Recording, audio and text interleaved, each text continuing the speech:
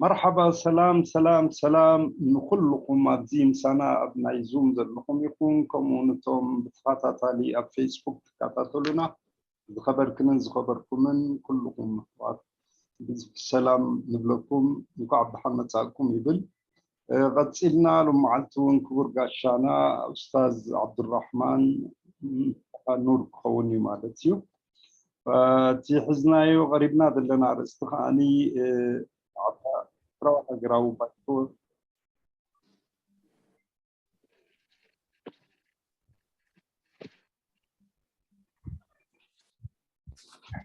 زي أتزنق عني أنا تي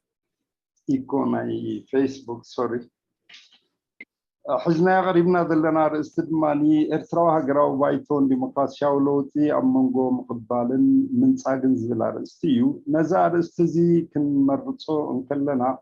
اللك عبد زحالة فوان جميرنا يدسنا احنا رستين السخاني حدا مريحنة حدا تسلال نقول له نازوك المدبرات بهذا اللوجيزي أمو كساب حجي قيمو زلو مخاب زحات والدباتن سبيكان محضرات والكسبات وكيترته ترني فوز وعز دلو أكل كبحلو نزا أكل زي سلمتاي أبو أتمر كيسنا نعو كنعبيون كنمحايشون زين خلول مخنيات انتاي اللو سلازي اسكي إرترا هجراو بايتوسي أميزان نغمتو انتايو تناتو بروغرامات تشارترن مقوميتاتو يكون كله تيناتو علامة انتايو خيانتي كالا أكالا ونختمبر كابزخل كله نجرات انتايو أبز قلت سنة بزلو أجباب نحنا نخلتي شنخ مالتي تي أبايتو زي اللي أكل انتاي تتساقمات نسوزريو أبايتو كقلت نقوله توم ناي بايتون كاو خمهارون فلتون نخعريون حجاز بخوني بتخالي شنخ دماني من البات كبرهن كتنتنن زلو نجرات نفلوها بزيادة توم ناي بايتو تقولوا مع التحزنا غريبنا دلنا برقاشانا نسخ أني انتايو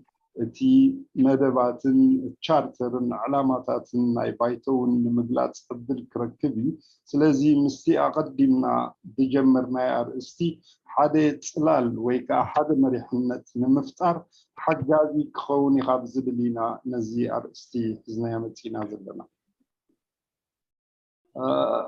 ترجمة إذا حيكون في شخص يساعدني يا جماعة.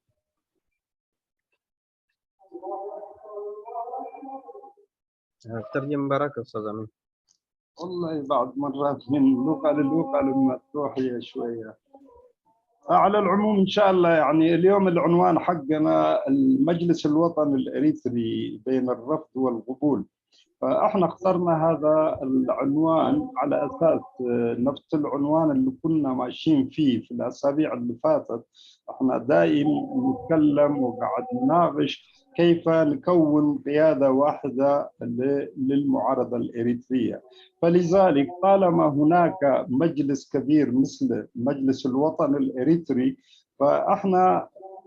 جبنا اليوم إن شاء الله ضيفنا الأستاذ عبد الرحمن حيتكلم عن المجلس، من هو المجلس، إيش البرنامج حقه، وإيش الأشياء الموجودة في المجلس. وهذا حيساعدنا كثير يعني طالما في المجلس الوطني الإريتري ومتكون من أكثر من 20 تنظيمات ومنظمات جماهيرية وغيره يعني. فلذلك خلونا ندرس ايش هي الاشكاليات اللي موجوده اللي ما بتخلي باقي تنظيمات انها ما تنضم لهذا المجلس. فلذلك حنحاول نناقش وحنكون نعطي فرصه لاستاذ عبد الرحمن وهو حيعطينا نبذه وتاريخ المجلس ومين هو المجلس وايش حيكون الفرصه استاذ عبد الرحمن. استاذ عبد الرحمن اهلا وسهلا بك، يا مرحبا، ونشكرك يعني على تلبية طلبنا وحضورك هنا. فلتفضل أستاذ عبد الرحمن. طيب مشكور جدا أستاذ أمين، وتحياتي لكل الحضور في الغرفة والمتابعين لزوم مجموعة حوار نوعي مشترك، وأشكر الإدارة وإن شاء الله الصورة واضحة والصوت واضح. إيه والله ممتاز واضح. جميل. طبعا يعني كما ذكرت أستاذ أمينو، إن شاء الله تكون ورقة اليوم أو لقاءنا في اليوم يناقش المجلس الوطني ما بين الرفض والقبول، باعتباره مظلة غائمة، والدعوات لإقامة إطار تنظيمي واسع والعمل تحت قيادة مشتركة كان ولا زال مطلب ملح ومتكرر يعني. وزي ما ذكر الأستاذ أمينو في هذا المنبر بالذات كثير من الإخوة الأساتذة الأفاضل تقدموا بمقترحاتهم وبآرائهم، وتقريبا كان في شبه إجماع أنه لابد أن ينتقل العمل إلى شكل أوسع، وذكروا كل الدواعي والدفوعات المطلوبة في الاتجاه ده يعني أهمية العمل الوحدوي، وأهمية التعطير، وأهمية توظيف الإمكانات. فأنا اليوم إن شاء الله هساهم في نفس الاتجاه، وزي ما ذكر الأستاذ أمينو هنركز يعني الإجابة على سؤال إذا كيف وبأي آلية، وخاصة أن هناك جسم للمعارضة قائم منذ 2011 ويتمثل في المجلس الوطني الإريتري للتغيير الديمقراطي، فلماذا لا يكون هو الخيار الأمثل؟ طيب يا ريت لو تقرينيا وعربي إذا بس. أوكي. أيوه هحاول أعمل كده إن شاء الله. إن شاء الله هم تقبل حبيبي. هراي مجمريا كبرات كبران كبراتين أحد أخوات سلام نقول لكم عيد أضحى مبارك إبل كتيلة أبزي لو من سافهم مهلاوي نزي أما حضرتي نايزي زتنا حبر أو نقحات عندما مسجونكم أبزي زلوا أبو ملؤم عندما مسجونكم لك حبتي حو أمينو زتغصو تقداي ناينوي أوان فتو إن طلبن ينيرو مالتي ناي حزبن ولا بليت فتحن أبتحتي حال عدد سلال بمولو عاوتاتك ترنفك أبتحتي حالي بولتك ومرحنت كسرح حلو مسرح ناي بولتك ولوتي ناي ديمقراطية ولوتي قوة تقوينو سرعة تزغي إلا تقوينو قد نيزبل نيرو مالتي كابز تبقسوين نابز مدرخزي ብዙሓት ዓበይቲ ተጋደልቲ መምህራን ርእይቶም ብዛዕባ እዚ ጉዳይ ኣድላይነቱ ወይ እንታይ ምዃኑ ብዝርዝር ተገሊጹ ማለት እዩ። ኣነ እውን ናይ ሎሚ ኣናቱ መቐፀልታይ ብፍላይ ነቲ ሕቶ ብኸመይ ክምለስ ኣለዎ ዝብል ማለት እዩ። እንታይ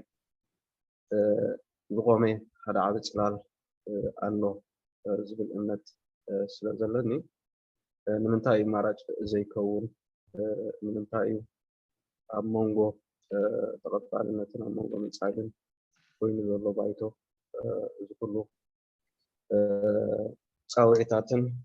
ባህግታትን ናይ ሓባር እንከሎ ዝብል ማለት እዩ። ኣብኡ የዊና ነተኩር እንተኾነ ኣነ ሓፈሻዊ ዛዕባታት የቐምጥ ምንታይ ንመዛተይ ዝጠቕመና ሓሳብ እዩ ዘለኒ። ምንታይ እቲ ኣብ ባይቶ ዘሎ ኣካልን ገና ኣብ ወፃኢ ባይቶ ኮይኑ ዘሎ ዝጥምት ዘሎ ወይ ዝከታተል ዘሎ ኣካል ዝተወደበ ይኹን ውልቀ ይኹን ኣካል ናይዚ ዘለናይ መድረኽ ስለ ዝኾኑ ብክልቲኡ ሸነኻት ምሳይ እቲ ዘቕርቦ ዘድግፍን ዝደንፍዕን በቲ ሓደ ሸነኽ ከዓ ነቲ ሕቶታት ዝቐርብ ዘሎ ዝያዳ ክብድሆን ዝያዳ ሕቶታት ክቕምጠሉ ስለ ዝኽእል ኣብ ምዘተ ክሰጋግረና ዝኽእል ኣገባብ ብፅር ዝበለ መሪፀ ዘለኹ ማለት እዩ። طيب الإخوة والأخوات يعني أنا ما حأسهب كثير في أنا أحدي رؤوس عناوين أو فكرة بالجملة، باعتبار إنه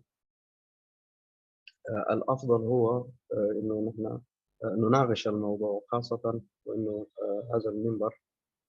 والمتابعين فيهم من هو ينضم أو ينضوي تحت مظلة المجلس، وفي آخرين يعني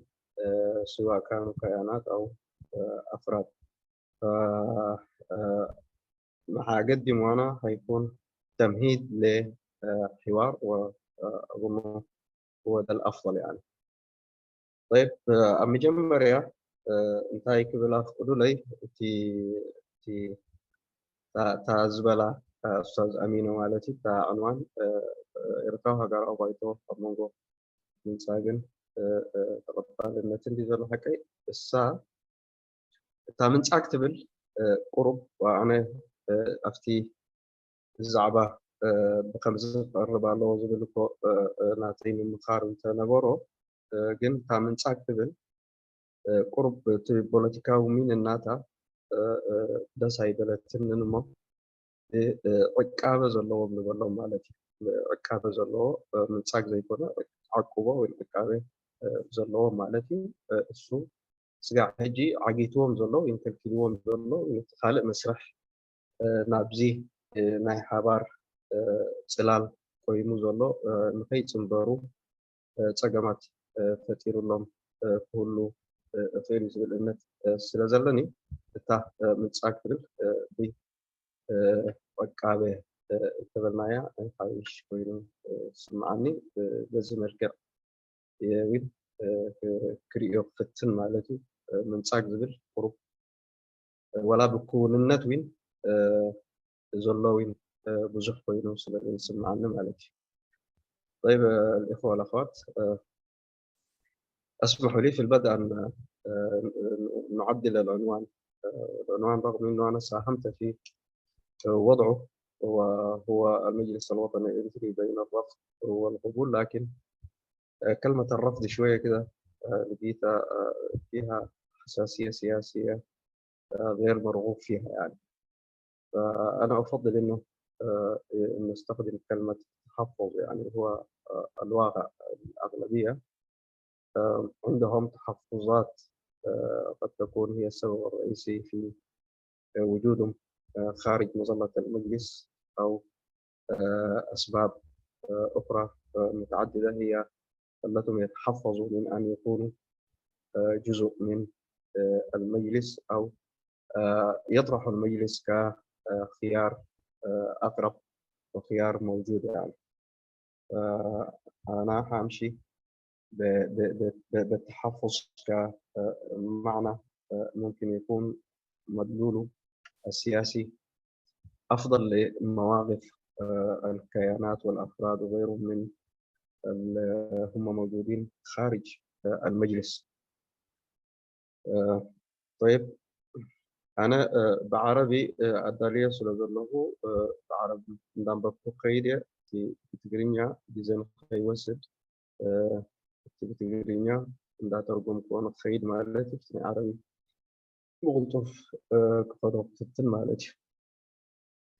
طيب أنا بديت الورقة باللغة العربية، وشايف إنه الإخوة جرماي ميكيل ما موجود والدكتور بشير ما موجود، فهضطر أترجم. فهحاول أنا بقدر الإمكان أقرأ ما أعديته على أساس نختصر الزمن، لأنه حيكون عليه ترجمة بالتجريني. طيب تمهيد. الدعوة إلى توحيد وتضافر الجهود وتعطيرها مطلب ملح من الشعب الإريتري لإنجاز التغيير الديمقراطي بإسقاط النظام الشمولي. وفي سبيل ذلك كانت هناك العديد من المبادرات من كيانات منظمة وأفراد، وقد شهد هذا المنبر أيضا أطروحات في هذا الاتجاه بشكل متكرر، خاصة وأن الأوضاع المستجدة في الجارة إثيوبيا ألغت بظلال كثيفة على المشهد الإريتري، والمهددات التي يمثلها النظام أو المؤامرات الخارجية أخذت تتعاظم بشكل مغلق جدا. مع أهمية هذا الطرح وأهمية أخذه في مقام الأولوية ودوره في الدفع نحو الاتجاه الإيجابي، إلا أن طرح البعض في اعتقادي الخاص لا يتناول الكيفية أو الآلية للوصول إلى هذه الغاية، والبعض يقفز على التأكيد أو على حقيقة وجود المجلس نفسه وكمظلة غائمة. وتابعنا مبادرات مثلا مثل مبادرة الإخوة في أعراض.com، ومبادرة أيضا في إحياء الجبهة الشعبية وغيرها من مبادرات. وسأكتفي في هذا اليوم أو في هذا اللقاء بالدفوعات التي قدمها الأساتذة الكرام في أهمية العمل الوحدوي والتنظير له، باعتباره هو الأساس اللي نحن قاعدين نبني عليه الآن. لأنه استشعارنا بأهمية العمل المنظم وتأطير هذه الجهود وتوظيفها التوظيف الصحيح في سبيل إنجاح أو في سبيل الانتصار على الدكتاتورية الغائمة في إريتريا هي الوسيلة أو الطريقة الأكثر عملية. يعني فالإخوة نظروا له من اتجاهات كثيرة وأكدوا على الأهمية دي، ما حقدر أتطرق له. في الجانب الآخر المجلس وما يعانيه المجلس والتحديات وظروف الضعف التي مرت بالمجلس وتمر بالمجلس وأسبابها والمعالجات وغيرها، برضو أنا ما حأتطرق له كثير، لأنه في فترات أو في مناسبات متعددة الكثير تحدث فيه، لكن بشكل أساسي الأخ رئيس المجلس الوطني ورئيس المكتب التنفيذي للمجلس الوطني الدكتور نقاش وآخرين من أعضاء المكتب التنفيذي تحدثوا في هذا الشأن، وخاصة في هذا المنبر. أعتقد قبل فترة كان في لقاء مع أو تمت استضافة الأخ نقاش عثمان، وقدم أمسية بعنوان المجلس الوطني للتغيير الديمقراطي: تحديات وآفاق المستقبل. طيب، الهدف كما أسلفنا من هذه الأمسية ومن هذا العنوان هو الإشارة إلى الأصوات التي ظلت تنادي باستمرار إلى أهمية إيجاد مظلة سياسية جامعة والعمل تحت قيادة سياسية واحدة دون تقديم مقترحات عملية. أن المجلس الوطني للتغيير الديمقراطي ما ظل غائمة، وبرنامجه السياسي ونظامه الأساسي وقراراته تؤهله ليستوعب كل من يؤمن بضرورة العمل الوحدوي. راينبار أبزي مأتوي أنت يزبل له بزعباز قداي إزي وترو أدلاينتون أقداسنت ناي حدنتن عقمتاتن زلو تسقطاتن ومولو تترميكو سرزي ملكاو سرعات مسرح ناي ديمقراساو لو تنعوات قال مرجع كم زي بلو كنسمرلو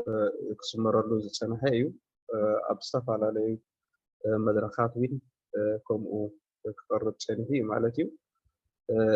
أبزي وأنا بفلاي مزي أب هاجرنان أب كبابينان معبيلو زلو كناتات وين هذا عبي دراخي ترفبو وين كستات سلازكوني مزي وشتاوي تتصابو وين زعابي شكر زلو وين زعابي تسلاينا هزبي إيرترا سرعات زمن لاين كانوا بخالق شنفقا تي وديتات مي هاجرنان هزبنان زي زጓንፍ ዘሎ ስግኣት ዝሕድረና ዘሎ እንኮ ሓደ ካብዚ ናይ መድሕን ዝኸውን ኣምር እቲ ሓድነትና እዩ ዝብል ብዙሓት ተዘሪብሉ ማለት እዩ። ኣብዚ ውን ብዙሓት ውን ናቶም ኢኒሽቲቭ ወይ ተበግሶታት ውን ክወስዱ ውን ፀኒሖም እዮም ማለት እዩ። ዝተፈላለዩ እዋን ኣብቲ ትግርኛ ውን تعرض زي تقصدوا كانت انتخابات عضيتي حزبهم انتخابات ما يأكل جميرو كموين ناي عواتدكم زي إكزاية government زبل كان حسابات قريب نيرو كموين ركاب ناي انتخاب ناي جبهة شعبية لكنتاتن أولاتن نبر زبل تقادلتن داغماي ودا زبل وين صاوعتات تسفنتي يوم علتي زي كابزي زلنايو أهم أجداسነት ናይ እዚ መድረክ ይኹን ቅድሚኡ ዝፀንሑ ይኹኑ መስርሕ ናይ ዲሞክራሲያዊ ለውጢ ድሕነት ህዝብን ሃገርን ኣብ ናይ ሓበራዊ መስርሕ ምስ ምስርሕ ጥራይ ዝብል እምነት ነይሩ ማለት እዩ ማዕነ ብዚ ሕጂ እቲ እዚ ዝቐረበ ቅድሚ ሕጂ ብዙሕ ዓበይቲ ኣሕዋት ዘቕረብዎ ብብዙሕ بكل شنخاته زغلصو نو خدغم اي كيلين مالتي تيزوين اي كاكليني ግን እኩል መረዳእታዊን ስለስተውሃበ ፍላይ ኣብዚ መድረክ እዚ ንዑ ክንቆሶ ንኽእል ኢና ማለት እዩ ከለ ተረኺበልኩ ኩሎም ተዛረቡ ማለት እዩ ብዛዕባ ናይ ባይቶ እቲ ኩነታት ናይ ባይቶ ኣብ ምንታይ ኩነታት ኣለዎ እንታይ ዓይነት ፀገማት ኣለዎ ብኸመይ ክፍትሑ ክእሉ እንታይ ዕድላት ኣለዎ ገለ ዝብል እዚ እውን ዝተፈላለየ ኣጋጣሚታት ብዙሓት ኣሕዋት ብፍላይ ከዓ ብኣቦ ወንበር ፍፃሜ ቤት ፅሕፈት ዶክተር ነጋሽ ዑስማን ነዚ ጉዳይ እዚ ብዙሕ መብርሂ ይብሉ እዩ ኣብዚ መድረክ እዚ እውን ጉድሆታትን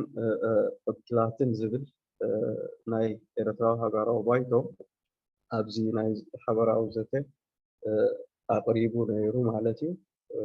እሱ እውን ከም መወከሲ ኩሉ ዘጠቃለለ ስለ ዝኾነ ኣብዚ እዋን እዚ ኣብዚ ናይ ሎሚ ርክብና ኣብኡ ፅልቕ ኢልና ክንዛረበሉ እውን ኣይንኽእልን ኢና ዝብል እምነት ኣለኒ ማለት እዩ ቀፂሉ ዕላማ ናይዚ ሕዚ የቕሪቦ ዘለኹ ርእስቲ ከምቲ ዓንተወይ ዝጠቐስናዮ እዚ መፀዋዕታታት እዚ እውን እዚ ብምሉእ ብዝተፈላለየ ኣካላትን ውልቀ ሰባትን ዝመፅእ ዘሎ ናይ ሓድነታዊ ፃውዒት ወይ ከዓ ሓደ ፅላል ክስራሕ ከኣል ኣለዎ ሓደ ፖለቲካዊ መሪሕነት ዝብል ንዕኡ ወድዓዊ ዝኾነ ወይ ከዓ ኣብ ባይታ ዘሎ ምርጫ ኣለና ኤርትራዊ ሃገራዊ ባይቶ ንምንታይ ኢና ንሰግሮ ዘለና ዝብል ሕቶ ንዕኡ ምልስ ኢለ የቕሪበ ዘለኹ እሱ ከዓ ካብ ሙሉእ እምነት ዘለኒ ኣካል ናይዚ ባይቶ ብምዃነይ እውን ኣብ ፖለቲካዊ መደብዕይኡ ይኹን ኣብ ሕጊ ህንፅኡ ይኹን ፖለቲካዊ ውሳነታቱን ካልኦት ነዚ ፅላል እዚ ብቕዓት ኣለዎ መበገሲ እዚ ናይ ሓባር ፅላል ንክኸውን ዝብል እምነት ስለ ዘለኒ እቲ ካምባስ ናትና ንምንታይ ናብኡ ገፅና ደይንምርሖ ናብኡ ገፅና ደይንኸይድ ዝብል ማለት እዩ طيب المجلس الوطني يعني إذا أخذنا نحن سيرة أو رجعنا وراء على السنة يكون كتمهيد للتطورات اللي هي أوصلتنا إلى تأسيس المجلس الوطني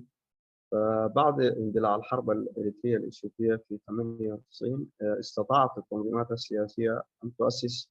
تجمع القوى الوطنية أول تجمع شهدته الساحة الإريترية يعني. ومن ذلك الحين ساد جو من الحوار والتفاهم بين هذه التنظيمات التي كانت تشوب علاقاتها الخلافات والصدامات يعني وكل من كان في الفترة ما قبل 98 99 كان شاهد على عمق الخلافات والأزمة الكبيرة اللي كانت موجودة ما بين القوى السياسية وكان في يعني شبه مقاطعة كبيرة ما بين التنظيمات اللي كانت موجودة على الساحة ساحتها. فمن 98 استطاعت التنظيمات أن تؤسس المعارضة الوطنية، واستطاعت أن تتجاوز بذلك عقبة كأداء من تاريخها المصادم. وتأكد لهذه القوى بالتجربة أنها تستطيع أن تتعايش في وجود الاختلافات، وتطور هذا الوضع حتى بلغ في العام 2005 إلى مرحلة قيام التحالف الديمقراطي الإريتري الذي ضم تحت مظلته عددا كبيرا من القوى السياسية الإريترية. وعقب ذلك بالتحديد في 2010 تطور سياسي جديد تمثل في انعقاد ملتقى الحوار الوطني للتغيير الديمقراطي في اثيوبيا، والذي اشتركت فيه اضافه للتحالف والديمقراطي والتنظيمات السياسيه خارجه منظمات مدنيه وقوى وطنيه مستقله وقوى اجتماعيه كثيره. وتواصلت المسيرة النضالية إلى أن وصلت إلى مرحلة انعقاد المؤتمر الوطني الإريتري للتغيير الديمقراطي في نوفمبر 2011 في أواسا. وهذا يعتبر محطة وصلنا إليها بعد سلسلة من النضالات والجهود من قبل قوى المعارضة الإريترية، وصولا إلى المؤتمر الثاني للمجلس الوطني في 2019. وهذه السلسلة من التطورات تشير بوضوح إلى النضج السياسي الذي بلغته المعارضة الوطنية الإريترية، وأن العلاقات النضالية المتسمة بالتعاون والاحترام المتبادل بين التنظيمات السياسية التي انطلقت من تجربة تجمع القوى الوطنية بغض النظر عن المشاكل وأوجه القصور التي واكبتها، كان الطريق الأوحد الذي يجب أن تسلكه نحو توحيد جهودها في سبيل تحقيق التغيير الديمقراطي وتعبيد الطريق نحو بناء نظام ديمقراطي تعددي في إريتريا الغد. وهو التحدي الماثل أمام التغيير الديمقراطي إلى الآن. هل تستطيع أن تشكل البديل الديمقراطي أو أن تصبح البديل الديمقراطي وأن تكون جاذبة وفي محل صيغة الشعب الإريتري؟ إذن ده ممكن يكون مدخل تاريخي موجز لتطور العمل الجماعي في ساحة المقاومة والمعارضة الإريترية. ابتدأت من الظروف التي أعقبت الحرب الإثيوبية الإريترية في 98 وانتهت إلى أن تتوجت في تأسيس المجلس الوطني الإريتري في 2011 من قوى سياسية وقوى مدنية ومستغلين وممثلي للجاليات كأكبر مظلة وأكبر مظلة حظيت في أو عكست التعدد السياسي، التعدد الاجتماعي، التعدد الديني، التعدد المناطقي، أي عكست التنوع الإريتري بكل طيفه السياسي والاجتماعي وغيره. بار زعبا هجراوي بايتو كنزارة انتقينا تي أما تأتأ دفر بايتا بخمي معدود زبل كنريون كلنا دفرتي فينات إريتران إتجانا بسعان شمونتن زنبرة قرر بوليتيكا وحايلتات بتيوانت زنبرة هذه متأخخات هجراوي حايلتات إريترا زبل كوما بغيان مالتي كافتي جزتي جميرو هو ناي ذاتن ناي مرزدائن أمونغو في بوليتيكا وحايلتات كتر تسانيها مالتي نتي شعوز نبرة بخلا يقو أفتوانتي بزحات لعليين زنبركم مالتي بيزه معرخندي متفنان معرخندي تسلئي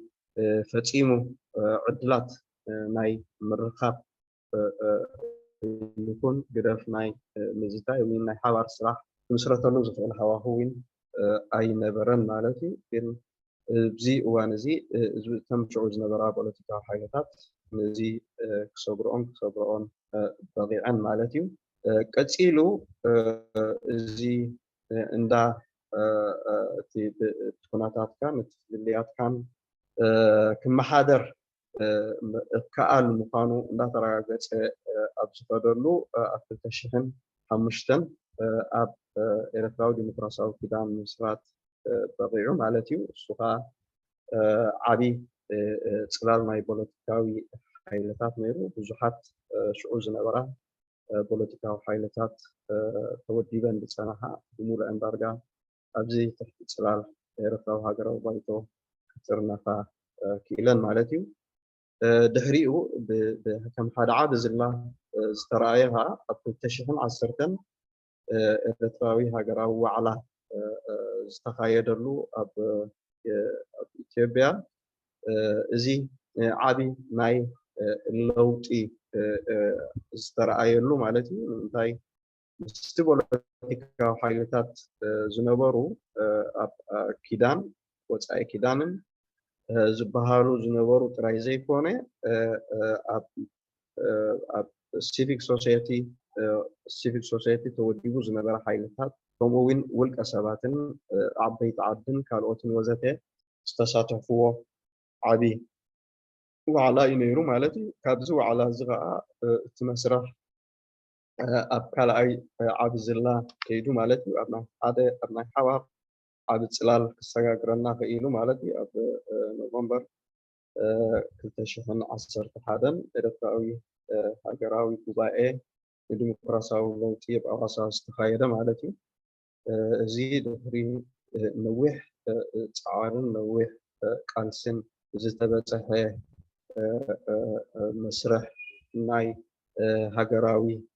ሓድነት ንኤርትራዊ ዲሞክራሲያዊ ንኤርትራዊ ባይቶን ዲሞክራሲያዊ ለውጢ ዝመሰረተ መስርሕ ነይሩ ማለት እዩ ስጋዕ ኣብ ዝሓለፈ ካልኣይ ጉባኤ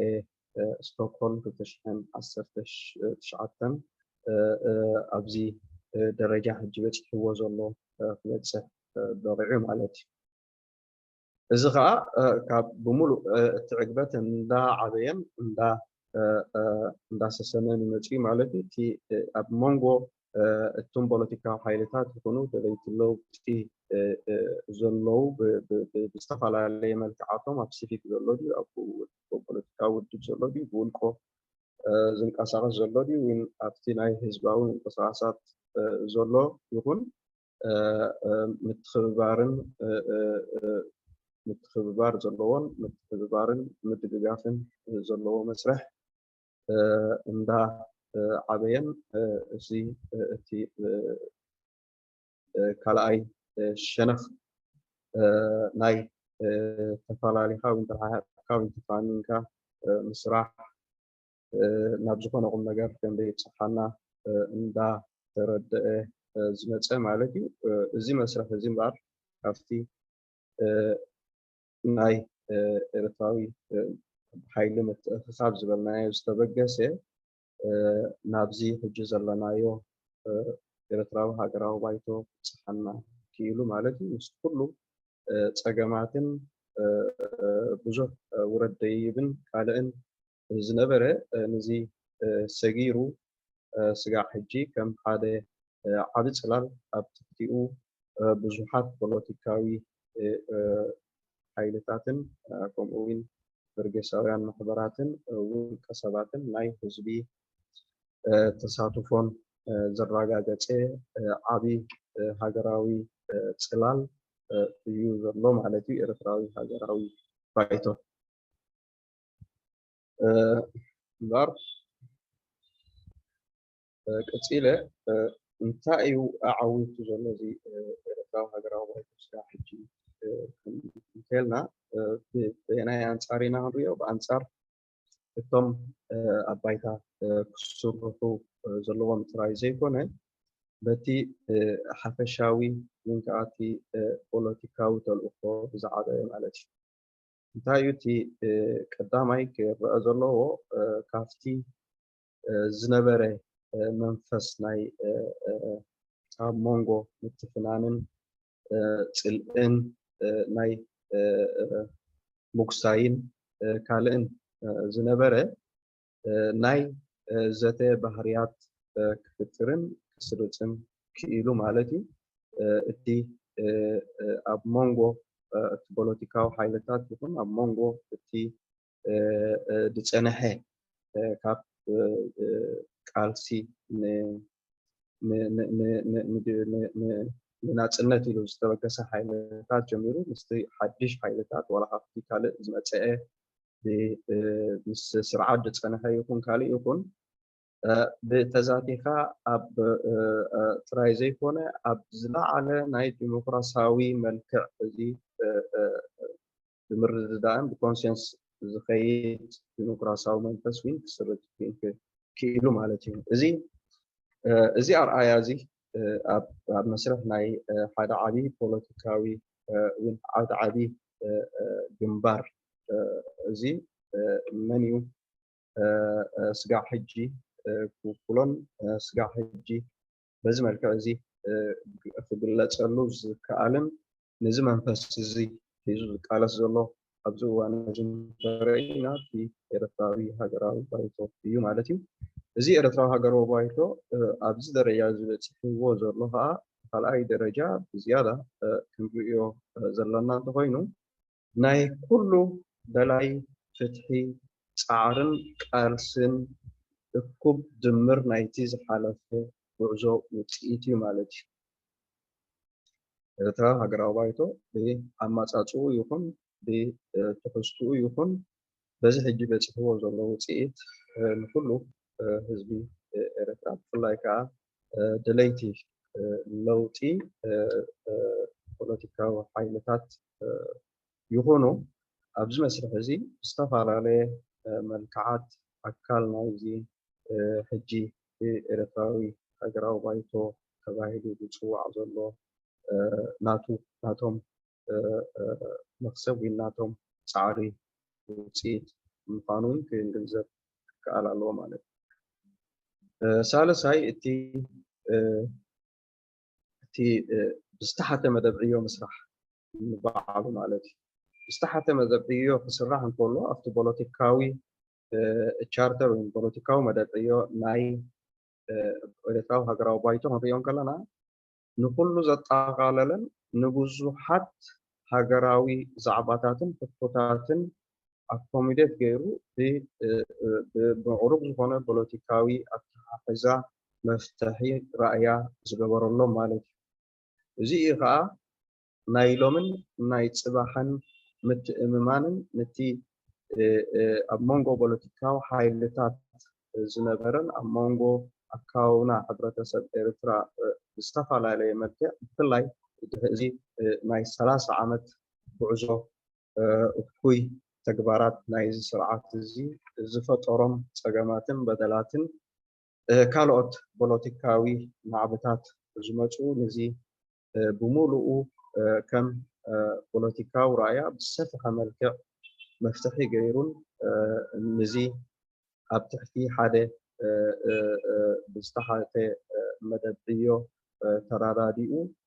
ዝኸይድ ዘሎ ውዳበ እዩ ማለት እዩ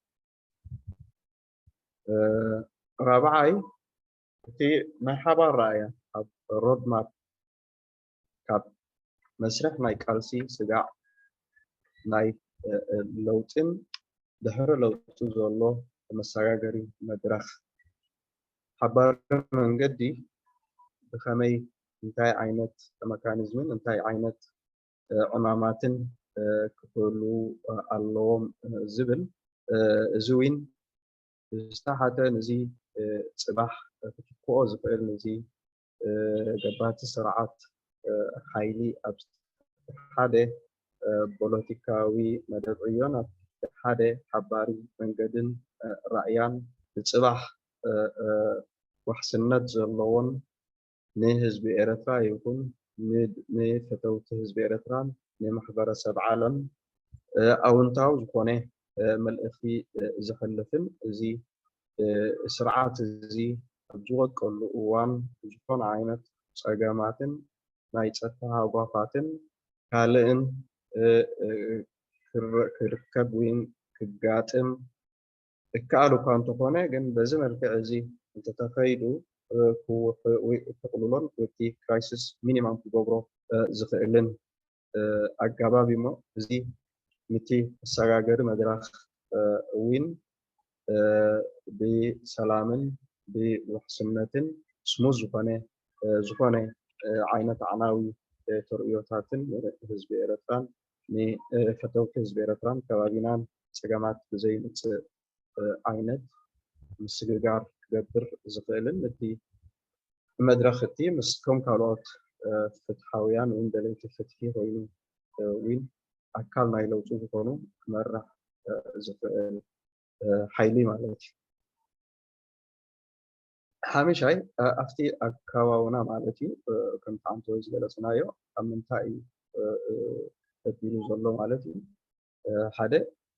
ኣብዝሓ ናይ ኣይዲዮሎጂ ዘለዎም ዝተፈላለየ ኤትኒክ ግሩፕ ዝተፈላለየ ድሕረ ባይታ ዘለዎምን ዝተፈላለየ ኣውራጃዊ ኣቀማምጣ ዘለዎምን ከምኡ እውን እቲ ታሪኻዊ ኣመፃፅኣ ናይ ቃልሲ ኤርትራ ክልቲኡ ሻዕብያን ጀብሃን ካልእን ወዘተ ዝብል ሓቂፉ ዝቃለስ ዘሎ ማለት እዩ። እዚ ከዓ መንፀብረቕታ ናይቲ ብዙሕነት ናይ ኤርትራን እቲ ተሓሪምዎ ዘሎ በዚ ስርዓት እዚ ናይ ፅባሕ ኤርትራ ሓድነት ኣብ ብዙሕነት ዝተመርኮሰ ዝብል ኣምር ንዕኡ ከም ሓደ ዓብይ እሹ ወይ ከም ዓብይ እምነት ተበጊሱ ትሰርሓሉ ዘሎ ማለት እዩ። ብሻድሻይ ደረጃ ክረአ ዝኽእል እውን እቲ ኣፈጢርዎ ወይ ከዓ ኣጥርይዎ ዘሎ ናይ ዘተ ባህርያት ማለት እዩ ኣብ መንጎ ኣካላቱን ኣብ መንጎ ካልኦት መሻርክቱ ናይ ቃልሲ ዘለዉ ደለይቲ ፍትሒ ውድባት ይኹኑ ካልኦት እዚ ተጠርዩ ዘሎ ብመልክዕ ናይ ዘተን ሕድገትን ናይ ቁሩብነት ናይ ሓባር መስርሕ ዝያዳ ዕድል እንዳሃብካ ዝኽየደሉ እዚታት እውን ጎሊሑ ኣብ ዝረኣየሉ ዘሎ እዋን እዚ መስርሕ ናይ ፖለቲካዊ ናይ ባይቶ ኣረጋጊፅዎ ዘሎ ማለት እዩ። ካልእ እቲ እዚ ሓይልታት እዚ ብፍላይ ኣብቲ ኤርትራዊ ሃገራዊ ባይቶ ተጠርኒፉ ዝኸይድ ዘሎ ብዝተፈላለየ መደባት ዕዩኡ እቲ ማክሲማም ዋላ እንተኾነ ዋላ እቲ ካልእ እንታይ እዩ እዚ ጥርናፈ እዚ ካብ ዝኾነ ጥሩፍነትን ዝኾነ ዓይነት ብሑር ዝኾኑ ኣተሓሳስባን ካልእን ካብኡ ድሒኑ ኣብ ትሕቲ ሓደ ፖለቲካዊ ራእያ ተጠርኒፉ ብትሕቲ ሓደ ፖለቲካዊ መሪሕነት ተመሪሑ ኣብ ነንሕድሕዱ ምትእምማን ፈጢሩ ዝኸይድ ዘሎ ማለት እዩ። ናይዚ ዝኸይድ ዘሎ እውን ብወድዓውነት ክረአ እንተኮይኑ ብዙሕ ኣብ ባይታ ናይ ዘለናዮ መድረኽ ናይ ቃልሲ ይኹን ንፅባሕ እንደልዮን ንብህጎን ፖለቲካዊ ባህርያትን ኣብ ኤርትራ ክሰፍን ዘለዎ መንጎ ኤርትራውያን ንኩሉ ኤርትራዊ ወይ ሃገራዊ ሽርክነት ክረጋግፅ ዝኽእል መንፈስን እምነትን ሒዙ ዝጓዓዝ ዘሎ ውዳበ እዩ ማለት እዩ። ከምኡ እውን ኣብ መጨረሽታ እዚ ጥርናፈ እዚ ውዳበ እዚ ብስፍሓቱን በቲ ዘለዎ ሜዛን ናይ ፖለቲካዊ ውዳቢኡ ፖለቲካዊ ሓይልታት ይኹኑ ሲቪክ ሶሳይቲ ይኹኑ ውልቀ ሰባት ይኹኑ ካልእ በዚ ሜዛን ኣብ ሜዛን ናይ ኤርትራውያን ጥራይ ዘይኮነ ሜዛን ናይ ሕብረተሰብ ዓለም ብፍላይ ከዓ ኣብ ከባቢናን ኣብ ጎረቤታናን ዘለዉ ዓብይ ፖለቲካዊ ዲፕሎማስያዊን ምስቲ ሃገራዊ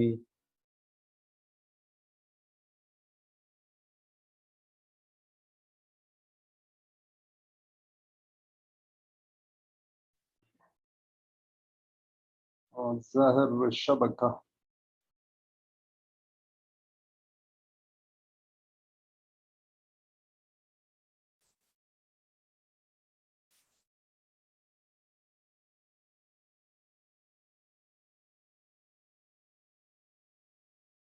دمت طويل حكي وي نبايو طويل برسو فروزن كويناتو يا سمع لنا يلان فروزن كوين ماري صاتو مارتي كم باتريا زود يا عينت إلا وتيخات له خط من الجنة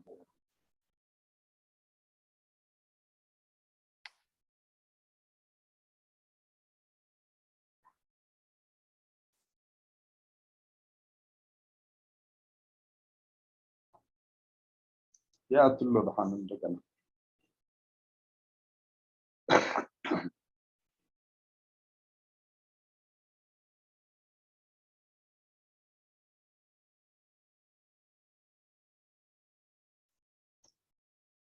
أستاذ عبد الرحمن دخلت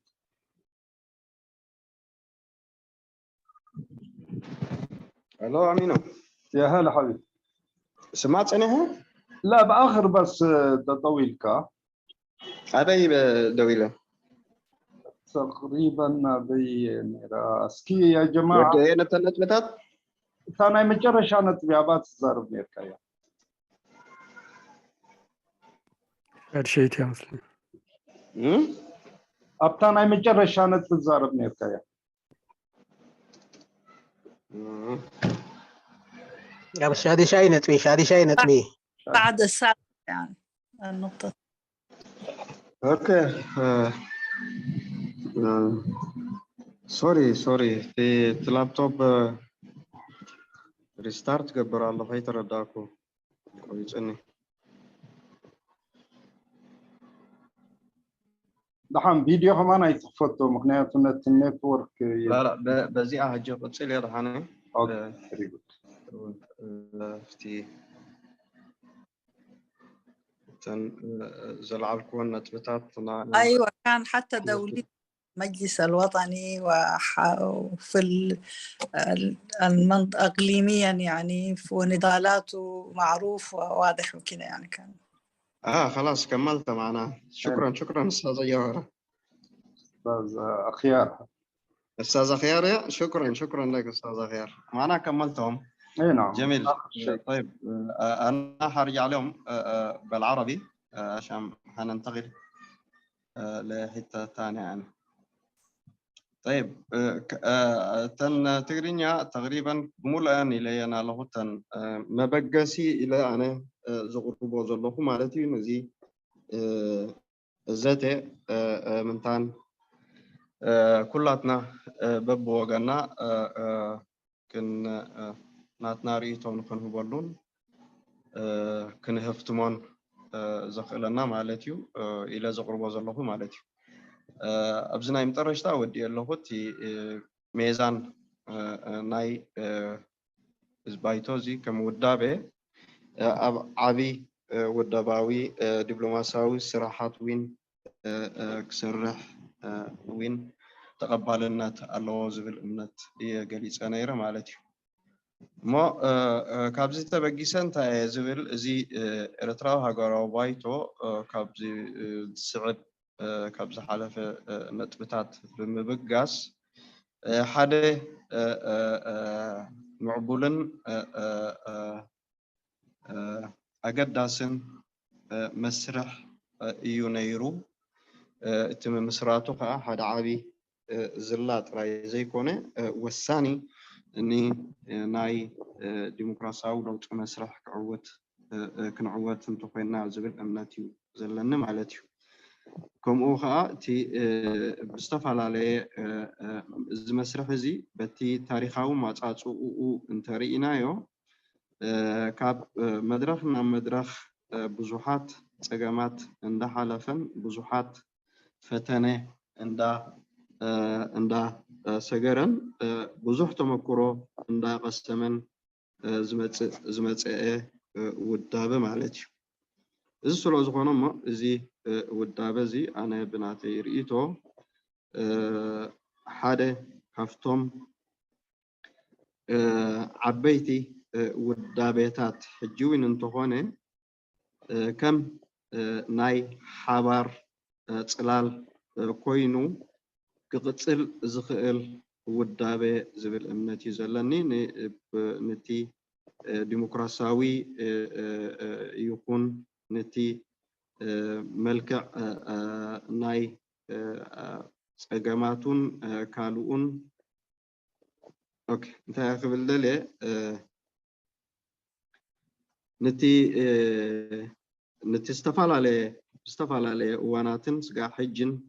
ببزوحات كدقاقم دسانهن كم تزبلنا يفتماتوين ناي هزبي طلب كنملس انتوقينا زي زلنا أبئدنا زلو نمنتاي مبقسي قرنا ناي حوار سلال دي نقبرو كل جزء كافتي ABC ديلنا كاب زيرو نبقس زبل أمنتي زلنا مالتيو زي تمكرو زي إرتراو تمكرويو زخور عمنا تمكرويو مس كله تسجماتو قا سجا حجي بقعتون هلاويون اندرا قصيز خيد زلوي دخمتات انتلوين دخمتاتو بستفعل عليه أجاباب كالرمون كحيلن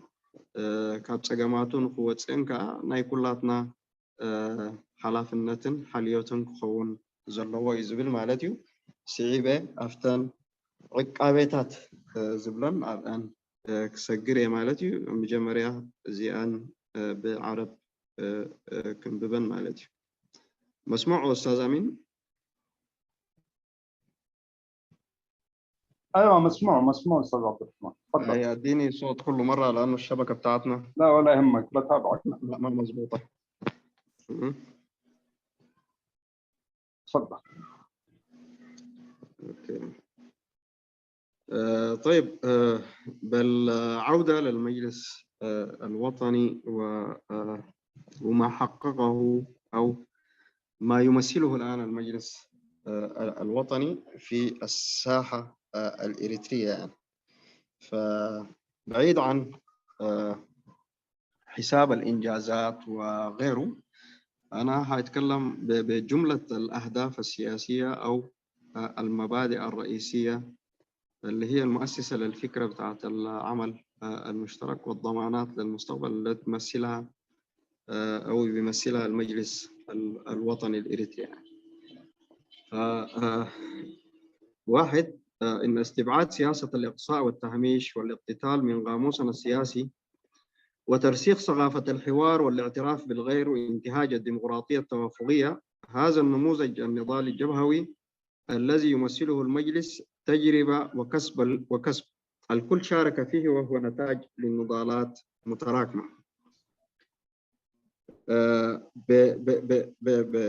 بالرجوع للخلفية تكوين المجلس بنجد أنه الكثير من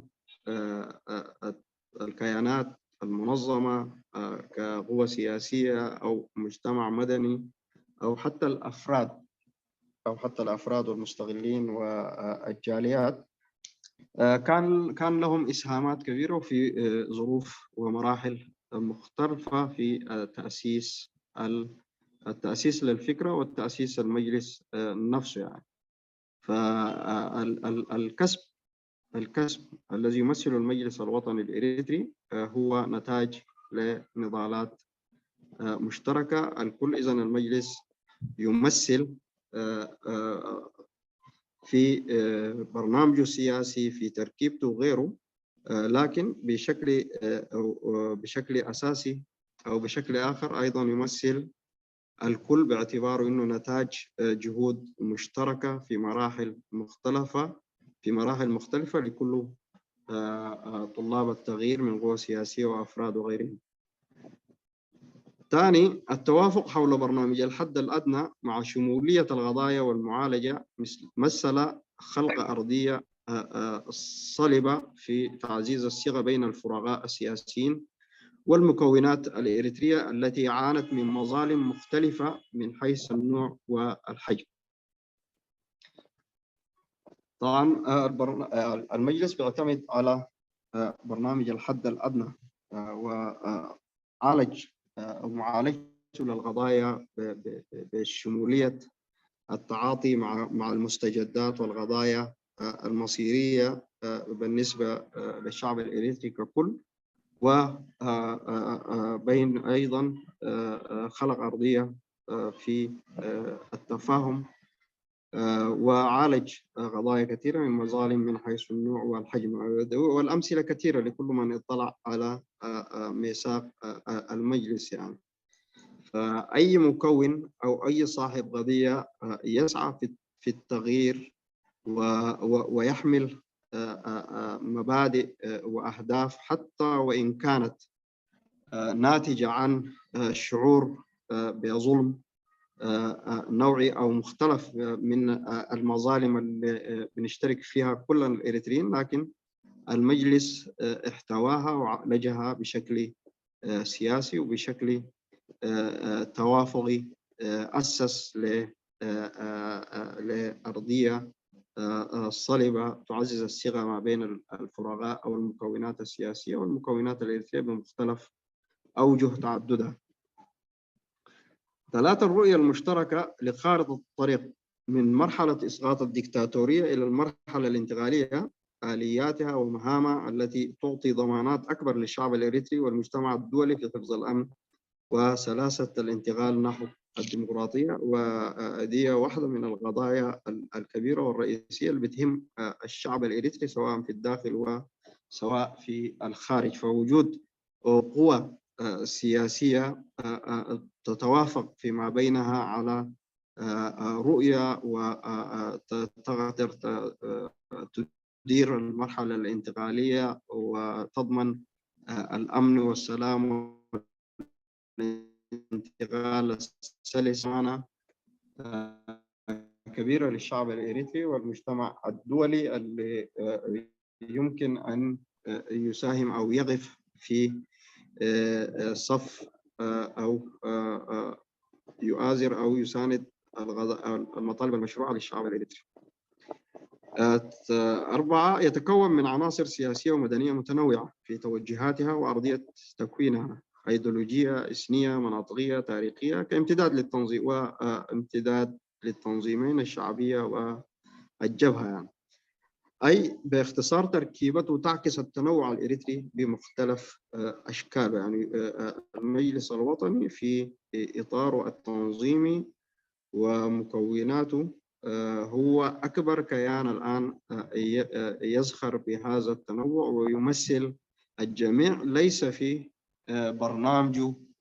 السياسي وروعه فقط، لكن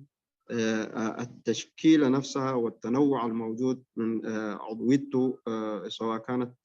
قوى سياسية مجتمع مدني أو أفراد أو غيرهم،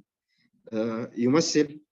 التعددية المفقودة في كثير من التجارب الموجودة. يعني فهو يعتبر الكيان أو المظلة الأوسع والأشمل واللي بتقدر تعكس التعدد الإريتري بوضعه الحقيقي. 5. مقدرته وأهليته للحوار والتنسيق لإنجاح الأهداف المشتركة، ودي جاءت من خلال تجربة متراكمة. يعني من الصعب إنه تكون هناك يعني قابلية أو أهلية تجي، لكن زي ما ذكرنا في المقدمة من خلال التجمع والمعارضة من 98 إلى الآن، هو مثل نقلة كبيرة جدا جدا في الرؤى وطبقها عمليا مع برنامجه الموضوع وهو الحد الأدنى وأيضا الديمقراطية التوافقية اللي كرسها بشكل كبير من خلال انتهاجه الحوار والوصول لقرارات مقنعة لكل الأطراف. فدي كلها رسخت وكانت تأهل المجلس إنه هو المؤهل أكثر إنه يقود حوار وتنسيق لإنجاح الأهداف المشتركة مع كافة القوى الخارجية. 7. ابتعاده عن كافة صور التشدد أو التعصب في وجهات النظر، وهذا جاء نتاج بناء الثقة بين الفاعلين داخل المجلس. التعصب سواء كان تعصبا لوجهة النظر أو تعصبا في الانتماء الأيديولوجي أو القومي الاجتماعي أو الديني أو غيره، استطاع المجلس من خلال احتضانه لمختلف هذه التوجهات السياسية ومختلف الخلفيات الفكرية أنه يسخر في رؤية واحدة، ومن خلال المشاركة ومن خلال الحوار برز أنه جميع مكوناته وهو كجسم أيضا المجلس الوطني الإريتري بعيد من أي شكل من أشكال التشدد أو التعصب أو الانتماءات الضيقة. 7 مقدرته على التعامل مع دول الجوار والمنظمات الدولية انطلاقا من صغر الوزن الذي مع جميع دون المساس بالسيادة الوطنية والاستغلال في الرأي واتخاذ القرار. إذن عليه أنا أعتقد أنه يمكن القول بأن تشكيل المجلس الوطني الإريتري كان خطوة جريئة في محاولات توحيد والمعارضة الإريترية، وأعتبر أنه مظلة وطنية واسعة كضمانة ورافعة سياسية لبرورة خطاب ديمقراطي يعلو على التباينات والاستقطابات المختلفة، ولكنه يسير ببطء شديد بوعورة الطريق والإشكاليات والتحديات والمعيقات والأعداء والظروف التي مرت به. رغم ذلك نجده يشق طريقه من محطة إلى أخرى، ونأمل أنه سوف يتجاوز جميع إشكالياته.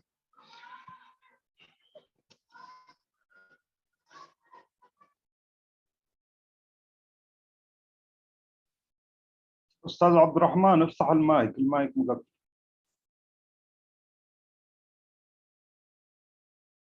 أستاذ عبد الرحمن إذا تسمعني. أيوة أستاذ علي. أيوة تفضل. لا سامعك أنا، كان في صوت كذا جانا عشان كذا. ولا سوري.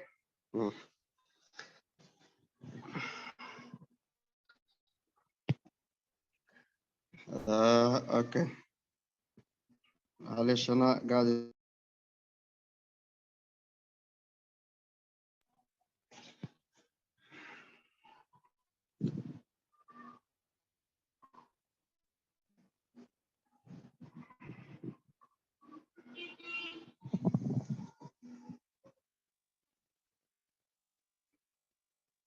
طيب.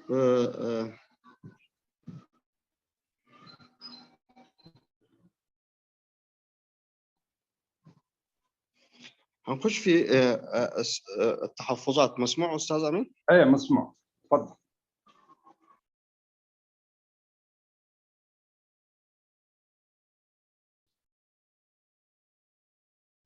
قاعد تكتب الصوت. أيوه.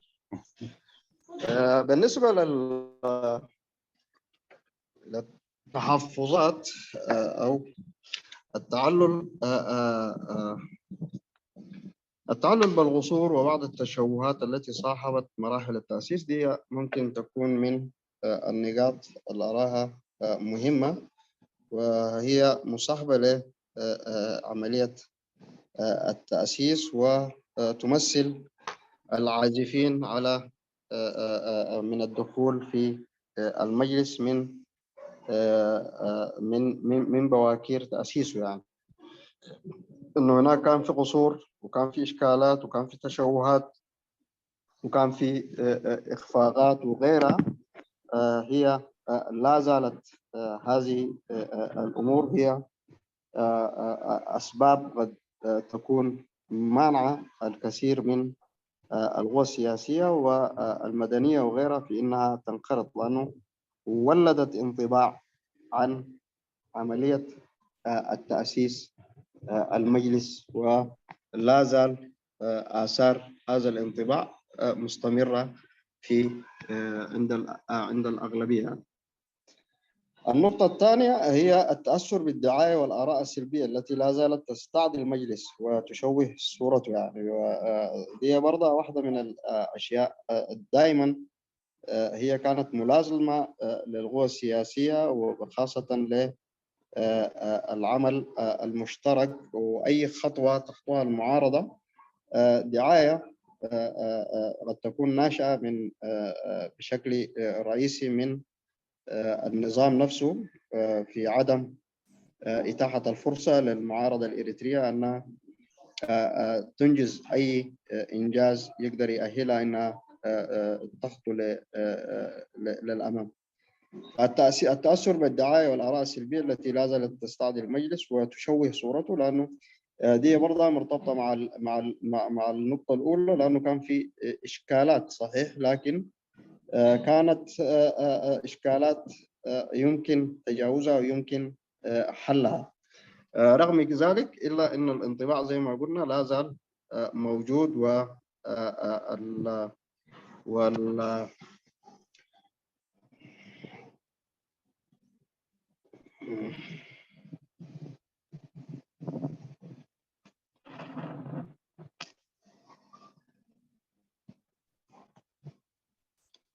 طيب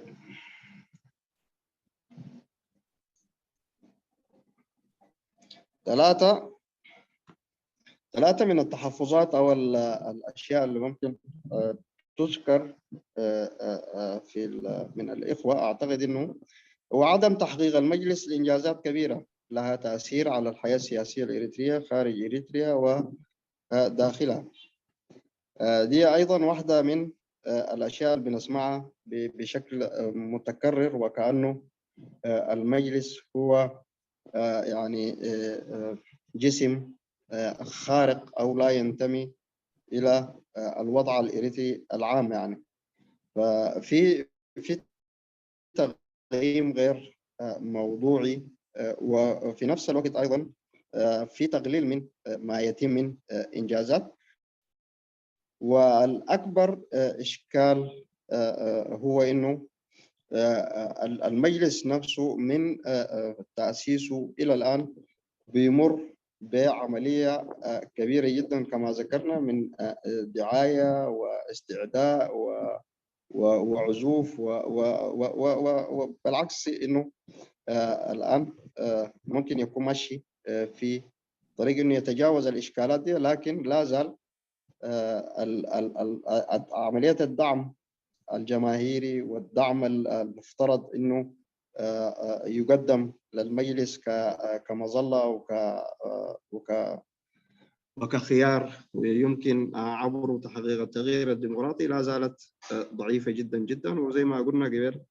الأخ الدكتور نقاش اتكلم في الموضوع ده بإسهاب، ممكن الإخوة يتكلموا فيه بإسهاب أيضا. رابعا الإشكالات التي أقعدته في مراحل مختلفة، يعني هي مسيرة المجلس اكتنفها كثير من الإشكالات وكثير من الاحتكاكات، وإن كانت من طبيعة العمل السياسي، لكن في أوقات كثيرة كانت تأخذ طابع وترجمة تتجاوز الواقع وتتجاوز ما هو طبيعي أو ما يمكن أن يصادف أي عمل سياسي. فالبعض يتعذر أيضا أنه المجلس يعاني وفي تعميم على التجربة ككل، رغم أنه قد يكون إخفاق في كذا وإخفاق في الحتة الفلانية، لكن التعميم مخل، رغم أنه هذه التجارب الآن ممكن تكون هي واحدة من المكاسب الكبيرة، لأنه من كل مرحلة لمرحلة أخذ المجلس أنه يتجاوز الإشكالات دي بحكمة وبحنكة، وقدر يثبت وجوده إلى الآن. طيب برأيي أنه هذه التحفظات التي يمكن أن نضيف إليها عناصر أخرى موضوعية غير تلك المدفوعة بأجندة النظام أو نابعة من مصالح وانتماءات ضيقة، يمكن تجاوزها بالحوار والتقييم السليم والمشاركة الإيجابية. ولا ننسى أنه المجلس الوطني الإريتري في مؤتمره الثاني أخذ قرارات هي تدفع في اتجاه ما نتحدث عنه وما يدعو إليه الكثير من الإخوة في مناسبات كثيرة هو توحيد العمل وتوحيد الجهود والعمل تحت قيادة سياسية واحدة. وأخذ مبادرة في قراراته، وأخذ الآن خطوة أيضا عملية في عملية التنسيق أو اللجنة التنسيقية ما بين القوى السياسية في دي. خلينا نأسس على الفكرة الآن على إنه الباب أو باب المشاركة في المجلس أو الانتقال المجلس مع الآخرين نحو بناء مظلة أو توسعة المجلس أو الانتقال مع بعض أو كلها أو وتجاوز التجارب السابقة متاحة الآن وفي عملية بتاعت حوار جادة في اللجنة التنسيقية والعمل التنسيقي. أعتقد إنه بدأ من وقت مبكر بعد المؤتمر الثاني للمجلس الوطني الإريتري، ومثل فيه المجلس والقوى السياسية خارج المجلس، ويمكن أن يستمر. إذن أعتقد أنه التأسيس للانتقال الجماعي للمظلة الأشمل وهذه الفرصة الآن موجودة وفرصة يجب اغتنامها. أنا طبعا قاعد أقرأ من موبايل يا أخوانا، معلش عشان كده. بس يا ريت برضه الترجمة عشان توازن. لا هترجم، أنا داير أكمل بالعربي لأن الجزئية دي هي هتكمل. هرجع. طيب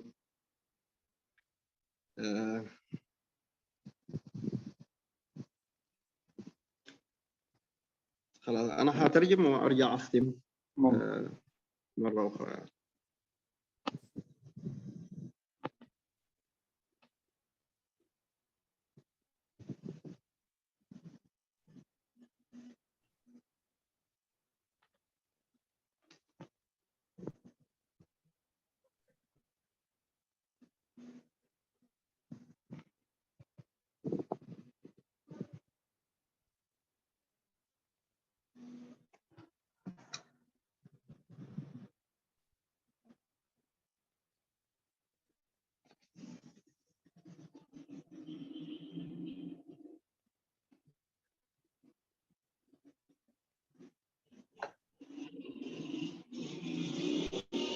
ما متى أنا مسجل هجي أفتي عقابات كون زخيل زبل قمت زجبر كلهم مالتي قال وين كله سلازغل كم زبلنا يقولنا ما بقيسنا عايزته سلازغونه قال نتبتات قصو زغلو وقينا تسمعون بزي حدا تمستي أما سرارته نايزي بايتون تزنبر مسرحن شعور وستا ترأيو تقاماتن قال بوزح سكفتاتات زفطورو كله سلازقولو زخم عاب مخنيات جركاس قا حجي كافتي استبقصل وان جميرو شعوز نبره حيلتات نخساتف زي قبروس قا حجي كميلو كم مخنيات أغميتوه الله زبل إمنات اللن مالتي زيا وصراحة دقيقة كالا أي أبتحتي اللوتاوي زخونة بروباغاندا وين بلاك بروباغاندا نقوله كاب دمسرات بايتو تحيزو ترى بايتون ترى زخونة حدنتاو صراحة زبقس بروباغاندا أبتحت تسلوانا إيزي موضوع وين بسرعات يكون بخالقات يكونوا بزح استسرح له وقدائي مالتي زي وين دي وضعوي تعقوبات وين كا كمخنا زي فكر تعقوبات كنبلون خلينا مالتي ثالث هاي زي بايتو سجاحجي بايتا زفونا نجر عابي نجر كعود أي كألم زبل كسوين الله مالتي زي أبوشت إيرترا يكون عبدك يكون سي انتاي غيرو انتاي كأعويتو جل زبلو الله مالتي زي زوين بوغاناي دتسأنا حندي الله جن ኣብ ኩንነት ክንሪኦም ከለና ነቲ ብሓቂ በፅሕዎ ዘሎ እቲ ባይቶን ናይ ክዕውቶም ዝኽእል ብሕጂ ይኹኑ ውን ድሰገረ ኮይኑ ድስማዓኒ ማለት እዩ ንምንታይ ካፍቲ ሃገራዊ ሓላፍነት ውን ምህዳም ኣለዎ ማለት እዩ እዚ ክስርሑ እንተኮይኖም ባይቶ ክዕወት ውን እንተኮይኑ እዚ መስርሕ እዚ ክስርሓሉን ክዕወትን ዘለዎ እዩ ኩሉ ከዓ እጃሙን ሓላፍነቱን ክስከመሉ ዘለዎ እዩ ማለት እዩ ሽዑ ኢና ናይ ሓባር ሓላፍነት ዓዊትና ክንብል ማለት እዩ مسموع أستاذ أمين؟ أيوة مسموع. أوكي. ثالث هاي من رابعة أبستفال عليه وانات من أبستفال عليه مدرخات نايس سرح زدقون فوق أجماعات اللهم علتيو بزح متفحات أمانجو أكالاتو إن أمانجو أبالاتون يكونوا خالق ፀገማት ዝተፈጠሩ ውን ኣለው ማለት እዩ እዚ ውን ሓደ ካብቲ ዕቃቤታት ዝፈጥር ጉዳይ ማለት እዩ ውዳበ እዚ ንምንታይ እዩ ኩሉ ግዜ ኣብዚ ከምዚ ዓይነት ፀገም ዝኣቱ ንምንታይ እዩ ኣብዚ ኩነታት ዝነብር ዝብል ካብ ገለገለ መድረኻት ዝተጓነፉ ከም ሓደ ዓብይ ገምጋም ወይ ከዓ ኣሉታዊ ተርእዮ ተገይሩ እንተታሒዙ ብሙሉእ ነቲ ባይቶ ነቲ ጉዕዝኡን ብሕጂውን ክዕውቶም ዝኽእልን ክፈርዶ ምኽኣል ማለት እዩ እዚ ከዓ ካብቶም ሓደ ዓበይቲ ኣሉታዊ ወይ ከዓ ዕቃቤታት ክፈጥሩ ዝኽኣሉ እዮም ዝብል እምነት ኣለኒ ማለት እዩ እዞም ኣርባዕተ ከም ዝበልክዎ መበገሲ ነቲ ዘተ ዝብሉ ዝሓዝክዎም እምበር ካልኦት ብዙሓት ውን ክውሰኹ ክእሉ እዮም ወድዓውያን ንብሎም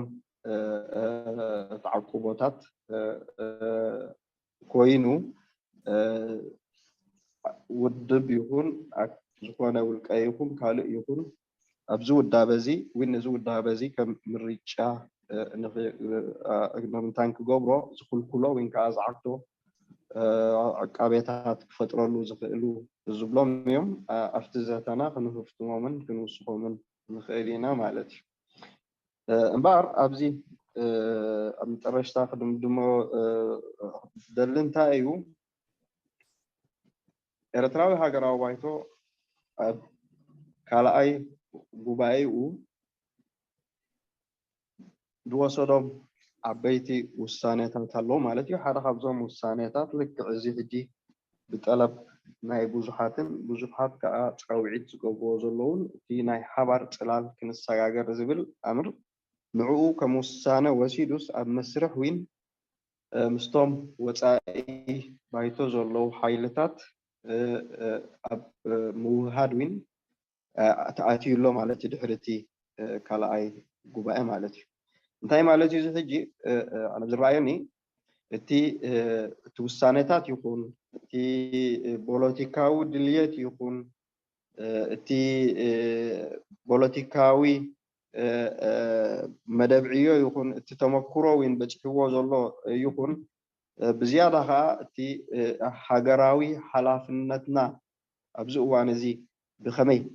ክንቃለስ ኣለና ዝብል ብዙሓት ኣሕዋት ደስመሩሉ ነዚ ኣብ ግምት ኣትዩ ውሳነ ውን ተወሲዱስ ክየድ ኣሎ ማለት እዩ እዚ ዕድል እዚ ብቀዳምነት ከም ሓደ ዓብይ ምርጫ ክውሰድ ዘለዎ ዝብል እምነት ኣለኒ ማለት እዩ እዚ ክብል እንከለኹ ጉድለታት ይብሉን ማለት ኣይኮነን ንምንታይ መሰረታውያን ሕቶታት ክንሓትት ክንክእል ኣለና ድኽመት ናይ ባይቶ ካብ ምንታይ ዝመፀ ድኽመት ይብልና ሓደ ገምጋም ክግበረሉ ኣለዎ ምስቲ ዘለናዮ ወድዓዊ ኩነታት ኣዛሚድና ብኸመይ ኢና ክንድንፍዖን ክንሕይሎን ክንክእል ኣለና ዝብል ማለት እዩ እዞም ዝብልናዮም ዕቃቤታትን ካልእ ክውሰኹ ዝኽእሉ ዕቃቤታት ክነቕምጦም እንከለና ምስቲ ቀንድን ወሳንን ዕላማታት ኣዛሚድና ክንሪኦም እንከለና ኣቲና ውን ናይ ሓባር ፅላል ኩሉ ባይቶ ዘለዎን እንተተሰጋጊርና ኩላትና እንታይ እዩ ክፀግም ዝኽእል ብቕዓት ከም ኤርትራውያን ይብልና እንዲሁ ነዚ ፀገማት ዝፈትሕና ኣብ ካልእ ክንከይድ ማለት እዩ ገለገለ ዕቃቤታት ኣለዉ ኣነ ብወገነይ ወድዓዊ ኮይኑ ዘይረኣኽዎ ማለት እዩ ብዙሕ እውን ዘተጋገም ማለት እዩ ሓቅነት ዘይብሉ ኣብ ክስቲ ዝመፅእ ማለት እዩ እዚ ከዓ እዚ ሃገራዊ ባይቶ ኣብ ኢትዮጵያ ተመስሪቱ ናይ ኢትዮጵያ ኣጀንዳ እዩ ኣበጊስዎ ገለመለ ገለ ካብ ሓቂ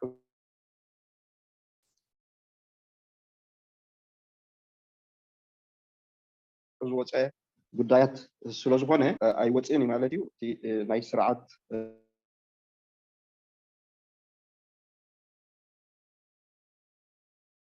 ቁሩብ ድምፂ ቆራረፅካ ኣሎ ኡስታዝ ዓብድራሕማን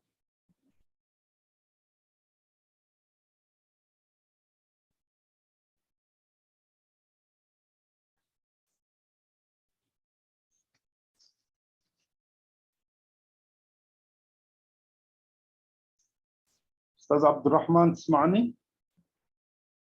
ما في صوت.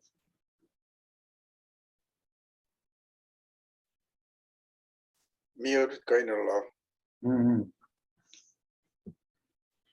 الشبكة. ميوت كبر. لا ميوت يلا انت خفيت الله معي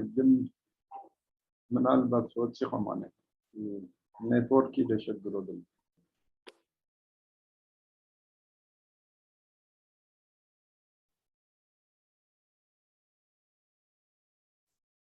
سوري يا جماعة زغمة طلز اللوبوتا دبسي نتوركون ستيبل يكون بقوم إيو منغوي قرارات سالو كاب وجود صروة سائس لزمونة أي تحضر معنا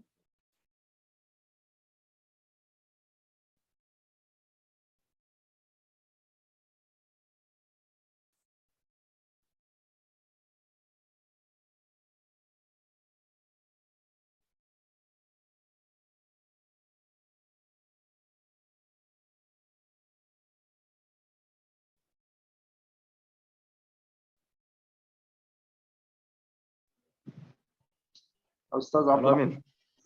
يا سمعت عنها؟ واني أفتنا مجرشة بزعباتي بإثيوبيا سلزقومة إثرا هجراوي بايتو الزبل أبو تزارب نيركايا شكرا معلش يا اخوانا اتحازوا لي نتورك يا نجيرهم يا ايوه وين فلت يا كل جزء نخلطنا بزلنا هم تصقم وقعنا خلنا يعني انتايوتي زي انا قال خافتي قال ناي بزوحات عقابه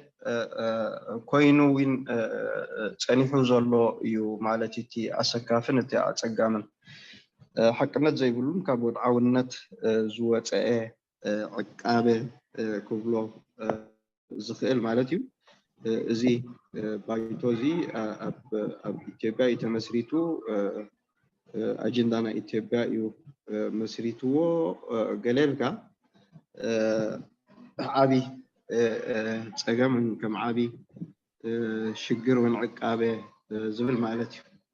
ብዙ ሓደ ወላቲ ዝብልዎ ዝነበሩ ወይነ ዝስክፍታ እዚ እምነት እንተ ኣሕዲሮሙሉ ኣብዚ እዋን ከምኡ ድዩ ዘሎ ዝብል ማለት እዩ እንታይ ደም ተቃውሞ በሓፈሽኡ ካብ ኢትዮጵያ ካብ ዝወፅእ ሕጂ 3 ዓመት ድባዕሉ ኣሕሊፉሎ ማለት እዩ 2018 ዳርጋ 4 ዓመት ገይሩሎ ማለት እዩ ብወድዓውነት ክረኣዩ ዘለዎም ጉዳያት ኮይኖም ረኣዩን ማለት እዩ ብጀካ እዚኦም ወይን ከምዚ ዝኣመሰሉ ዕቃቤታት እቶም ካልኦት ግን ብወድዓውነት ተራእዮም ክረኣዩን ክፍተሹን ብዘተ ከዓ ናይ ሓባር መረዳእታ ከዓ ክፍትሑ ዝኽእሉ ኮይኖም እዮም ዝስምዑኒ እሱ ስለ ዝኾነ እቲ ኩሉ ግዜ ካብ ኣብ ኢድና እንከሎ ኣብ ቅድመና እንከሎ ናትና እንከሎ ንምንታይ ኢና ኩሉ ግዜ ብዜሮ ንጅምር ማለት እዩ ጠብዓን ኣብቲ መስርሕ ወድዓዊ ዝኾነ ሕቶታት ኣብ ናብቲ ፖለቲካዊን ስለዝነበርኩ ዝርድኦ ነገር ኣሎ ማለት እዩ ኣብቲ ዘተ ይኹን ክካየዱ ዘለዎም ቅድሜ ምስምማዓት ይኹኑ ገለ ይኹኑ እዚ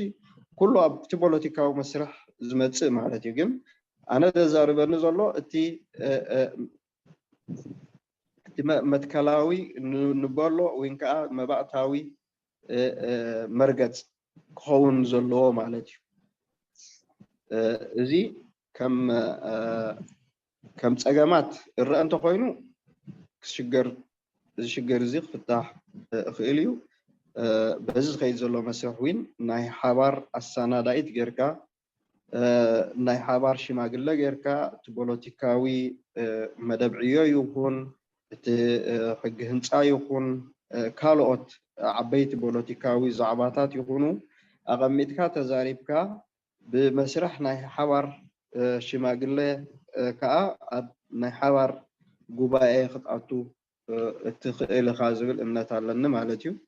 أبو كابو خاطر بجيسو اتي بخمي كده دنفعون خيل كمي كا خنعوتون خيل كمي جرنا زي بايتو زي حيال كوينو نقولو بهجتاتن دليتاتن ناي دليت لوتي عماليو أبعود زغنا مسرح ناي ديمقراصاو لوتي خصا جرنا قعوتنا أخيل زبل ناي كلاتنا حالات النت وخون خيل زبل امنات على مالتيو بزي ود اللقو مالتيو أنا في الختام أنا أكدت على يعني قبل كان في إشكالية لكن أنا أكدت على إنه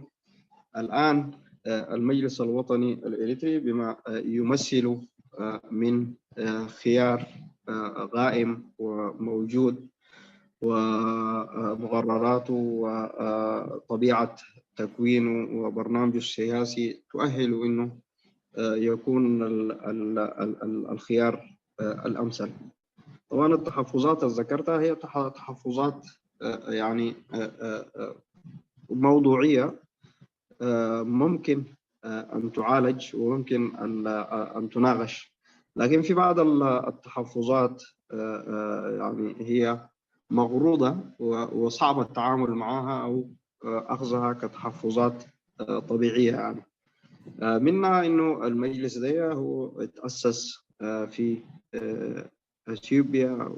وتأسس نتيجة أجندة أثيوبية وغيرها يعني وغيرها تحفظات غير صحيحة وما تقدر يعني تقدر تستوعب منشأ غير إنه نقول هي صادرة من العدو الأول للمجلس أو لطلاب التغيير عموما والنظام الإريتري وغيره من أصحاب الأجندات الأخرى. ما عدا ذلك التحفظات الأخرى يمكن مناقشتها ويمكن الحوار بشأن، خاصة أن المجلس الوطني الآن أخذ في مؤتمره الثاني قرار كبير وقرار يلبي نداءات وطموح الشعب الإريتري والكثير من القوى السياسية وطلاب التغيير، وهو إنه السعي إلى الوحدة. أخذ قرارات بهذا الخصوص وفوض القيادة السياسية إنها تبذل كل ما في وسعها، وأيضا الرؤية الآن تطورت في إنه يعني مش تعالوا خشوا علينا والباب مفتوح، لا، إنه نحن مع بعض نقدر ننتقل إلى مظلة أوسع. فبما يمثل المجلس من رؤية وتعدد وإمكانيات، إذا أضيفت إليه القوى اللي هي موجودة في الخارج يمكن تجاوز عقبة الكثير من التحفظات دي حتى القصور الذي يعاني منه المجلس. فإذا تم توظيف الإمكانيات بشكل صحيح وتم يعني شحذ الهمة والإرادة الوطنية بشكل صحيح، أعتقد أنه مع بعض يمكن أن ننتقل إلى نجعل من المجلس مظلة أوسع، حتى ممكن المجلس مع الآخرين نتيجة الحوار القائم الآن في اللجنة التنسيقية المجلس والقوى السياسية خارج المجلس أنجزت الشغل كبير يعني ما يتعلق بالبرنامج السياسي وغيره من القضايا. فأعتقد أنه الفرصة مواتية الآن والمجلس قائم ولا زال موجود، فهو الخيار الأفضل والأمثل. فبدل ما نبدأ دائما من الصفر المفروض نبني على ما هو في أيدينا. وشكرا جزيلا على المتابعة والاستماع، وأعتذر بشدة على سوء الشبكة والانقطاع كثير يعني. شكرا أستاذ أمينو. شكرا أستاذ عبد الرحمن. ناي بحكي بتبو غيركا تي أدلاي زكوني بزعبا إرتراها قراو بايتو أباقا قسوي يكون أبرزو ولا ونكساب كله زق العقابي تابدي ويكالت كله أسفحكا تنتينكا قلتكايو إذا أنا خمتي أقدم أم مجمر يا إلي زنبوركو تي إرتراها قراو بايتو حاليكم أكال كاب نوح جزيز قومي نبزو حتى نفوز بقعد زلو أكال كاب كوني مستن احنا ابزحاله في السومونات تراي زي كون اسمي ابزكون يكون بوتا زكون يكون مدرز باكل كل شعب كمي ناي حدا ناي حبر صلال زين قبل نمنتاي تطبنيفنا بحد مريح من الزين قيد زبل مخم اتراها قراو بايتوز اكل كندز اكل اكلات ترنيفو زبو عزلو نسوق ساب زهلو الناس نعوقو بزياده أبو أتوكرنا نتزلنا زيادة زين عبيون زين معبلون كابزبر بإيتوفات زمتايو إزي كون كولوغن انتاي تتساقمات توم كالوت أكالات ناب بايتو كتنبرو زي كلو حدا أكال كوينوم مش بايتو خصوركو زي إلوم دلو ناتوم عقابيتات ويكا مخنياتات كنفلت انت داخلنا إزون بطعم حقازي بحدا شنخ إتراها قراوايتو كت عراريون كم حيشون زلو نقرات كفلت يخيل بتيخ على أي شنق أني نتي نبهقون من نيون زلنا حدنا تسمع حبار عبيد سلال نم مسراتون حقازي كون كابزبل. وأشكر الأستاذ عبد الرحمن، وفعلا حنا يعني في النقاش اللي قاعد نحتاجه دحين هو وضح من هو المجلس الوطني الإريتري، إيش هو أهدافه وكيف أسس وكيف كان مشواره وإيش الأشياء اللي موجودة في المجلس. فإحنا من هدفنا طالما عايزين نسوي مظلة كبيرة وفي نفس الوقت قيادة واحدة، طالما عندنا مثل المجلس الوطني الإريتري بعدد كبير من التنظيمات والمنظمات الجماهيرية وغيره، فلذلك ليش ما نستفيد؟ وإذا في هناك بعض الملاحظات أو أشياء تمنع باقي التنظيمات على أساس تنضم أو أنها تكمل المذلة الكبرى، وحتى نعرف يعني إيش هي الإشكالية الموجودة ونناقشها، وإن شاء الله نطلع كده بحلول وتساعدنا جميعا لعمل الهدف اللي احنا انتظاره، هدف تكوين مظلة جامعة لكل المعارضة وقيادة واحدة إن شاء الله. فأتي عدلنا جزاء خفتو إيه حطوطات كتغربوا تقوليهم أتتغربوا حطوطات ماني ملسي مسوز هبلو كتسينا دحري حطون ملسن نابتي ريتوطات مبساس نابتينا مالتي. فدحين حنبدأ إن شاء الله بالسؤال والجواب، وحابب أعطي فرص للناس اللي حيرفعوا أيديهم، وبعد كده حنبدأ في إبداء الرأي وحيكون في فرصة لكل واحد حتى يقول رأيه في الموضوع اللي طرح. تفضل أستاذ عبد الرزاق.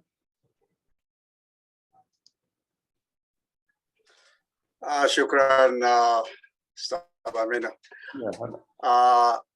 سؤالي للأخ عبد الرحمن طه. أول سؤال، إحنا كلنا يعني أعضاء في مجلس الوطني من بدايته، وأنا ما بشوف إنجازات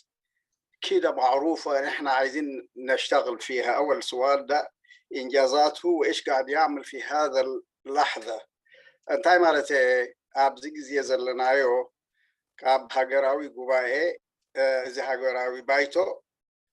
بزح تصفى نيرونا كم دي صباح هجرنا نأتو خينو سمعنا نيرو أفتنا بمجمريات تجبرت 2011 أبا واسا مالتيو شجراتنا توس قابلومي أي تفتحن سلزولو ني حدش أمنت عمت أكل كالايجو نقبر 2019 بزح سجماتو نيرو إذا خاني أنا انتاي خبلي ريت حطو انتاي تي إنجازاتنا انتاي تي نحنا زجبرنايو أبزي جزي أنا زريو زلخو حنت نجري ريال لخون لكن حوي عبد الرحمن بصبوغ منفذ صبوغ خيتكم زلو هاتزارب زلها تخيل أي تحطو زي هاجراوي جباي زي هاجراوي بايتو زي ناتو أبالات أبير لو لم اليوم أب على صرح زلو تحطو تاتي متصارلو أبتي صرحو زلو ناتو ما إيديولوجي مسناوي أنا صرحو زلو زي تاتالو سم خابالات أب بايتو يم زلو إزي كلا أي حطو ناتي مارتيو قبزي أن قالوا حواتيك ملولو خولي يمكن زي أن تملش كالي دسبلني نتا خلي تحطو قاترجم ما وخلا قدامي ترجم يا أيوة السؤال الثاني هو في أعداء لا تقرينيا ولا بعد أتردان أنت تقرينيا لي خيل كيا مجمريا دم أنا هو أنت عربي تقرينيا ينير أوكي ممتاز كمل بالعربي. بالعربي هي في أعداء في المجلس الوطني وأنهم معارضين ما قاعد يشتغلوا مع أهالينا هم بيشتغلوا مع أعدائنا الوياني فهذا يعني كيف تقدر تشتغل وأنت تقول نحن يعني المشكلة اللي موجودة حلها إيش الجماعة دول معانا ولا مش موجودين مع المجلس الوطني هذا السؤال الثاني.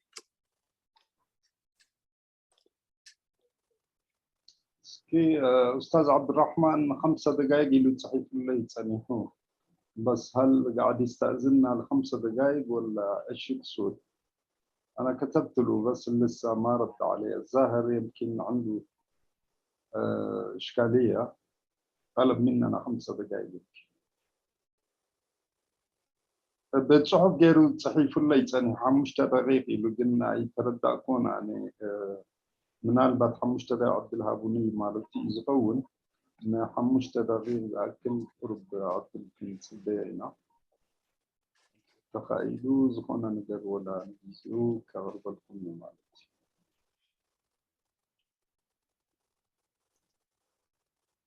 ما حتى تاني وراني سقاب سوزمت لا ده أنا تزارب كايت أنت إيش مريء وحتيتي أن نتم متداخلين دقيقة 5 دقائق تبدل لخيليو من الحيرات ردياتنا أنا السوق عم مشتبه غيري كيف مالتي لحن يا أستاذ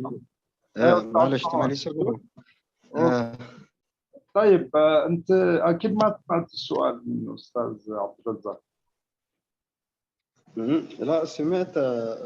سؤالين أوكي ممتاز إذا سمعتهم هو تكمل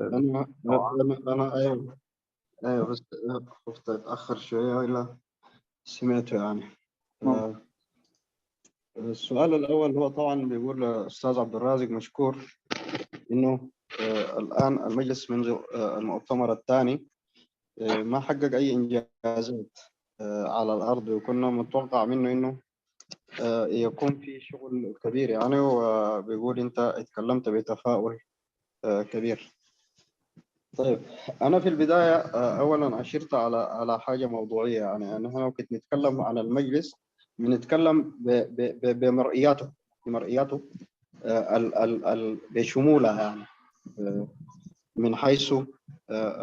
التقييم السياسي لوضع المجلس وما حققوا ما يمكن أن يحققوا الآن أيضاً بالنسبة للساحة المعارضة ككل كمظلة واسعة. موضوع الأداء والعمل والتحديات اللي واجهته والعصور اللي لازم أداؤه ده جانب آخر ده جانب آخر فأنا كنت أشرت في مدخلي إنه اتناولوا الأستاذ أو الدكتور نقاش عثمان رئيس المكتب التنفيذي تحت عنوان المجلس الوطني الإريتري التحديات وآفاق المستقبل. وبرضه ممكن يجي هو ولا آخرين يمثلوا المجلس يتحدثوا بالخصوص ده، لكن عموما في بعض الإشكالات اللي هي لازمت عمل المجلس. والمجلس لا يمكن أن يكون فريد من نوعه، يعني لأنه هو جزء من المعارضة، وما يمس المعارضة من ضعف ومن إشكالات هو بيمثل العضوية بتاعه، يعني بيمثل مجموعة العضوية بتاعه. غير كده في ظروف كثيرة، يعني أظن المساحة الآن ممكن ما تقدر تخلينا نتكلم في التفاصيل دي. ف في أسباب كثيرة، يعني زي ما ذكر الآن الوضع السياسي الإريتري عموما له انعكاساته وله ظروفه الخاصة. العضوية بتاعت المجلس سواء القوى السياسية المنضوية داخل المجلس، مدى التزاماتها ومدى تفانيها ومدى رفضها للعمل المشترك وتقديم العمل المشترك على العمل التنظيمي. في قضايا كثيرة أعتقد أنها قد تكون السبب الرئيسي وراء الحالة بتاعت الركود الموجودة. لكن عموما المجلس هو نتاج التنظيمات أو المكونات أو المكونة له. فإذا كان في إيجابية وكان في عطاء من مكوناته، فبالضرورة المجلس حيكون عنده عطاء وحيكون عنده مردود إيجابي. دي ناحية. الناحية الثانية المجلس نفسه فيه قصور، يعني من ناحية إعلامية كبيرة له إشكالات. يعني كثير من الأشياء اللي تنجز ممكن الكثير من الناس ما يقدر يطلعوا عليها، ودي قضايا المجلس وعضويته حتى بتناقشها في اجتماعات الداخلية للمجلس، لأنه في في في في في في في إشكال في الجانب الإعلامي للمجلس. يعني القليل اللي تم إنجازه ما قاعد ينعكس للرأي العام الإريتري، والرأي العام الإريتري ما قاعد يطلع على ما تم من عمل وإنجازات. لكن عموما أنا أقدر أقول الآن وإنه المجلس الوطني الإريتري أولا عالج القضايا بتاعت الإشكالات اللي حدثت الآن. يعني دي مرتبطة بسؤال الأستاذ عبد الرازق الثاني، يعني الخلاف الناتج من الأزمة الإثيوبية تابعها بدقة وأخذ فيها قرارات سياسية ممكن مثلت الجانب الوطني المتزن والصحيح. فدي برضها محسوبة. يعني القيادة السياسية للمجلس تقديراتها وقراءاتها وتقييمها للأوضاع والقرارات والمواقف اللي اتخذتها لحد الآن موقف يمثل الكل مع الاختلافات الموجودة. يعني إذا نزلت لتحت صحيح في تنظيمات الآن هي يعني مشت بعيد شديد، لكن دي مرئياتها. فهو الإطار العام أو الإطار أو العمل تحت مظلة واحدة أو تحت قيادة واحدة، الفائدة بتاعه شنو؟ إنه أنت عندك قيادة واحدة هي تعبر عن الكل بمختلف توجهاته بمختلف إشكالاته وحتى يعني الآراء البعيدة والمتطرفة، هو يقدر يحتويها وينتج منها موقف وسط يمثل الكل. فده اللي أداه. عشان كده داخل المجلس الأصوات دي هي موجودة صحيح، لكن تعبر عن آراء داخل مؤسساته. بعد ما هي تعبر عن داخل مؤسساته وهي تقوم تحتك وتتفاعل مع الآراء الأخرى الثانية. يعني فبيجي موقف معتدل وموقف وطني يمثل الكل في الاتجاه الصحيح يعني، وإن إنه في إشكالات في جوانب كثيرة يعني. لأنه ساحتنا الآن وكثير من الناس وتكلمنا كثير جدا في المنبر ده في تقييماتنا وسلسلة من اللقاءات ناقشت الوضع الراهن والمواقف وغيرها، لكن رغم الاختلافات الموجودة اللي هي متطرفة في الاتجاه البعيد جدا جدا، اللي هي بترى إنه يعني موضوع إريتريا مرتبط ارتباط وجودي مع تيغراي، ومن ناحية ثانية برضو الآن برزت مجموعات أيضا هي الآن تتماهى بشكل كبير جدا جدا مع النظام. فالتعدد ده في الآراء وغيره تحت مظلة المجلس حاول إنه يوظفه بشكل صحيح يعني. تترجمها أستاذ عبد الرحمن؟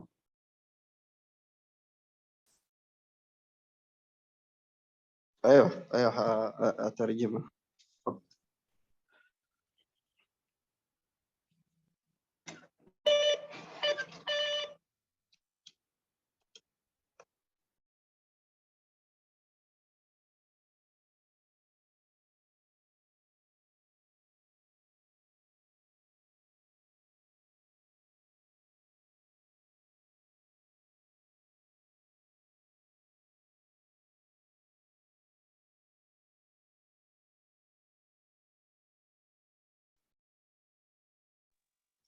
اوكي.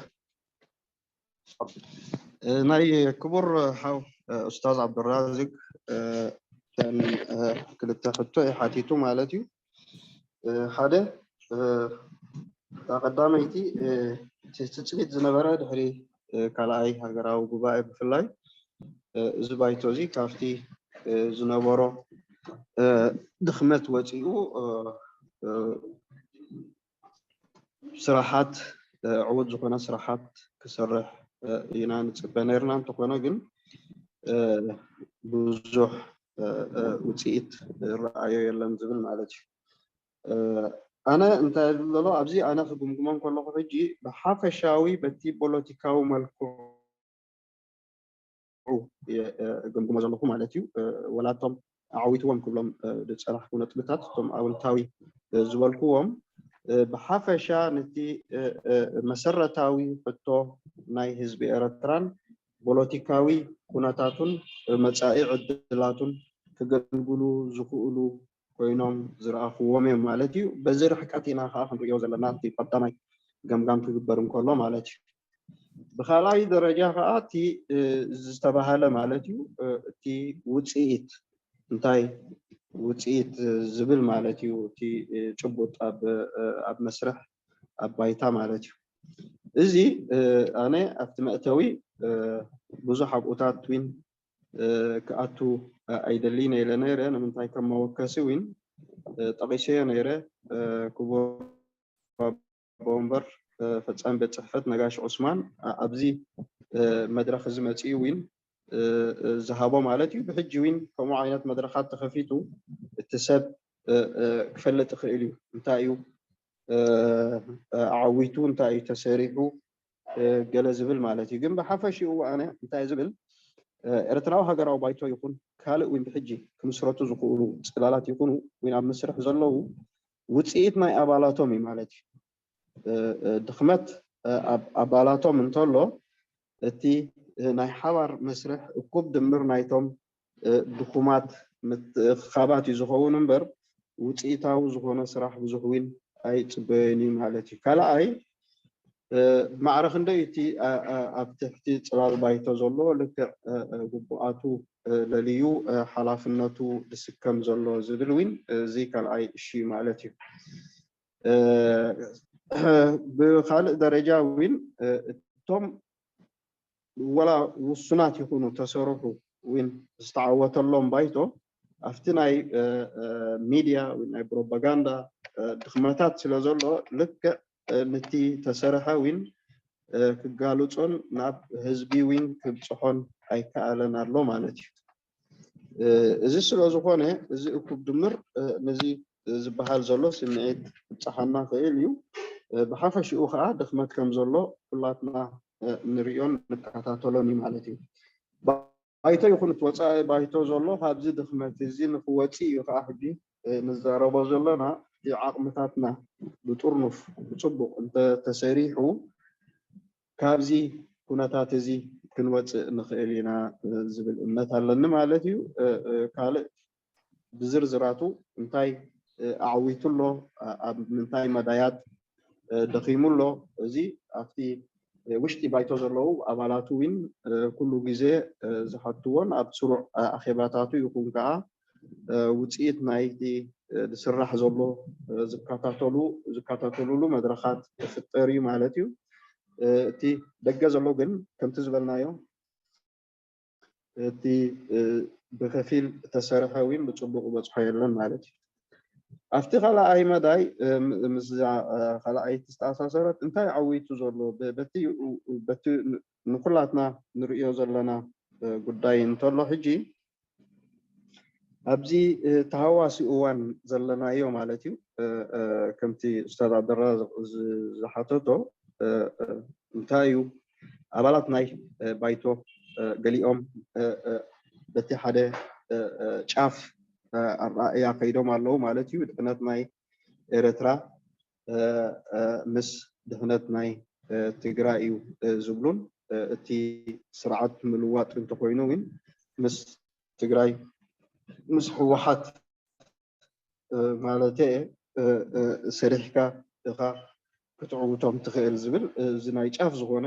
ኣረኣእያ ኣሎ ማለት እዩ እቲ ካልእ ከዓ ከምኡ ዝመኣሰለ ኣሎ ግን እቲ ዓብይ ፀጋ ናይዚ ውዳቤታት ወይ ናይዚ ፅላላት እዚ ናይ ሓባር ፅላላት ንብሎ እንታይ እዩ ኩሉ ግዜ ኣሎ ማለት እዩ እቲ ፍልልያት ኣብ ኣረኣእያ ኣብ ታሕቲ ኣሎ ማለት እዩ ውድባት ይኹኑ ውልቀ ሰባት ይኹኑ ካልእ ግን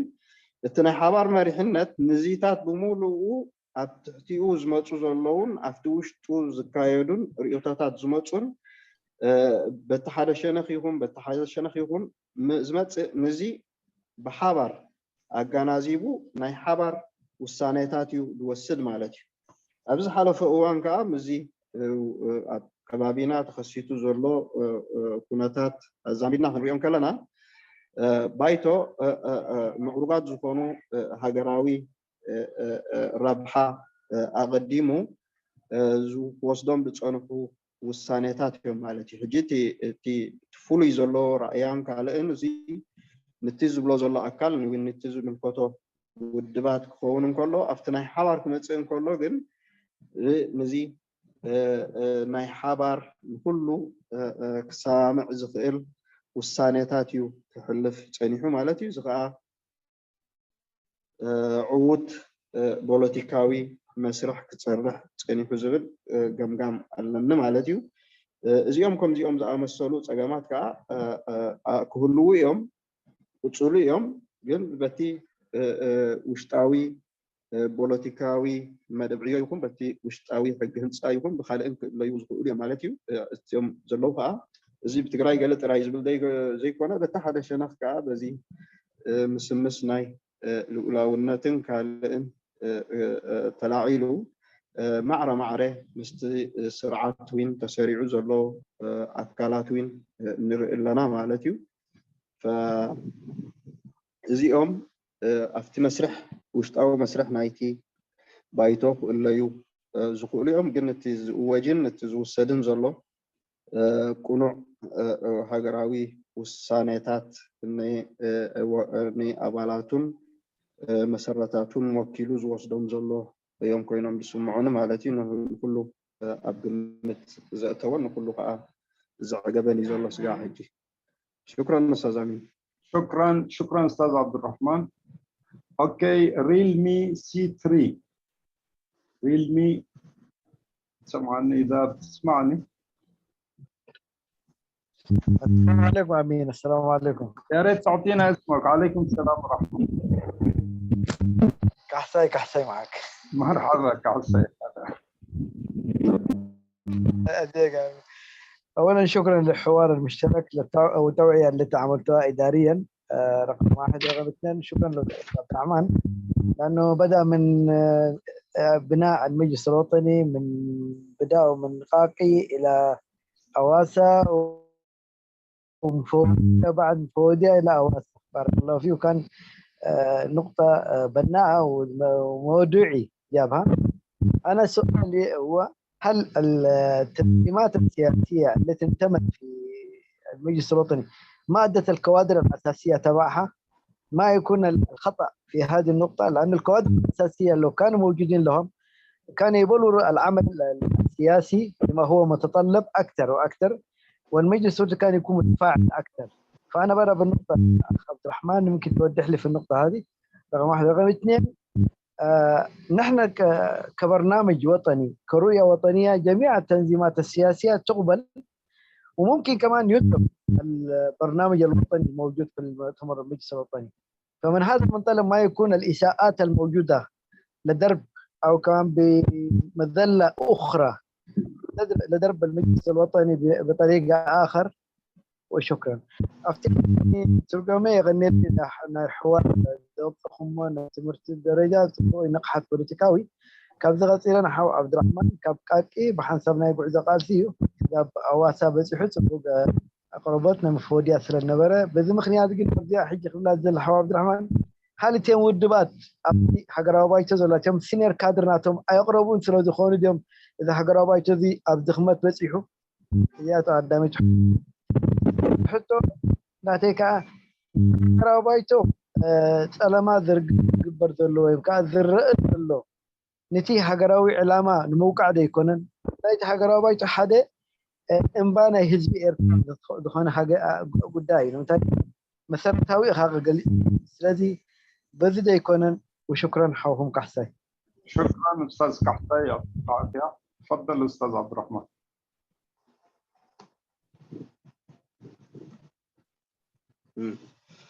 شكرا أستاذ كحساي.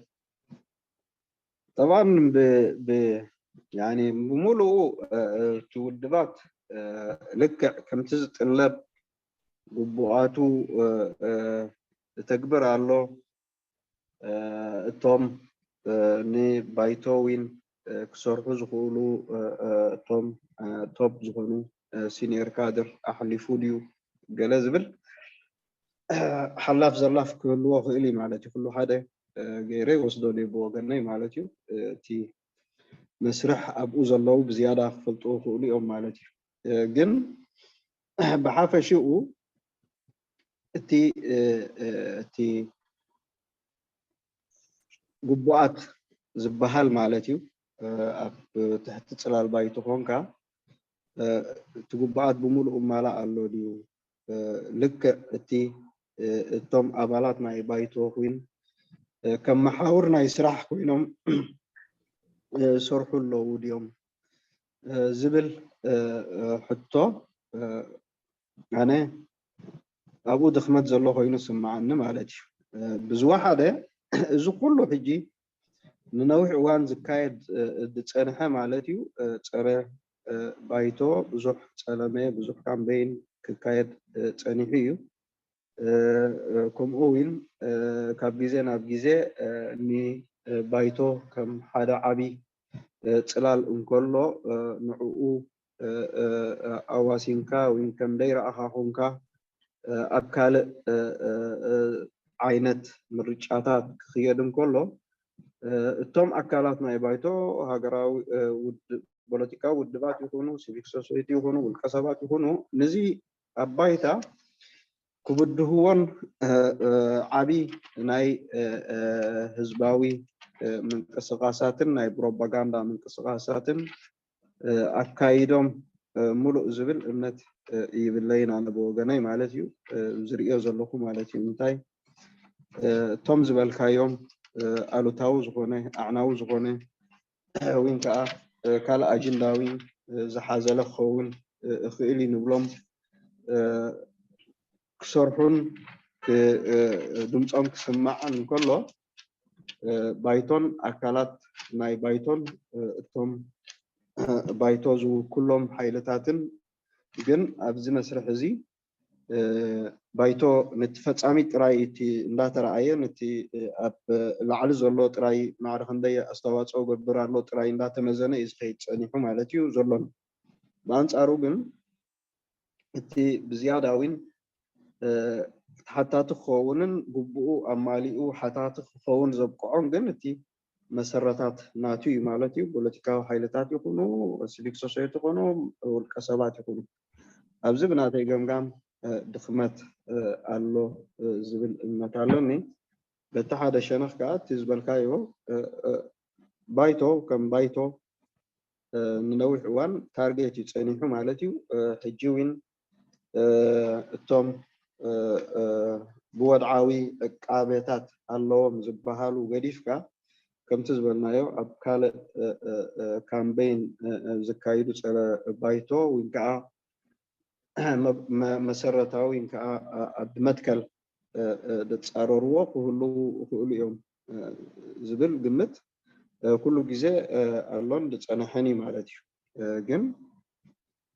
تيم تلوخنا كله جزء أفتي نتي هجراوي كنا هجراوي حلنا حيزوز على الزلو بوضعوا كناتات بزوج عقبو حديروا كابزي بايتو تقليلو زلو إنك آخر مرجع زي حازو زبل يوم على تيمبر ثم قالوا توين كل يوم كم زبل كايو السلام عليكم مالتي طبعا الأخ كحساي هو بيتكلم عن إنه هل التنظيمات السياسية هل يعني ساهمت في إنجاح العمل أو هي قدمت الكوادر السينيور كادر في إنجاح عمل المجلس. أنا بكله بتاع ما أعتقد إنه الكل ممكن ننظر له بشكل واحد. يعني التنظيمات ممكن تكون في تنظيمات صحيح هي قدمت مصلحة المجلس والعمل المشترك بشكل كبير ورفضت المجلس بكوادرها من الصف الأول وقياداتها وغيره، في حين أنه آخرين قد يكونوا تباطؤوا. لكن بشكل عام نحن نتكلم أنه حالة الضعف دي هي عامة، لكن وكنت نتكلم عن المجلس والأداء في المجلس ولا غيره بنستصحب أنه القضية بتاعت الواجبات، هل القوى السياسية والقوى المدنية وغيرها اللي هم بيشكلوا عضوية المجلس هل قايمين بكل واجباتهم بشكل صحيح؟ فهنا المحك يعني. فأعتقد إنه في إشكالية في الجانب ده، لأنه إذا كان في التزام بالواجب تجاه المجلس فكان حيكون الآن في تغيير في الأداء نحو الأفضل. من ناحية ثانية يعني السؤال هو بيقول إنه في كامبين وغيره، لا هي دي نتيجة من إنه نحن ننظر للموضوع ده. هل المجلس زي ما هو بيشتغل يعني نحن دائما بنحاسب وبنقيم القيادة التنفيذية اللي هي في السلطة فقط، يعني في سلطة المجلس أو السلطة السياسية للمجلس، لكن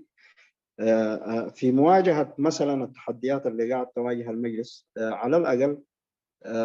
يعني الآن نحن لنا فترة طويلة بنشوف إنه في طرح وفي في في في في مبادرات وفي غيرها، فاللي هم بيمثلوا المجلس أو مقتنعين بالمجلس اللي هم بيشكلوا يعني مرتكز العمل للمجلس سواء في الجانب الإعلامي سواء في الجانب الجماهيري ولا غيره، قدموا شنو؟ فالخلل أنا برأيي حتى إذا في قصور في الأداء هو قصور تشترك فيه كل الأطراف، لأنه الساحة الآن هي مفتوحة لأصوات ثانية ومبادرات ثانية وآراء ثانية وعالية جدا. بالعكس اللي هم مؤمنين أو منضوين تحت المجلس سواء تنظيمات وأفراد ولا غيره ما عندهم أي حضور في الساحة ولا عندهم أي مشاركات في الساحة، وما بيمارسوا ما يمارسوا الآخرين من نشاط سياسي أو يعني تسويق المجلس كما ظل أو تعريف الناس بالمجلس أو دفع عمل المجلس في الإطار الجماهيري أو غيره يعني. وده ما يعمم طبعا لأنه في عمل قائم وفي أطراف كثيرة ملتزمة وقاعد تسعى، لكن بشكل عام أنا أعتقد إنه في قصور يعني. فعشان كده هسه الآن يعني زي ما ذكر الأخ كحساي في دعاية تستهدف المجلس. صحيح في دعاية تستهدف المجلس، لكن في المقابل اللي هم من يمثلوا المجلس والمؤمنين بخط المجلس وبرنامجه السياسي ما لهم حضور في الساحة. يعني في أجندة المضروب مطلوب منها تضرب المجلس ما يستبعد. فهو ده موجود، يعني المجلس مستهدف. لكن نحن الآن عموما نحن بنقدم الرؤية وبنقدم وبنخش في حوار مباشر، والمطلوب هم يعني في خطابنا دائما هم أصحاب الإرادة الوطنية السليمة، يعني غير الأطراف الثانية اللي هي يعني مدفوعة بأجندات أخرى أو انتماءات ضيقة أو عندها وجهة نظر ثانية وتمارس العمل الهدام بإصرار وبفهم. يعني عليه نحن نتجنب القوة ديك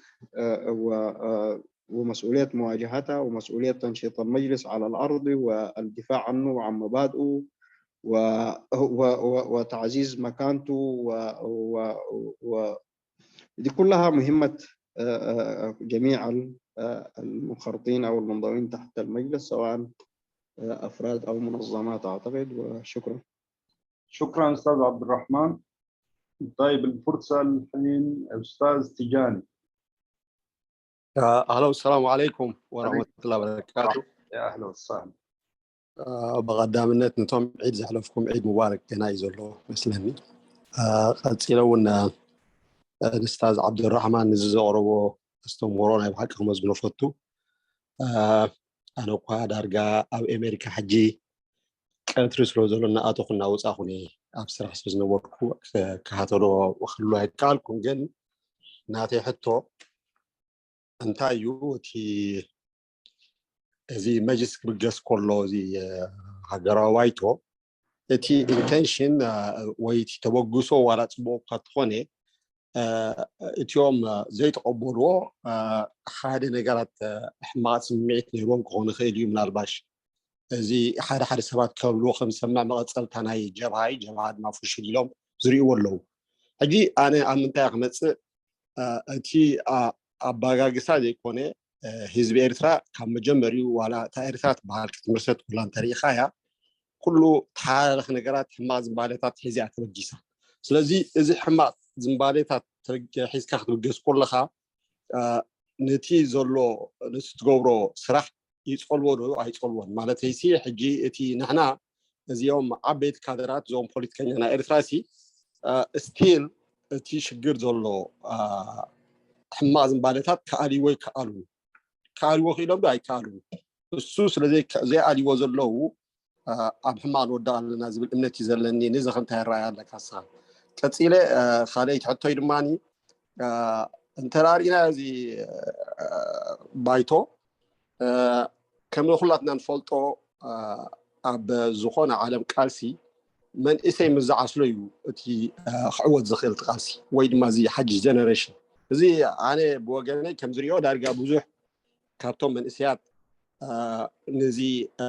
مجلس زعسلو غين يسمعني بوجن كان تخمي تريو مالتي سي انت رارينا يو زي كله نزار وزلنا زناتي عد مدرجة زلو زي تقال ساينا جوهان نبر ويت قام قديم نبره تقال سايدا يطول زلون بري توم حدش جنريشن أبزي جيزي زلو مالتي هنا يسوى تولد ويد ما بزلو خلطة تولدو عسلونا له خمي جرلو تهمسيل كتحسب خليت عتيزة. والسلام عليكم ورحمة الله وبركاته. سلام ورحمة. تقدر ترجمها يا تيجاني عشان نساعد الضيف؟ سوري ناتي ولا عربية كم جلاه. طيب على عبد الرحمن تقول خير يرداني زي ترى نوق عبد الخير ونعمل ساعة ترجمة إن شاء الله. أوكي تفضل أستاذ عبد الرحمن. تسلم.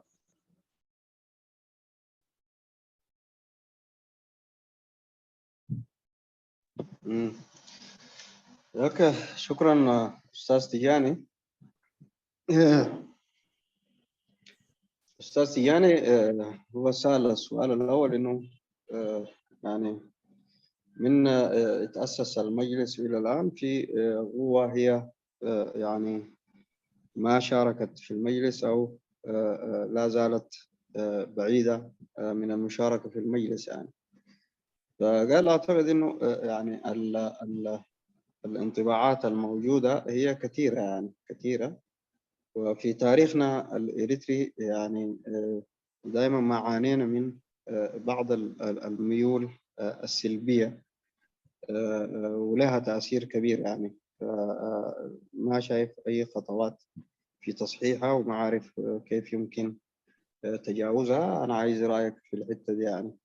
منهم الآن من يرفض المجلس، حتى سمعنا إنه بيروا المجلس إنه هو استمرار لجبهة التحرير الإريترية، وجبهة التحرير الإريترية تنظيم فاشل يعني عليه. تم تقييم الجبهة وتم تقييم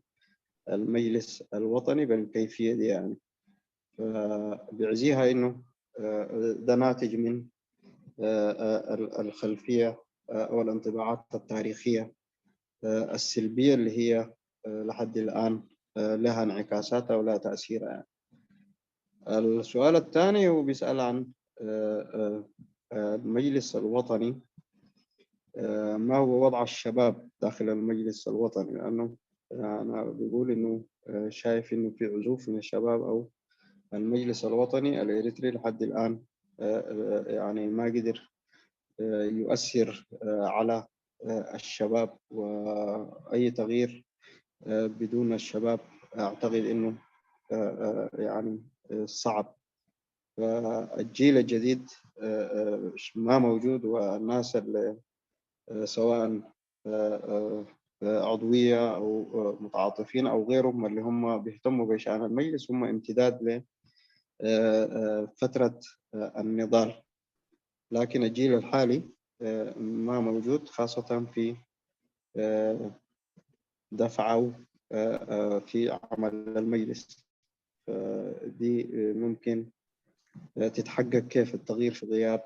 المجلس، أو المجلس يقدر يحقق أي تغيير بغياب الشباب. أوكي. صح يا أمين؟ ترجمتهم صح؟ اي نعم. أوكي. شكرا أستاذ تجاني. حكي تي زبالكايو تي ألوتاوي زنباليتات تاني قدسلن الله مالتي زخاء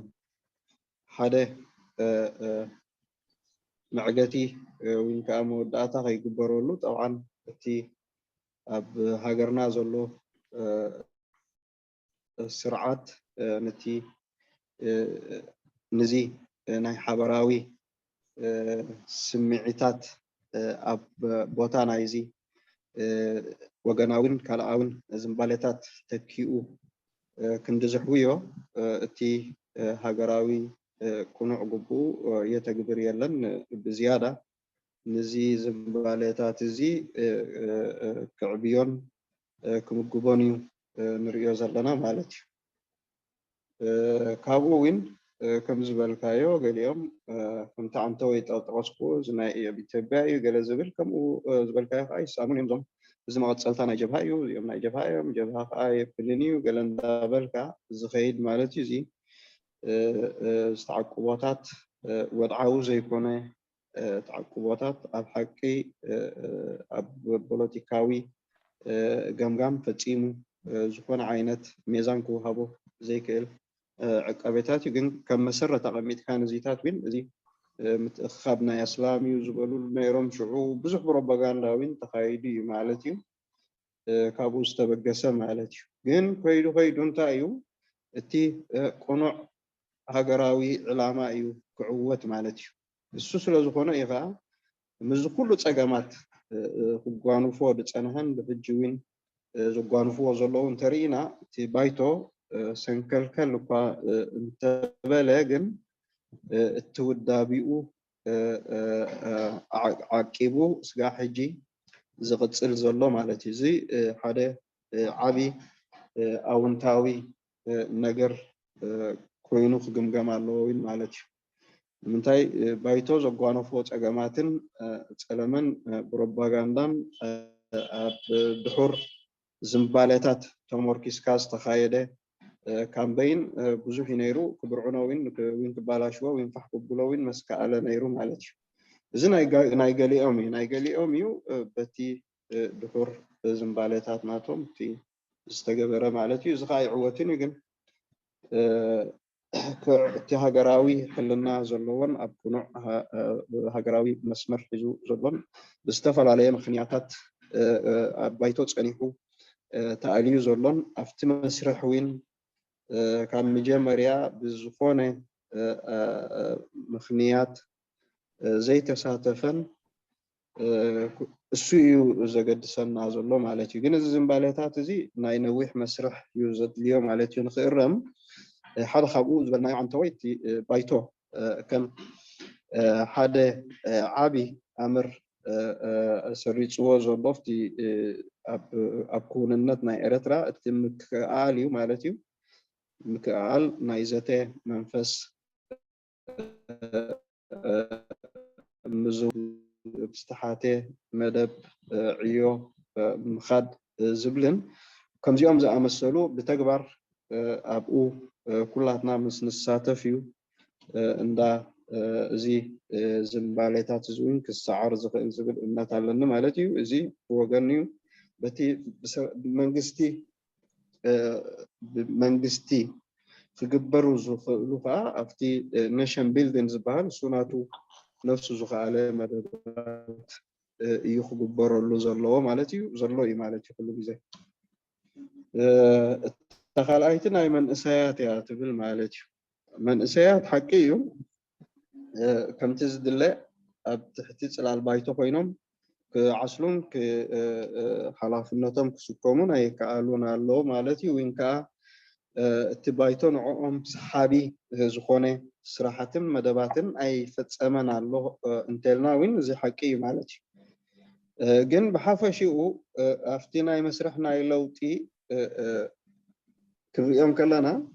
زي هجوين نقوله بدباتنا نرأيه بخالق انت رأينايو كوب دمر نايتيز الله كونتاتن أبالنتهم سلازخونة تبايتوين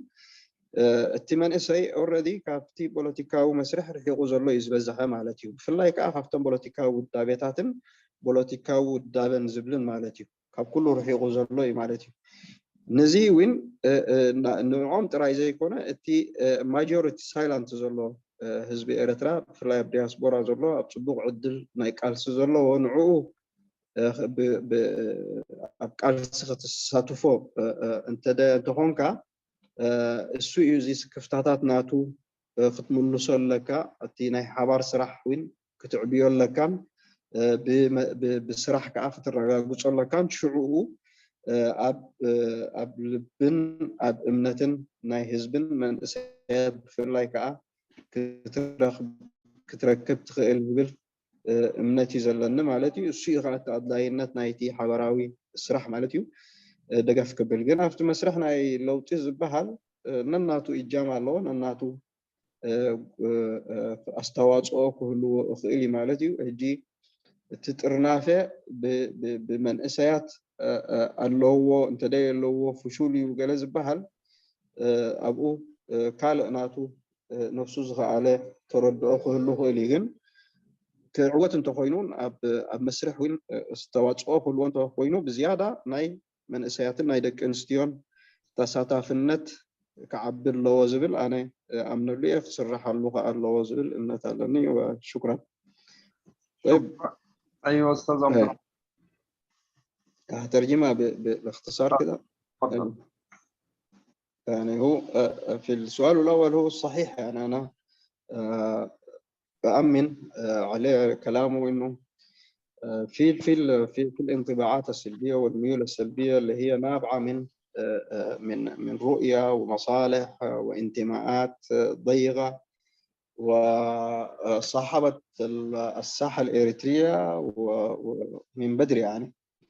وللأسف يعني الآن في وضعنا الحالي من بعد الاستقلال كان يفترض النظام يتحمل مسؤولياته، والحكومة الآن هي حكومة الأرض، الأمر الواقع في إريتريا هي تتحمل مسؤولياتها وتتبنى مشاريع وتتبنى برامج يعني نوعية تحاول أن تخلق وجدان إريتري وطني مشترك، لكن بالعكس ما نراه ما نشاهده هي يعني رسخت للإشكالات دي، وبل ساهمت بشكل كبير شديد في الانطباعات السلبية نحو المكونات فيما بعدها أو في تاريخها أو في تاريخ المكونات السياسية اللي كان لها سبق الصبغ في النضال. فأنا أقول إنه يعني الآن نحن كقوة معارضة وقوة تغيير، يعني واحدة من الكلام اللي تكلمنا عنه إنه المجلس إذا أخذناه من حيث المبدأ ومن حيث الرؤية والبرنامج السياسي والممارسة، يعني حاول إنه بطريقة عملية، وده أنا قلت في بالتقييم السياسي بشكل عام، إنه حاول يرسخ الروح دي، روح الحوار، روح التفاهم، ويحارب الإقصاء والتهميش واحتقار الآخر وغيره. فكل ما كانت هناك فرصة بتاعت عمل مشترك فبتتعزز الروح دي، والروح السلبية أو الميول السلبية اللي ذكرها الأخ تجاني يمكن محاربتها يعني. فعملية تصحيح الميول دي زي ما هو ذكر، وده برنامج دولة، وهو برنامج معارضة وبرنامج واسع ومفروض تتضافر فيه جهود أطراف كثيرة يعني. إن شاء الله في عهد الدولة الديمقراطية الأمور دي تزال يعني. بالنسبة للشباب صحيح يعني في غياب الشباب والمرأة في العمل صعب إنه يكون في فاعلية. فأنا أؤمن على الكلام ده، وأعتقد إنه حتى لو قلنا إنه يعني المجلس منذ تأسيسه ما قام بأي برامج تستهدف الشباب وجاذبة للشباب، فيها ضعف يعني على الأقل الجانب ده. لكن بشكل عام يعني غياب الشباب وعزوف الأغلبية الإريترية الصامتة اللي هي موجود في المهجر وغيره، فهي يعني هو العمل الجماعي مطلوب لشنو؟ ما هو مطلوب على أساس إنه يلقى القبول الجماهيري، سواء كانوا شباب وغيرهم يعني ومرأة. فهي الإشكالية يعني. إذا نظرنا نحن نحس الآن خليك المجلس اللي هو بيعكس مباشرة مكونات، وحتى لو أخذنا التنظيمات السياسية نفسها يعني ما فيها العنصر الشبابي، ما فيها المرأة، وفي أغلبية إريترية صامتة بعيدة يعني ما عندها استعداد إنها تتأثر أو تشتغل في أي في السياسة يعني. فالهدف من إنه الناس تشتغل مع بعض وتحاول تشتغل تعمل تحت قيادة سياسية واحدة وتفعل برامجها وغيره، إنها هي تحقق على الأقل نسبة معينة من القابلية لدى الجماهير والشباب والمرأة بشكل أكبر يعني. فالموضوع ده أنا أغير مع كلامه، لكن هي أزمة الساحة الإريترية. لكن في موضوع التغيير والإطار التنظيمي للمجلس بشكله الحالي، يعني هل يقدر يغير ولا إلا شرط يكون في الشباب معه؟ دي قضايا تانية ممكن تأخذنا لمسارات تانية وممكن تتفرع يعني. لكن عموما نؤمن إنه أي عملية تغيير مطلوبة في غياب دور كبير للشباب وللمرأة ما يقدر يحقق أهدافه بالشكل الصحيح والسريع. شكرا. شكرا أستاذ عبد الرحمن. طيب دحين حندخل المرحلة الثانية على أساس بإمكانكم تعطوا رأيكم أو تقدم السؤال. لكل واحد عنده مجال 3 دقائق. كاد زغتيلنا تعدلنا رئيتو مهابون كنجمرو إنا رئيتو تغرب تقوليكم ويكا حطو من 3 دقائق نفس وقت عدل كفيتنا لنا مالتي. تفضل أستاذ الأمين عطا. شكرا أمينو. السلام عليكم أبو طه وكلهم كهاتل زلهم. أنا قلت حتين زلواني تقدمتي مسري تخاب فكرة كاسري زلو خناتات أبزوانزي ناي أبتقراي زلون أب إثيوبيا زلو زكاي زلو وقعد حدر قخبلو خيلي كمون إرترا إذا أتات الأستاذ نبرت أبزوانزي بايتو كم تعذابي ديو تتعويل نيرو ويون بايتو نتي زكاية دلوك ألسسي سلامنتاي مسوياني أبروش زي قبرة ويكا ويانون انتلا أبروش جيراتو خينا نتبايتو كم حدا عبيب سلال فولتا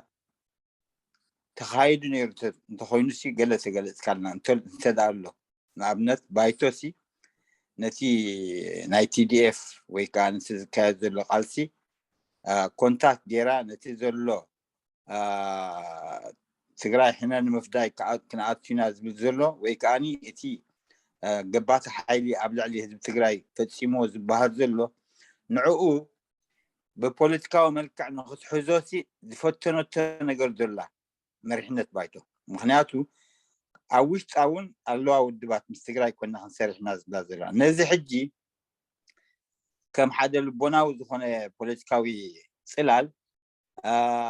نتي ناي ويانا سي كونتاكت جيراتو دفلت ويكا ويانا بايتو كونتاكت جيرو دفلت ابروت نز نجرزي بخمي فتحتهم زلو حنت زي تخلعي تدماني بايتو ابتو بوليتيكو حتى تحموش تديش ديشتلوا مساعتن كما يتقصل الله ويت بوليتيكو حيلخ لكا كمتنا بايتو ذا حتيشي زلو ابروت جيرو دمس ويانا ويكا تي دي اف بزعبا زي قداي سلزخونه قلفة سنتات مركبات تفتشير لفلت زين تنكل تحط. شكرا أستاذ الأمين. قاعد نرهق الأستاذ عبد الرحمن ترجمة وجواب. معلش والله آسفين جدا. تفضل أستاذ عبد الرحمن. افتح المايك. ايوه استاذ الامين ما يقدر يترجم برا. الامين عطا. لا بالنسبة للسؤال والله الأمين. طيب خلينا لا بالنسبة للسؤالين يعني صعبين. يعني السؤال الأولاني طبعا المجلس الوطني الإريتري خاصة في الفترة الحالية بعد الحرب اللي قامت في إثيوبيا، هل حصل أي تواصل مع التي دي اف أو مع المسؤولين في التجراي؟ هل في هناك أي محاولات تمت ولا ما في؟ هذه اللي يستفسر فيها. وفي نفس الوقت يقول أن المجلس برضو شغال في الفترة الحالية مع إيش اسمه التنسيقية اللي هم بوليتيكوين حالتات إريتريا اللي هم القوى السياسية الإريترية شغال معهم. فطالما هو شغال معهم كالقوة السياسية الإريترية برضو نفس السؤال، يعني هل حصل أي محاولة للتواصل مع تجراي، وخاصة مع الأشياء اللي نسمعه يعني إنه تجراي أو مثلا التي دي اف إنه بيحاول مثلا إنه يضرب النظام في أسمرة أو له أطماع أخرى. فلذلك حتى لمناقشة هذه الأمور هل تم أي تواصل معهم بعد؟ تفضل أستاذ عبد الله. طبعا انا ما جاي ممثل المجلس الوطني يعني عشان الاسئله ذاتها ما تنحل من حدا، لانه أنا جاي معبر عن وجهة نظر تتعلق بالعنوان اللي نحن ماخذينه، لكن التفاصيل دي حتصرفنا، يعني حتى لو عندي أنا بعض المعلومات عنها وكده حتصرفنا في اتجاه آخر. لكن خلينا نجاوب عليها من حيث المبدأ. يعني من حيث المبدأ أنا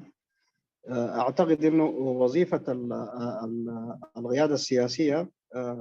هي تستدعي أنه يكون في اتصال حتى في حده الأدنى. يعني زي ما قال على أنه في كثير من القضايا اللي هي متشابكة ومتداخلة، وفي مواضيع كثيرة تستدعي الاستيضاح وتستدعي الاستفهام وتستدعي تبيين الموقف فيها. فأعتقد أنه من المهم، وهي وظيفة يعني يجب أن تقوم بها القوى السياسية والقيادة السياسية ممثلة في المجلس الوطني أو اللجنة التنسيقية ككل. يعني لكن كتقرير أو شيء تم ما تم، أعتقد أن السؤال ده مفترض يوجه نحو القوة، نحو القيادة بتاعت المجلس الوطني الإريتري، وهي المخولة إنها ترد الرد المناسب. يعني الجزئية الثانية هي أيضا، يعني أنت ما ترجمتها أعتقد. صح، تذكرت فعلا. وهل مستقر كيف العلاقات حاليا؟ هذه كانت سؤالي صح. مع القوة اللي هي بتقول يعني مع القوة ولا مع الويانة؟ يعني لا القوة السياسية الإريترية اللي هي متكونة من 5 وزائد المجلس، كيف ماشية حاليا؟ إيش الوضع معاهم؟ وفي نفس الوقت نفس السؤال اللي سألوا حق المجلس، يقول هل هم كمان كقوة سياسية إريترية هل تم التواصل والشغلات هذه؟ أيوه، هي دي برضه تندرج في نفس الاتجاه، يعني في نفس الاتجاه، لأنها دي قائمة على معلومات يومية أو جهة الاختصاص اللي هي جزء أو تدير العمل ده أو ترأسه. يعني بالعموم في الحتة دي أنا شايف إنه اللقاءات مستمرة، اللجنة التنسيقية مع القوى السياسية والمجلس مستمر. وزي ما نورونا ونورنا أستاذ نقاش قبل كده في لقاءات كثيرة حتى هنا، إنه مثمر اللي اسمه شنو يعني الحوارات. حتى آخر برنامج مشترك كان الاحتفال بعيد الاستغلال، مش كده؟ كان تمت استضافته أظن في المنبر، أو تم نقله عبر منبر زوم بوعي مشترك. أنا كنت شايفك أمين في البرنامج. أيوة، فماشية. لكن كخلاصات أو كمخرجات ده شيء ثاني، داير معلومات مؤكدة برضو. لكن أعتقد إنه في شيء إيجابي ماشي، والحوار في مراحله الأولى أفضل، إنه الناس يعني كرؤية سياسية توافقت عليها ووصلوا لوثائق مشتركة. باقي بعض الأشياء الفنية اللي هي تتعلق بعملية الدخول للمؤتمر والكيفية لها والإعداد له والآليات المطلوبة سواء تحضيرية أو غيره. يعني لكن بشكل عام الأمور ماشية، يعني رغم إنه قد تكون في تحديات ما واضحة بالنسبة لنا، يعني لأنه في تأخير في إعلان النتائج. دي حقيقة. انتهى زبل الله نامز دون كوان قبور أستاذ الأمين عطاء تي بزعبا حتو مالتي في مجمريا بستم ناي TDF يكونوا ناي ويانه انتهى عينت ركبات تخايدو جلزبل مالتي يعني طبعا زي تزم الخطأ أكال من لسه صغير مالتي أنا بزي ናይ ሎሚ ምሸት ዘለኹ ባይቶ ወኪለይ ኮንኩን ቀሪበ ዘለኹ እንታይ ዳስ ነቲ ሒዘዮ ዘለኹ ርእስቲ ከም ስነ ሓሳብ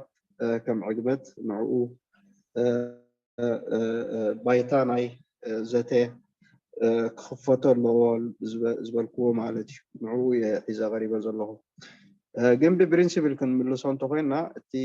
እቲ ዕማም ናይ ፖለቲካዊ ሓላፍነት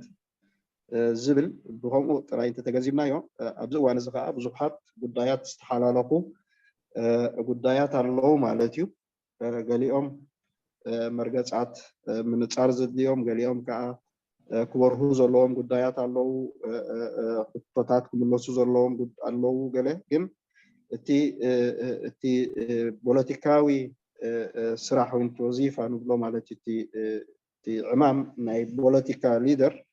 ኩሉ ግዜ ትርክባት እዩ ማለት እዩ ብፕሪንሲፕል ክግበር ኣለዎ እየ ዝብል ማለት እዩ ወላ ብዝተሓተ ደረጃ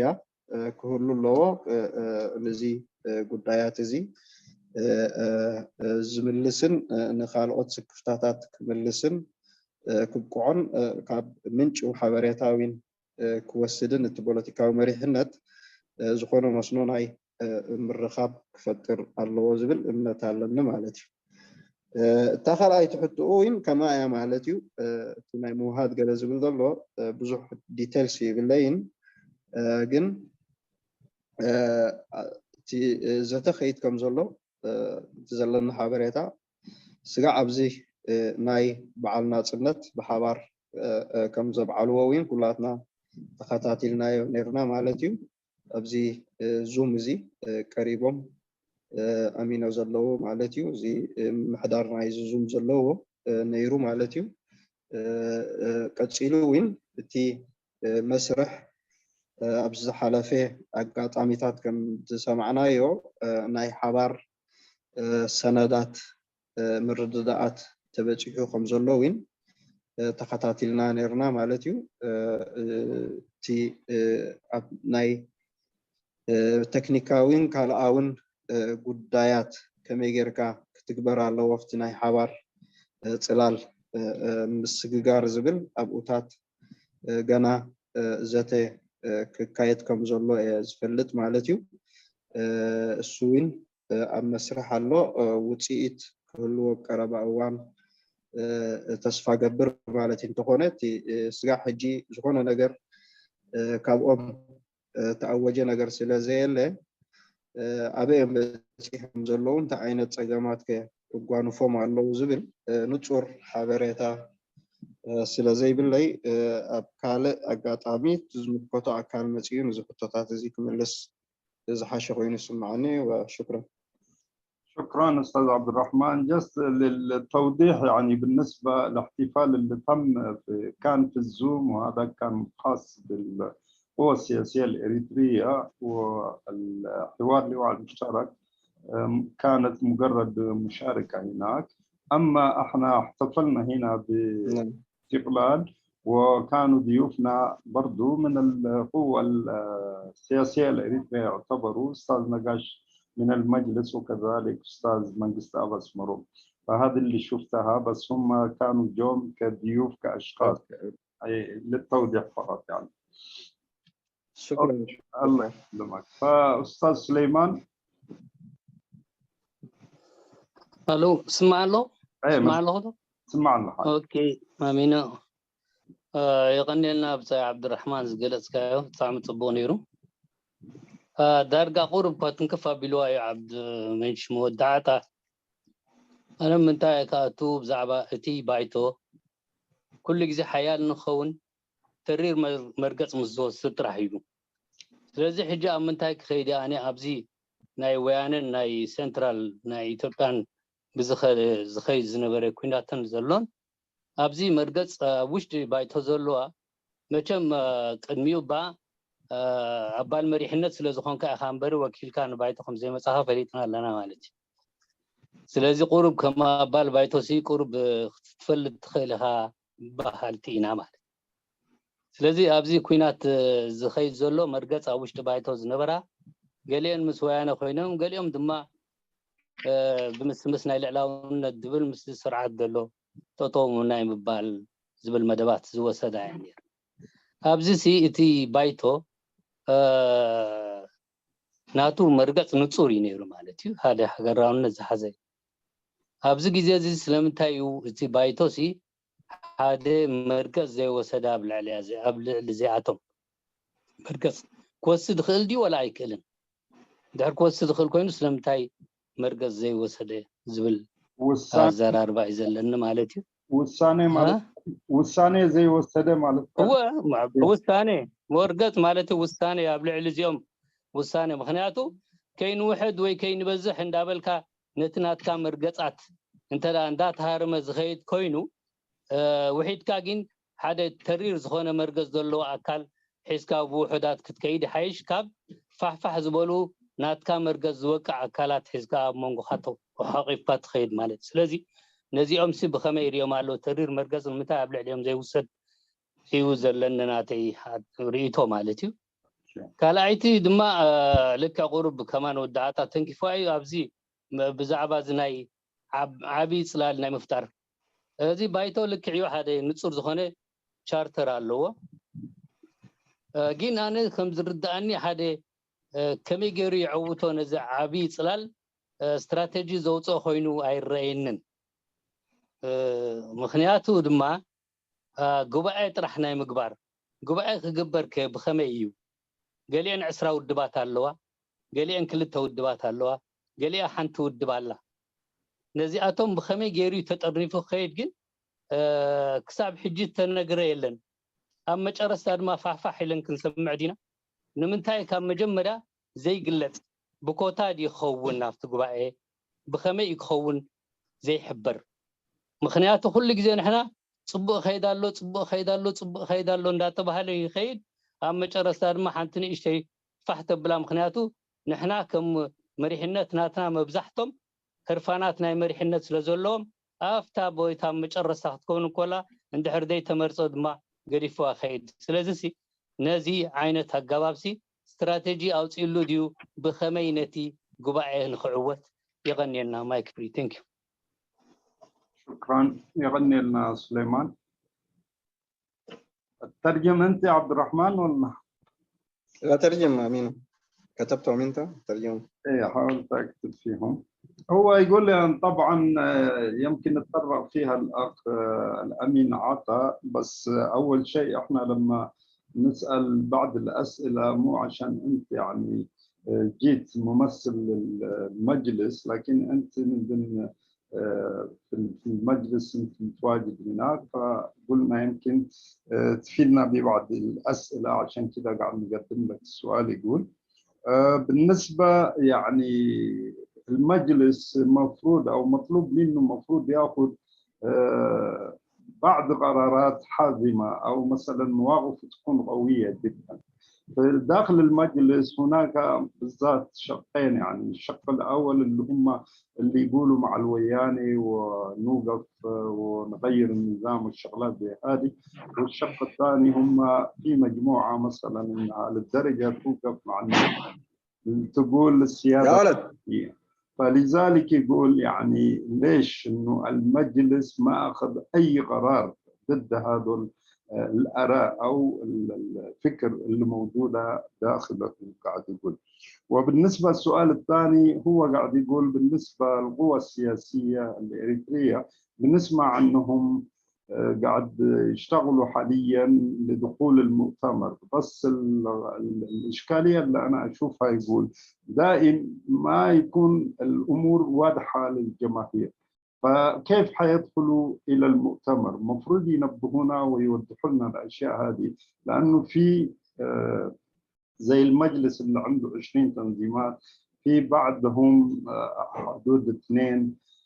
كيف حيكون النظام؟ مشاركة في المؤتمر إيش حيكون النسب حقها وكيف هي؟ ليش ما يكون المجلس واضح؟ فإذا دخلوا المؤتمر وبكرة يتفرقوا حنرجع نقول مثلا هي صراع في السلطة والإشكاليات هذه فلذلك يا ريت كان مفروض إنه المجلس يوضح أو القوى السياسية الإريترية كان مفروض توضح الأمور هذه وما زال الأمور دي قامدة غير واضحة يقول. تفضل أستاذ عبد الرحمن. شكرا أستاذ سليمان، وشكرا أستاذ أمينو. طبعا بطبيعة التكوين المجلس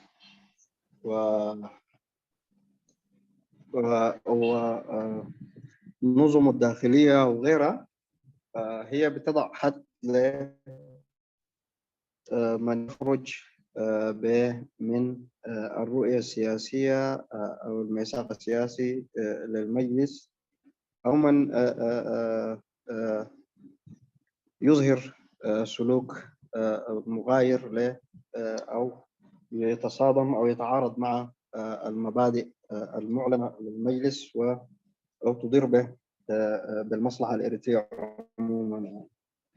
ده شيء طبيعي. المجلس طبعا له يعني ككيان جبهوي كبير، له أجهزته مستويات اتخاذ القرار برضو يعني. فأعتقد إنه الموضوع ده الآن قد يكون ماشي يعني في داخل المجلس على أساس إنه يشوء، لأنه طريقة المعالجة اللي حيتخذها المجلس أنا ما عندي عنها ممكن معلومات كاملة، لكن بشكل بنفهمه أو كلنا بنستوعبه يعني أول حيتم الاستيضاح يعني والتبين من المواقف نفسها، وبعد ذاك حيتم نقاش مع الأطراف المعنية أو اللي هي متبنية مشاريع تتعارض مع المصالح أو المواقف الوطنية المعلنة. ففي النهاية حيصل لاتخاذ قرارات يعني، لكن الأولوية هي تبقى إنه يكون في حوار ويكون في تهذيب وتجذيب للرؤية نفسها والتفاهم بقدر الإمكان يعني. ما يعني أسهل عملية هي إنك طوالي تمشي في إطار يعني خلاص يعني نحن اكتفينا ووقفنا ومع السلامة وأي واحد يمشي بطريقته، لأن هذه تتنافى مع الروح اللي نشأ بها المجلس ومع المسؤولية الوطنية الملغاة على المجلس كمظلة جامعة والمبادئ اللي نشأ عليها يعني. فصحيح في تباينات كبيرة، لكن مهما كان ما أعاقت المجلس في إنه يتخذ مواقف زي ما ذكر الأخ سليمان، مواقف وطنية وتكون مقبولة لدى الكل يعني. فأعتقد إنه المصلحة تقتضي إنه يتم في حوار، وبعد الحوار إذا تبين إنه هذه المواقف تتعارض تماما مع الموقف المعلن من المجلس الوطني وتتعارض مع المصلحة الوطنية وتتعارض مع الميثاق المتفق عليه، النظام الأساسي كفيل ويسمح للقيادة المركزية للمجلس إنها تتخذ قرارات بحق الجهات المعنية، سواء كانت في الأقصى اليمين أو في أقصى الشمال يعني مقدور عليها. الجزئية الثانية اللي هي الدخول للمؤتمر ونتائج الحوار اللي جاري مع اللجنة التنسيقية. أنا أعتقد إنه يعني عندنا الآن تجربة تراكمت لفترة طويلة جدا جدا، ويعني المحطات دي نفسها أخذت تتكرر، لأنه نفس الحوار ده يمكن جرى في 2013 بشكل موسع شديد، وكانت مهمة الإعداد لمؤتمر موحد كانت على عاتق رؤساء التنظيمات تتذكر، واتفقنا في الوثائق واتفقنا في أي حاجة زي ما ذكر سليمان. في الأخير حصل سوء تفاهم وفشل المشروع. فأعتقد التجربة دي الآن ممكن تكون مفيدة ويمكن أن تؤسس لرؤية فيها معالجة للإشكالات السابقة يعني. فالموضوع ما بينتهي الآن حقنا وحقكم والمحاصصات ولا غيره بتاع يعني. حتى العقلية بتاعت إنه المجلس أبوابه مفتوحة ومشرعة ولا عايز يدخل علينا وكده، حتى الناس تجاوزتها يعني، تجاوزتها بروح مسؤولة يعني. نتحاور مع بعض ونتفق مع بعض وننتقل مع بعض إلى شغل أفضل. فإذا ما تم التوافق ده فمؤكد إنه المجلس هو موجود وقائم وأجهزته موجودة، فحيمضي مع الجهات اللي هي قبلت فقط إنها تخش المؤتمر وحيعقد مؤتمر يعني. لكن لا زال الباب والفرصة موجودة، وهو ده موضوعنا اليوم، إنه يتم يعني على الأقل تغلبة المصلحة الوطنية العليا، والناس تتواضع وتتفق على مرئيات تقدر تنقلها النقلة المطلوبة دي وتأخذ الخيار العمل المشترك بشكل سريع يعني. ده اللي أقدر أقوله يعني. انتهى زقول ده اللي فاني بزعبازي نايكور حاو سليمان زقوله حكيو تي زبال زلو بايتوين بملكع أقاومو استراكشر ناتو تصفحتات ماي والسانة وصدو زخولو مالتي مريحنات بتصاميت يكون ማእከላይ መሪሕነት ናይ ባይቶ ይኹን እቲ ሕጊ ህንፅኡን ካልኡን እኹል መሳርሒ ኣለዎ ማለት እዩ ውሳነ ክወስድ ዝኽእለሉ ማለት እዩ። ግን እዚ ነገር እዚ ኣነ ብእንታይ ዓይነት መካኒዝም ክግበር እዩ ብከመይ ኣገባብ ክትሓዝ እዩ ዝብል ንፁር ኣብቲ መስርሕ ከመይ ይኸይድ ኣሎ እኳ እንተደይፈለጥኩ ግን ኩሉ ግዜ ብዝለዓለ ሃገራዊ ሓላፍነት ክረኣዩ ዘለዎም ጉዳያት ኮይኑ ዝስምዓኒ እቲ ብከም ኣገባብ ከዓ ኩሉ ግዜ ዝኸይድ እንታይ እዩ ሓደ እቲ ዘሎ ፖለቲካዊ መርገፃት ክበርህ ኣለዎ፣ ኩሉ ግዜ ክንፀር ኣለዎ። እቲ ፍልልያት እውን ኣበይ እዩ ዘሎ ክንፀር ኣለዎ። ድሕሪኡ ዘተ ክካየድ ኣለዎ ነቲ ፍልልያት ንምፅባብ ማለት እዩ። ኣብ ምርድዳእ ምብፃሕ ብዝያዳ ክስራሓሉ ዘለዎ ማለት እዩ። እዚ ከዓ ምስቲ መንፈስን ሃገራዊ ሓላፍነት ተሰኪምዎ ዘሎ ባይቶ ዝኸይድ እዩ ማለት እዩ። ጥሪልካ ናብ ውሳነን ናብ ምግላልን ናብ ካልእን ምኻድ እሱ ምስቲ ሃገራዊ ሓላፍነት ዘለዎን ምስቲ ኣመሰራርቱን ምስቲ ሕጂ ንዛረበሉ ዘለና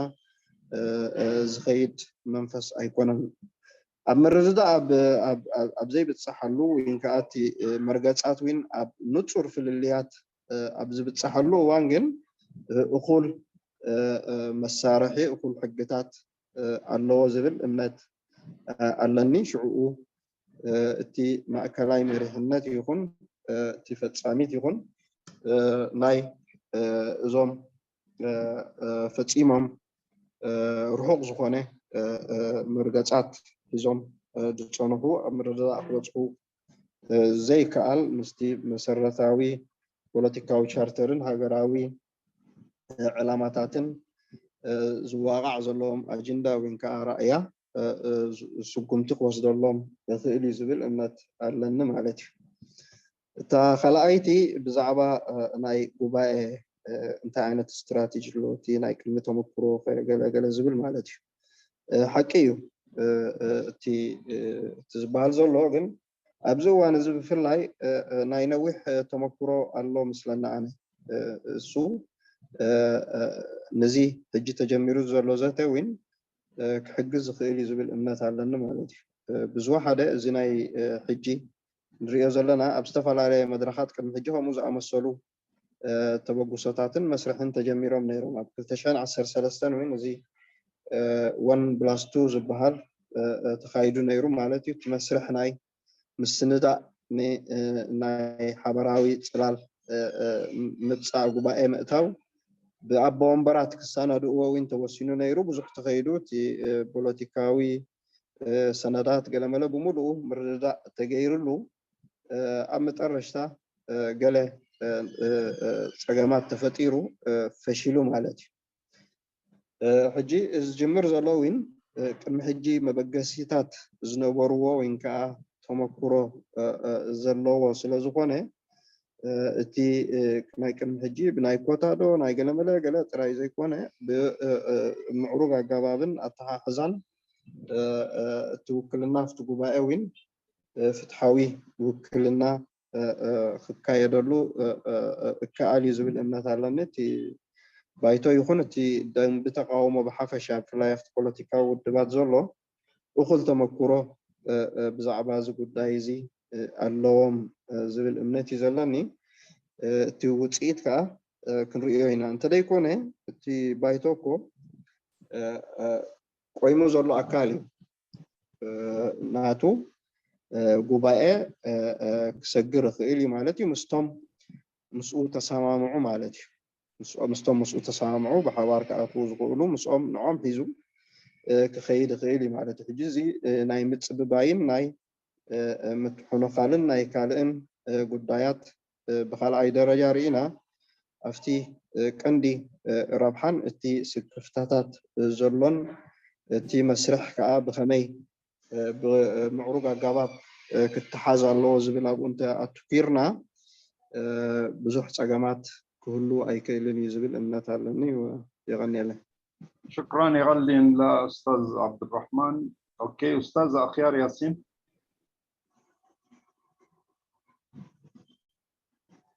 أستاذ أخيار. مساء الخير. مساء النور. هلا.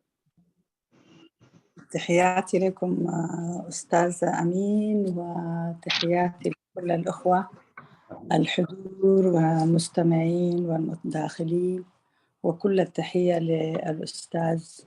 عبد الرحمن طه على الشرح المختصر والمفيد جدا يعني وأنا أوافق في كل التفاصيل اللي نظر فيها يمكن يعني إذا في بعض القضايا زي ما ذكر هو المجلس يعني خلاصة بتاع نضالات ضؤوبة ل30 سنة بالإضافة إلى النضالات التي كانت قبل تلك الفترة وكان يواجه أصحاب مشاريع كثيرة يعني وضمنها العصابة وبالتالي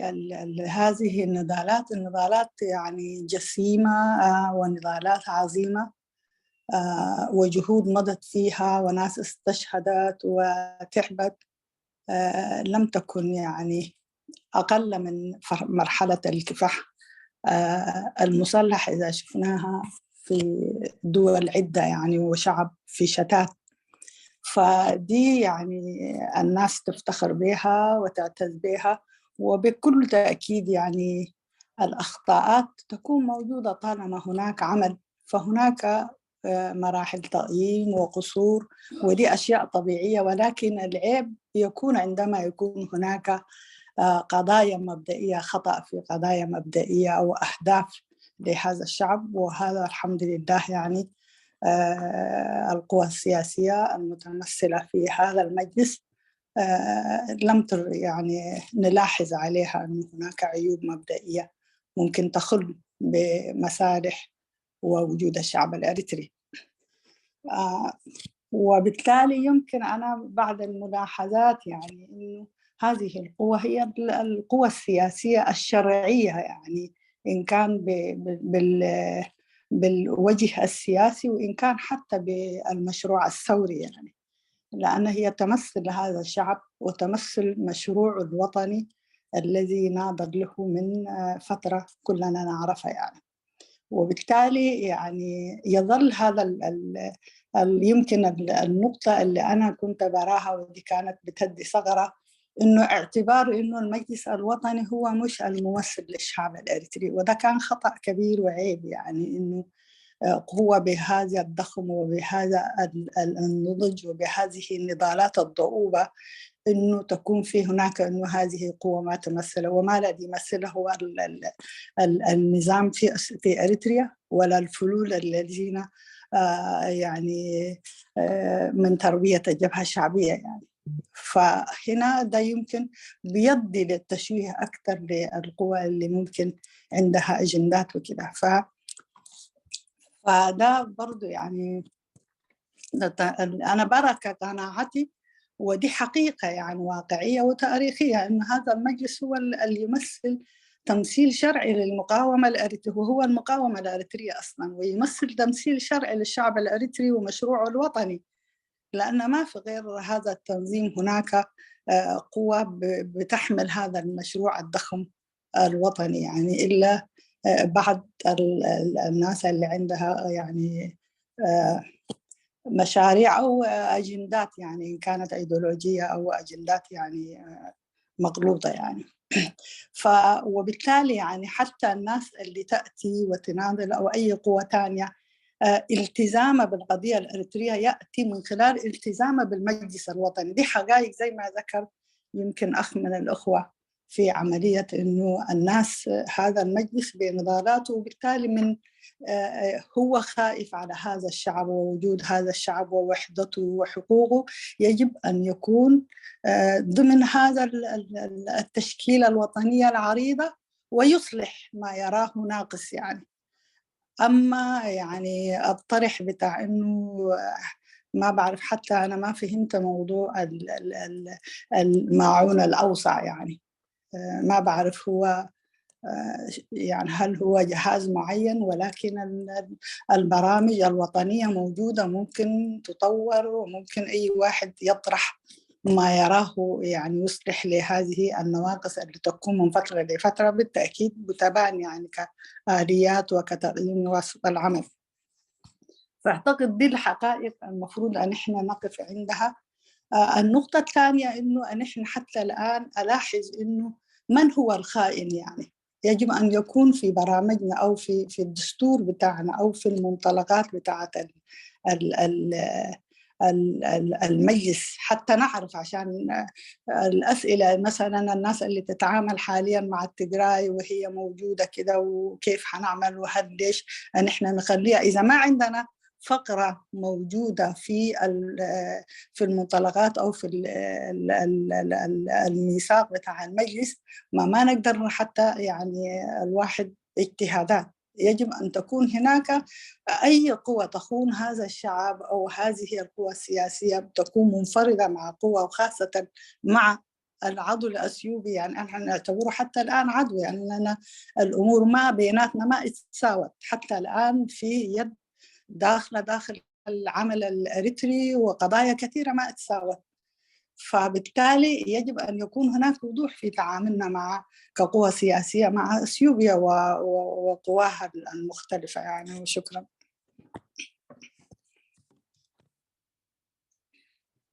أنا مسموعة ولا؟ إيه مسموعة. شكرا أستاذ أخيار، يعطيك العافية. أستاذ عبد الرحمن إذا عندك أي تعليق، لأنه كان مجرد رأي للأستاذ أخيار. هي طبعا تكلمت نساب عربية الزلمية ناي بحكي بزعبا بايتو نزارب متدعو الناس بايتو خن كله استفلا لعين أكلت ترنيفو ومقاف خن بزيز أكل كترز وعز دلو كنكر علم كنحضن اللون الكالي سبل حقاوي بوليتيكا وحيلينا حزب إرتراء الكاوت بولشون مجنان أيكونن حزب إرتراء بكل عينتات وكل أكل مقانو ربوت بروحني دلو بعقبته إذا بايتوزين وكل حزب إرترا زوكل حقاو أكالي لخبلصون يدفر تبل እቶም ብሓቂ ሙሉእ እምነት ኣብ ሓድነትን ቁኑዕ ቃልሲ ህዝቢ ኤርትራ ዘለዎ ከዓኒ ብመጀመርያውን ብኤርትራዊ ሃገራዊ ባይቶ እውን ዓግበት ክህልዎምን ወይ ከዓ ክቕበልዎን ካብቲ ቀንዲ ኣገዳሲ ነገር ኮይኑ ይረኽቦ ኣብ ባይቶ ዓግበት ዘይብሉ ወይ ከዓኒ ብክያና ክንገልፆም ንኽእል ክያና ኣይደኖ ብትግርኛ ካሕደት بخحدات كنقلصهم زغونه يكون تي مس ويانو هينا سفعت كنقير دو يعني اتخال كبهال زقل نجرات زلو نعو حيزوم زبعز السبات نعاتهم يكون ولاو نتخال تي قال اي قرن نبلو دلنا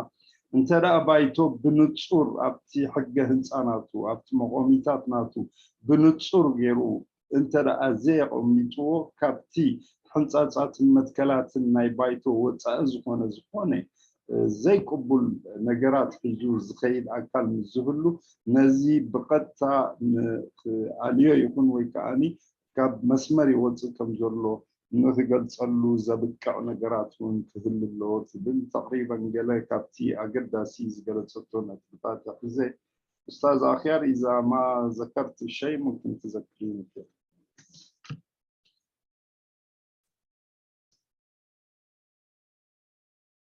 أستاذ عبد الرحمن إذا عندك أي تعليق في الموضوع اللي تكلمت فيه.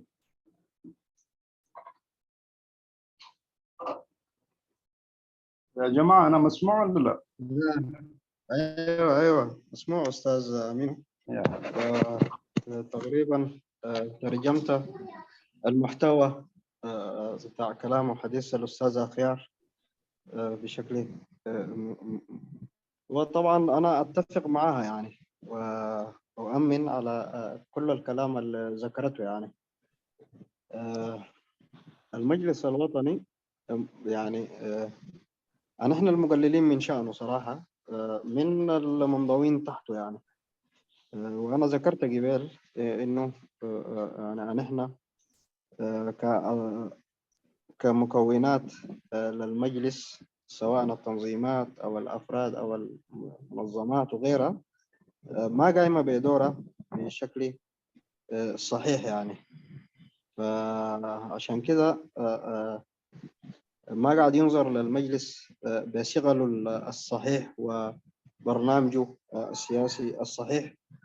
وللأسف يرجع حالة الضعف أنا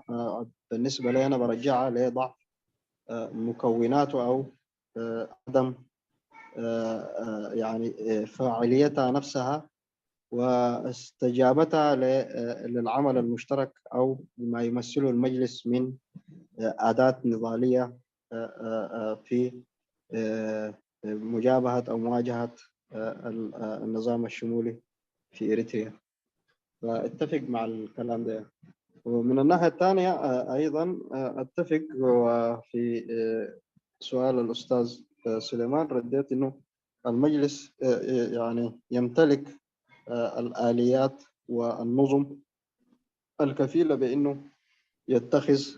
قرار بشأن من خرج من الإجماع الوطني. فأعتقد إنه يعني إذا واصل الاختلاف الموجود ووصل إلى تباين واضح بعد ما يأخذ مجراه في داخل المؤسسة بتاعة المجلس بعد ذاك ممكن نشاهد قرارات معينة يعني من الطرفين اللي هو الطرف اللي هو منحاز انحياز كامل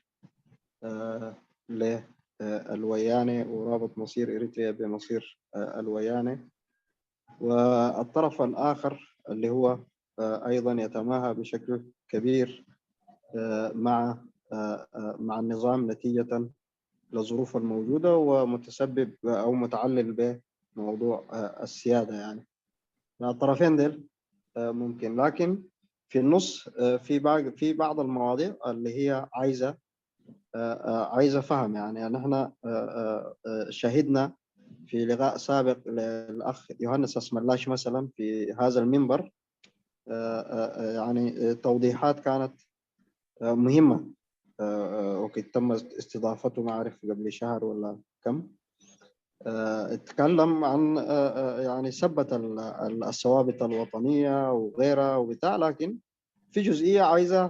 عايزة توضيح، يعني في جزئية عايزة توضيح. فما أعتقد إنه الموضوع ده هو قائم أو واقف على تنظيمين، يعني قد تكون في مجموعة أو عدد من التنظيمات هي بترى الرؤية دي. فأظن الحوار معها في داخل المجلس واستيضاحها واستفهامها ممكن يجلي الكثير من المسائل المتداخلة، يعني وممكن يحصل تغارب أو يحصل تفاهم أو تهذيب للرؤية نفسها يعني. لكن من هو غاسي أو هو بعيد في مواقفه فده الحوار نفسه يبين موقفه، وبعد ذاك هو حيكون عرضة لاتخاذ القرار بشأنه. وأؤمن أنا مرة أخرى إنه المجلس له الوسائل وله السلطة والنظم اللي يقدر يتخذ بها القرار المناسب في عضوية من هم خارجين عن الإجماع الوطني وعن الرؤية بتاعت الميثاق السياسي وغيره يعني. ممكن نشاهد حاجة زي دي، لكن أتمنى إنه تعدي الأزمة دي قبل ما يعني زي ما يقولوا تحصل قرارات بفصل أو إلغاء عضوية بعض الأطراف يعني. الأزمة دي هي معدية وخلونا ننظر لقدام. لكن أهمية العمل المشترك وأهمية المجلس، أنا تكلمت عن المظلة الأوسع وكده باعتباره إنه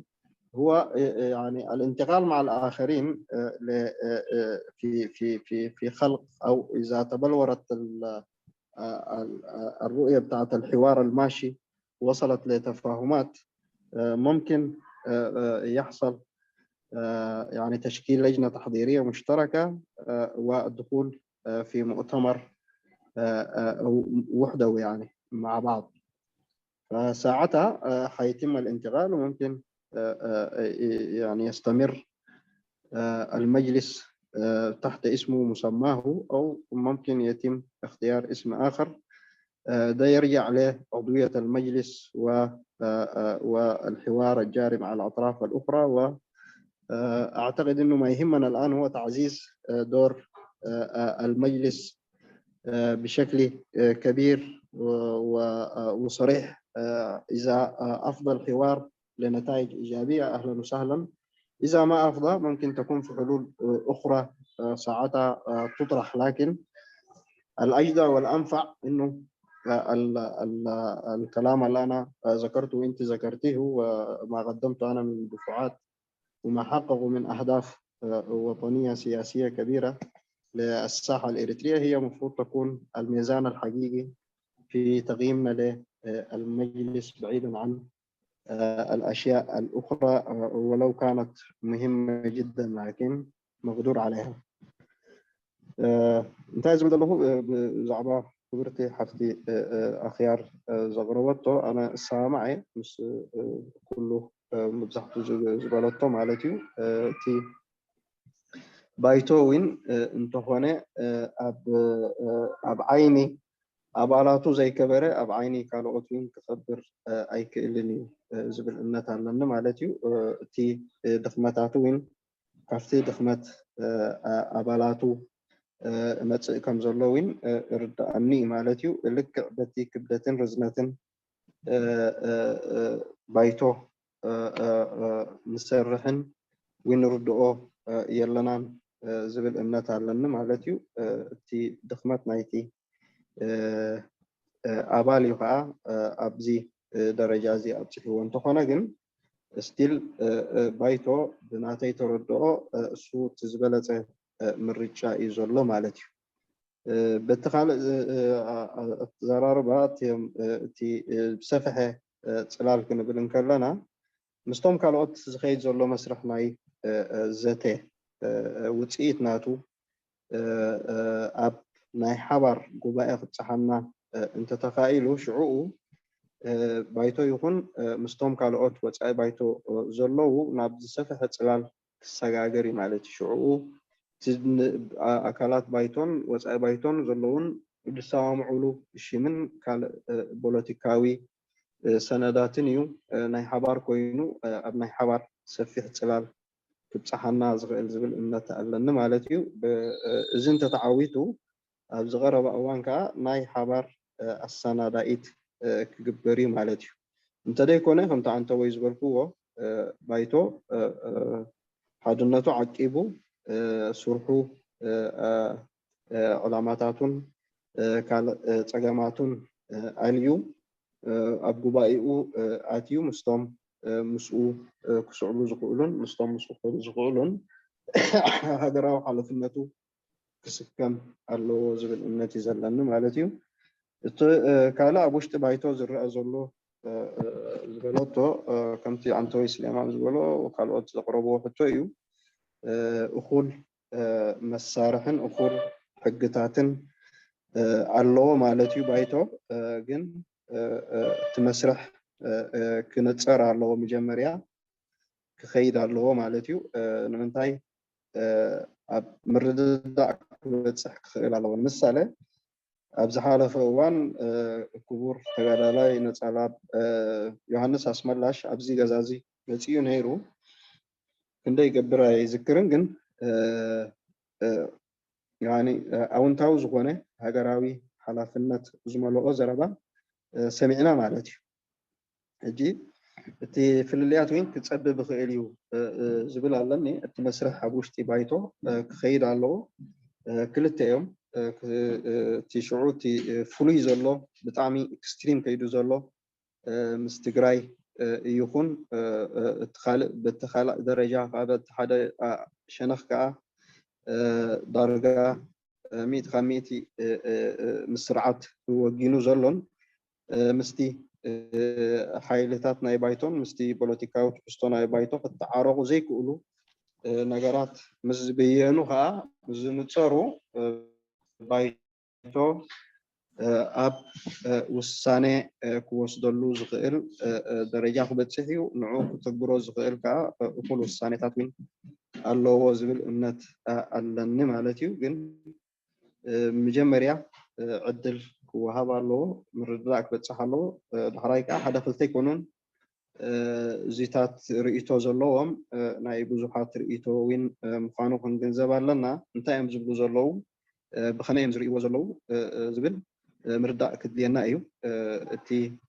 መንፈስን እቲ ሓድነታዊ መስርሕን ከም ዓብይ ቁም ነገር ክሕሎ ስለ ዘለዎ ብሓላፍነት ክተሓዙ ዘለዎም ጉዳያት እዮም ዝብል እምነት እዩ ዘለኒ። ሽክራን ሽክራን ኡስታዝ ዓብዱራሕማን። ናብቲ ኣቐዲሙ እውን ቀሪቡልካ ነይሩ ብዛዕባ ስለምንታይ መንእሰያት ዘይዓስልዎ ዝብል ፍርቶ ባይቶ እዚ ኣነ ብደረጃ መንእሰያት ጥራይ ዘይኮነሲ ብሓፈሽኡ ክንሪኦ እንተደኣ ኮይንና ዳርጋ እቲ ተቃውሞ ደንበ ብፍላይ እቲ ፖለቲካውያን ውድባት ብሓፈሻ ኤርትራ ሃገራዊ ባይቶ ከዓኒ ብፍላይ ዳርጋ እቲ ህዝቢ ዓሲልዎ ኣይትረክብና ብግዜ እዚ ኣብ መንጎ እቲ ህዝብን ኣብ መንጎ እዚ ፖለቲካዊ ሓይልታት እዚ ዓብይ ጋግ ይርከብ ማለት እዩ። እቲ ፀገም ኣበይ ዘሎ ሓደ ልክዕ እቲ ኣብ ኤርትራ ዘሎ ስርዓት ቀሊል ስርዓት ከም ዘይኮነ ክርዳእና ይኽእል እዩ ኩላህና። ንሱ ዝገበሮ ሰልኩታት ኣብ ውሽጢ እተን ፖለቲካውያን ውድባት ይኹን ወይ ንሱ ዘካይዶ ወፈራታት ንዕአን ካብ ህዝቢ ንምንፃለን ኣብኡ ክዕወት ስለ ዝከኣለ እተን ተቃውሞ ሓይልታት ድማኒ ነዚ ከሸንፍኦ ዘይምብቃዕን ኣብዚ ኢዶ ትብል እቲ ፀገም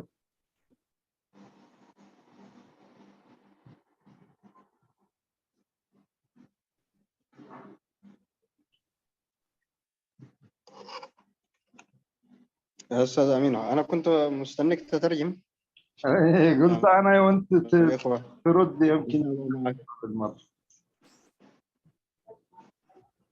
لا ترجمة عشان لا طبعا أنا قاعد ترجمها أسأل باختصار سؤال عشان يعني الإخوة برضه حاليا، يفهموا. وكان في سؤال برضو من أحد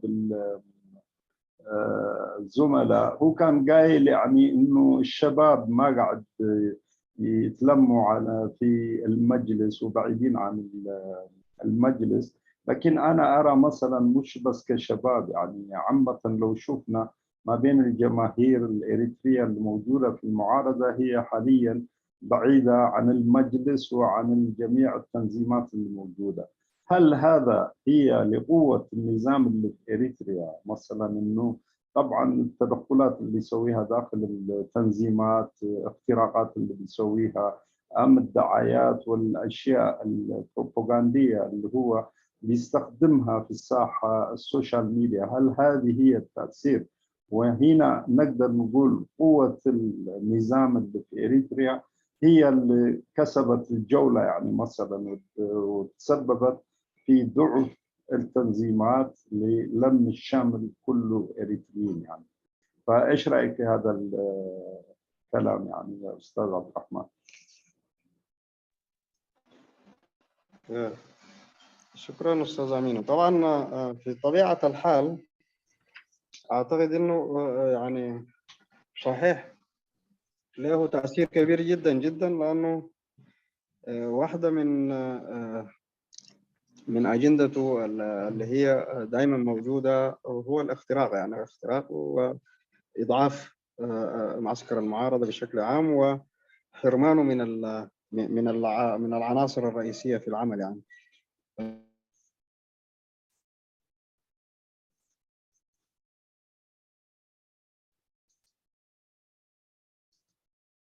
حتكمل بالتقرينية أستاذ عبد الرحمن؟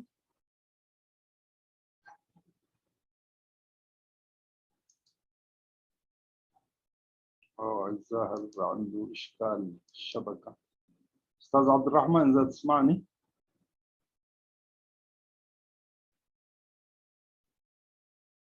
أنا مسموع يا جماعة؟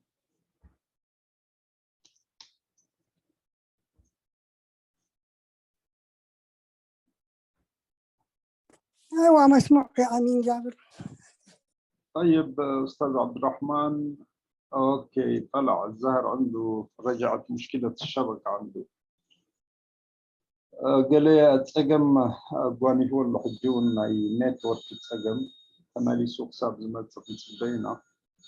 أنا بزيادة بس أبزي زر استزحزنا يا نكرم كلنا لهم معلتي بزيادة حدا زقومي تكالا لون السوق أنيتي إفراها قراو بايتو زبهال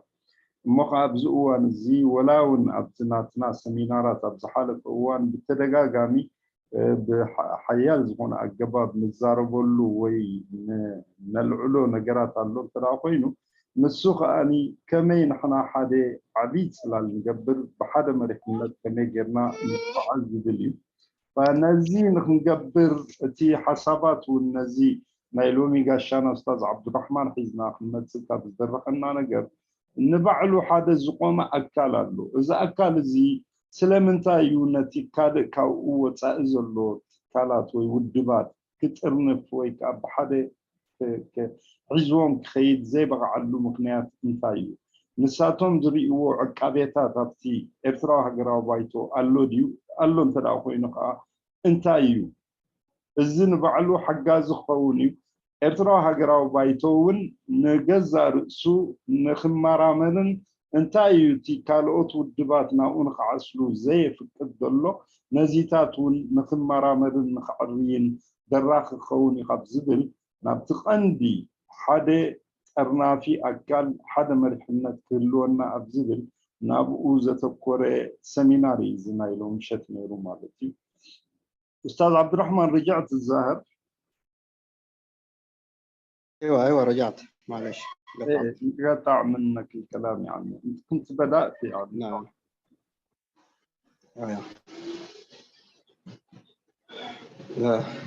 طيب كنت بتعلق في نفس الكلام القبيل انت اللي قلته السؤال؟ لا انا لانه بس لحد ما تجي كنت بقول لهم يعني اهميه الندوه هذه وليش احنا اهتمينا ان احنا نطرح الموضوع ده اليوم. صحيح كمل في صحيح شكرا لك. صحيح. أول أنا أشكرك لأنه شايف أنا تحفظ كثير، رغم أنه أعتقد أنه في مجموعة من القيادات والكوادر الموجودين وساهموا في لقاءات أخرى في دفع الفكرة نفسها يعني، وتكلموا كثير في أهمية العمل المشترك، لكن الآن ما قادرين يساعدوا بطريقة أو بأخرى في إسراء الحوار ده نفسه يعني. بالعودة للسؤال القبيل، أنا أمنت يعني في كلامك إنه صحيح موجود، لكن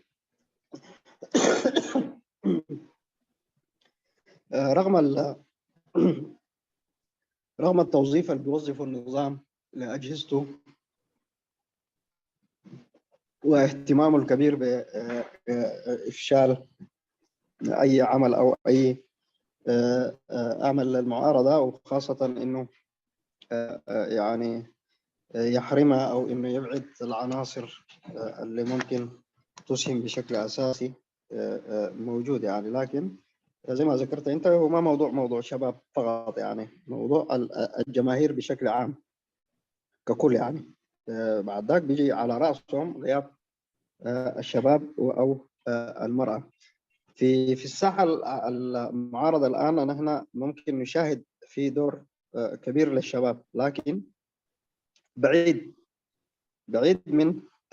من الأطر التنظيمية ومن القوى السياسية وغيره. بالعكس عنده انطباع سلبي عن التنظيمات السياسية، وأعتقد أنه ده ناتج من تأثير الدعاية والعمل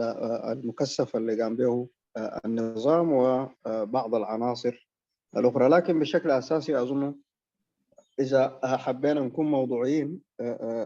في قصور ذاتي وفي إشكال ذاتي عانت منه التنظيمات وعانى منه المجلس يعني، رغم أنه في ظروف موضوعية هي تسببت في حالة الشراغ أو حالة البعد من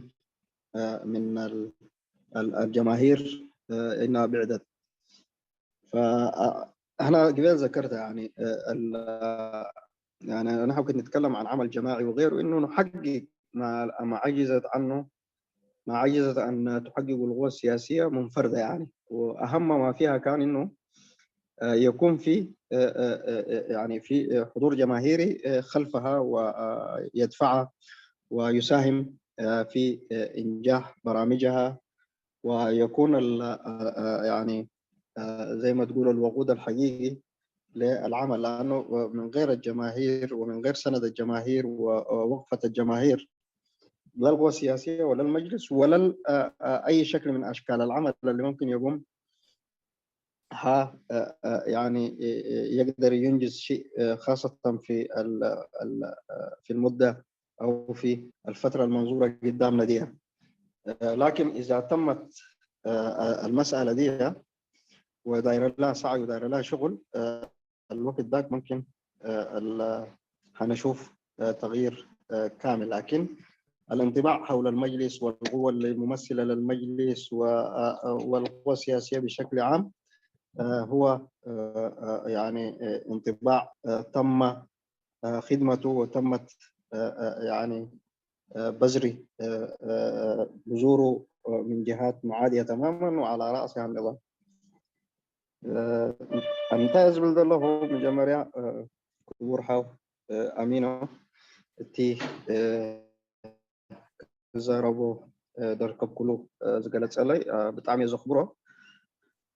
نمنتاي زي أرست زي ناي حبار تلال ناي حدنت دم بتقاومه زبل كالين بزح كزرب له تاني مالتي بزحت أبزق جزاز الله وين عبيتي أحوات وين بزعبا زقود دايزي زغربون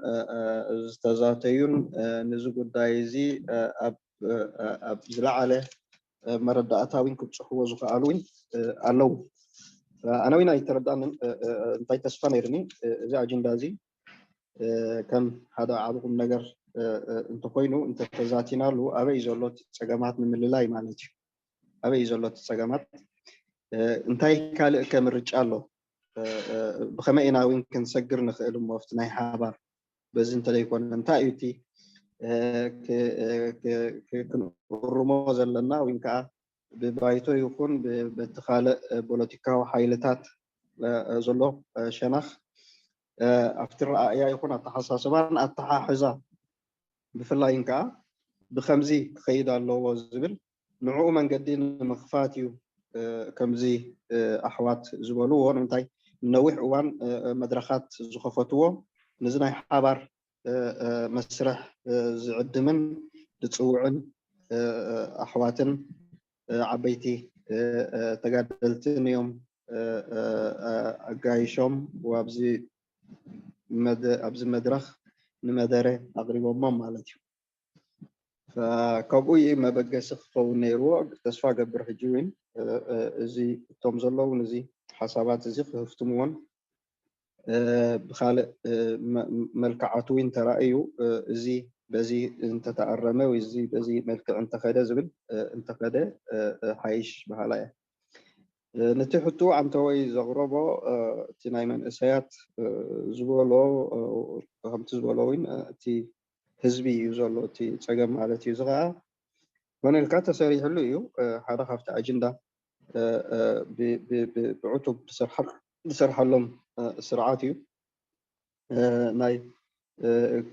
كدنفعن كحيلن ازدن بتقاومه فتيمو ناتورا بحاصل زي كونه عبو وفري زكايد مالتي زعبازي تي زولو ماجوريتي وين من اسيات ولا قدسن تخونو دكنستيو كله دارجا يلا نزيغا عنتوي تزاربكو وين انا فتي ناي حاد ما حوار صراح كنسجر انتقلنا تي زولو تقاماتن تي زولو قدلتاتن بفلاي كعتصاتافنت ما حزبي بكفيل ولا كنمالو نخيل مالتيو زي انت تماليو غا إنا نتي عدمنا يتسلطان مين كنحصرو نخيل بأنصارو غا ساقيا حزبنا كحتصر زخيل مالتيو فالسوسلو زخونا يخاتي بب ودباتنا قديلنا زلو كن أتسقيمنا زلو انتايتي ناي حزبي دقف كاب كله تسقم زلو مالتي تي وصوني فتي كالسي زلو كم حزبي بتحدى شنخ كاب زوانا زب بفلاي ناي من اسايات تاران كالن بستفعل علي ملكعات نرئي لنا مالتيو جن الرأيون من ملاحظتنا بوليتيكاوي والدبات يكون زعبا بوليتيكاوي مسرح نايدن بتقاومه ألو تاوز كونه ملاحظتها يزلوا مالتي زغا بتي أما تسان بتزبلنايو نويح سراح تسرح له بسرعات يكون بتعرف ديمقراطية فتحوي حتى حزب إيرترا أكلنا يدن بتقاومه كوالان تكونوا خسراح بتسنحه يناتو تسيتيو أمونغو تي بوليتيكاوي حيلتاتن أمونغو حزبن قاب أكايدوغن بقوم نجار كنري أنتو خينا اتناتنا حلا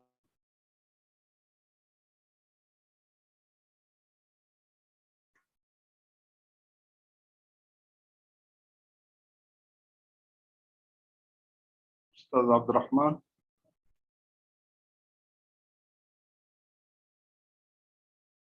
network.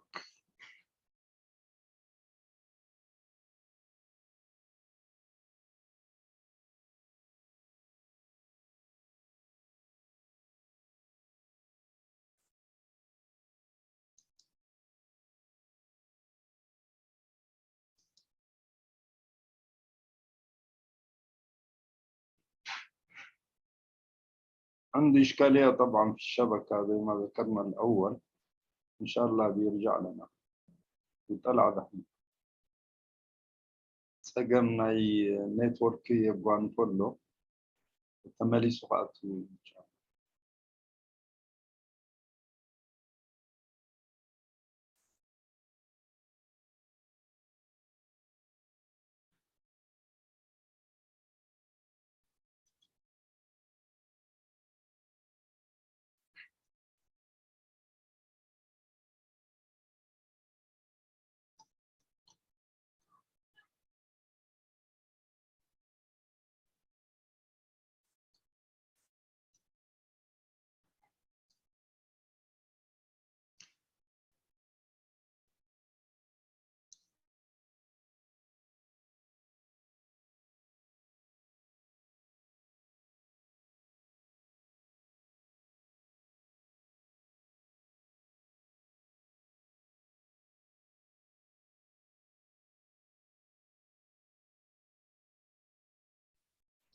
استاذ عبد الرحمن.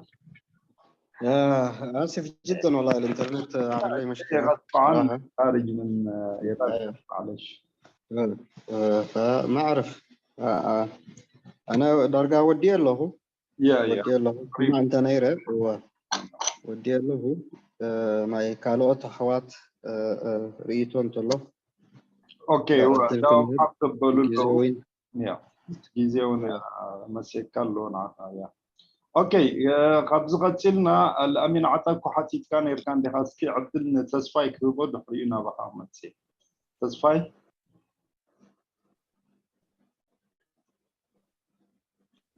تسمع انت الله يا تسمع له هوني؟ هو تسمع الله.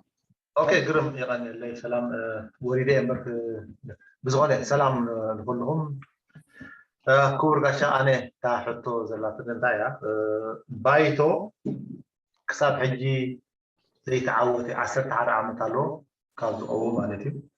زي تعودي بيجل هدف سلاز حيالدي ويس وش او صدماتو حاله بيجل هدف كم قداماي صلاي وغيرو بيودو ميرو قول زيارة الكلام الناتج أنا تحيتو تملشوا يحدوا فيني كسبروا فيني هو نسوب أنا يقلت نيري قلت تحط هذا حم بنتصون دعم يتكاذر لغا ملسقبل اللي قيلي. طبعا السؤال الأخ تصفاي هو يقول يعني المجلس اللي ما قدر ينجح لحد هنا إيش هي المشكلة؟ هل هي قوة النظام اللي في إريتريا والمسببات اللي كنا نسمعها من شوية أم هو مشاكله الداخلية وهو ما قدر إنه يتقدم للأمام يعني. السؤال الثاني يا ربي إذا تساعدني أستاذ عبد الرحمن ما أدري الآن قبل ما أسجلها بس خلص. تخلا أي تحطوتي هقدر كم قدام أي سالي سريعون يرولي أعتبرش. أيوة هي نفسها. السؤال الثاني طبعا كان يقول هل المجلس هو حاطط النظام كالعدو رقم 1 أم إيش هو يعني بالنسبة للنظام للمجلس يعني كيف ترى؟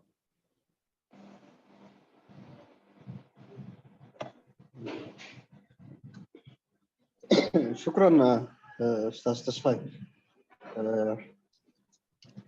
حيال حطوي نايب حقيقة كلاتنا خنملسو زلنا بزرداني جن بتعاقمي زفقدو أنا انت كل جزء ناي هدف إذا الله مالتيو نمنتاي أدمى سلطانو كناوح زي أبدأ زلوا بفلاي دم بتقاومه كدكم الله أبوشتي زرعيو كستاتن تقاوماتن كا بحيلي اندا وجده يو متصينيحو مالتيو نزي مسرح الزقاء عبي ناي سب عقمن ناي فاينانس عقمن زوافرلو مالتيو خلاتنا نفوطينا مالتيو بزح جزاوين تزاريبو يو زي دم بتقاومو كاب زخونه سلخا ناي هقدف ناس يقبهل أي كإلين الله مالتيو زي كم قبول غيرنا نوصل لنا مالتيو جن سودي نيروتي مخنيات زبل أبو بحكي كم زلون كرأي زلون مالتي زي مستي قال زي كإل ما يتسرعات تتاو كالوت سجماتهم رقاحتاتن وين أتيوم من يروم زبل أمنت هالنا مالتي أفتي مسرح سلازو دبركو وين قلا حدا بعل بتاوناتنا دخمت كم بوليتيكا وحيلتات بفلاي زحطة تلو دخمت علو مالتيو كابد مسرت كنتشحن عصرت حدا عامت حليفو له كاب وقحتان عين مسراتو استرأيو تساقامات ነይሮም ማለት እዩ ከምኡ ውን ካልእ ኣጀንዳታት እንዳመፀ ኣብ ማእከል ነቲ መስርሕ ናይቲ ባይቶ ኣብ ደውታ ክእትዎ ተኻኢሉ ማለት እዩ ሰፊሕ እቲ መዳይ ግን ብዙሓት እዮም እቶም ረቋሒታት ዝብል እምነት ኣለኒ ብዝያዳ ትናትና ድኽመት እዩ ማለት እዩ ኣብቲ ወደባዊ ስነ ምግባር ይኹን ኣብቲ ቁኑዕ ሃገራዊ ሕልና ሒዝካ ትቃለሶ ዝብል ኣብኡታት ፀገም ኣለና ከምቲ ዝበልናዮ እውን ኣብ ርእሲኡ ብዙሕ ፕሮፓጋንዳ ይኸይዱ ዝኾነ ዓይነት ሓገዝን ደገፍን ናይ ህዝቢ ንኸይረክብ እውን ብዙሕ ፃዕርታት እዩ ተኻይድሉ ማለት እዩ እቶም ክምስረት እንከሎ ድሕሪ ምስራቱን ዓመት 2 ዓመት ዓሲሎሞ ዝነበሩ እውን በቲ ውሽጣዊ መፍሕፍሓትን ምትንኾላትን ካልእን ካብቲ መስርሕ ናይ ደዊን ደገፎም ዝነበረ ክዳኸምን ክሃስስን ጀሚሩ ማለት እዩ ውልቃዊ ረብሓታትን ውልቃዊ ስነ ምትግባር ኣሉታዊ ስነ ምትግባር ዝመልኦን ከምኡ ውን ውደባዊ ረብሓታት ምቅዳምን እቲ ዕማም ጀሚርካ ብግቡኡ ዘይምምላእን ብዙሓት ኮታ ፀገማት ነይሮም ማለት እዩ በቲ ሓደ ሸነኽ ከዓ በቲ ኣብኡ ዝነበረ ኩነታት ብፍላይ ኣብቲ ኢትዮጵያ ዝነበረ ውን ሕጂ ውን ገሊፀዮ ነይረ ኣፀቢቑ ውን ከዓ 100% ኣሉታዊ ዝኾነ ፅልዋ ነይርዎ ናይ ኢህአደግ እንተደይበልና እቲ ገለገለ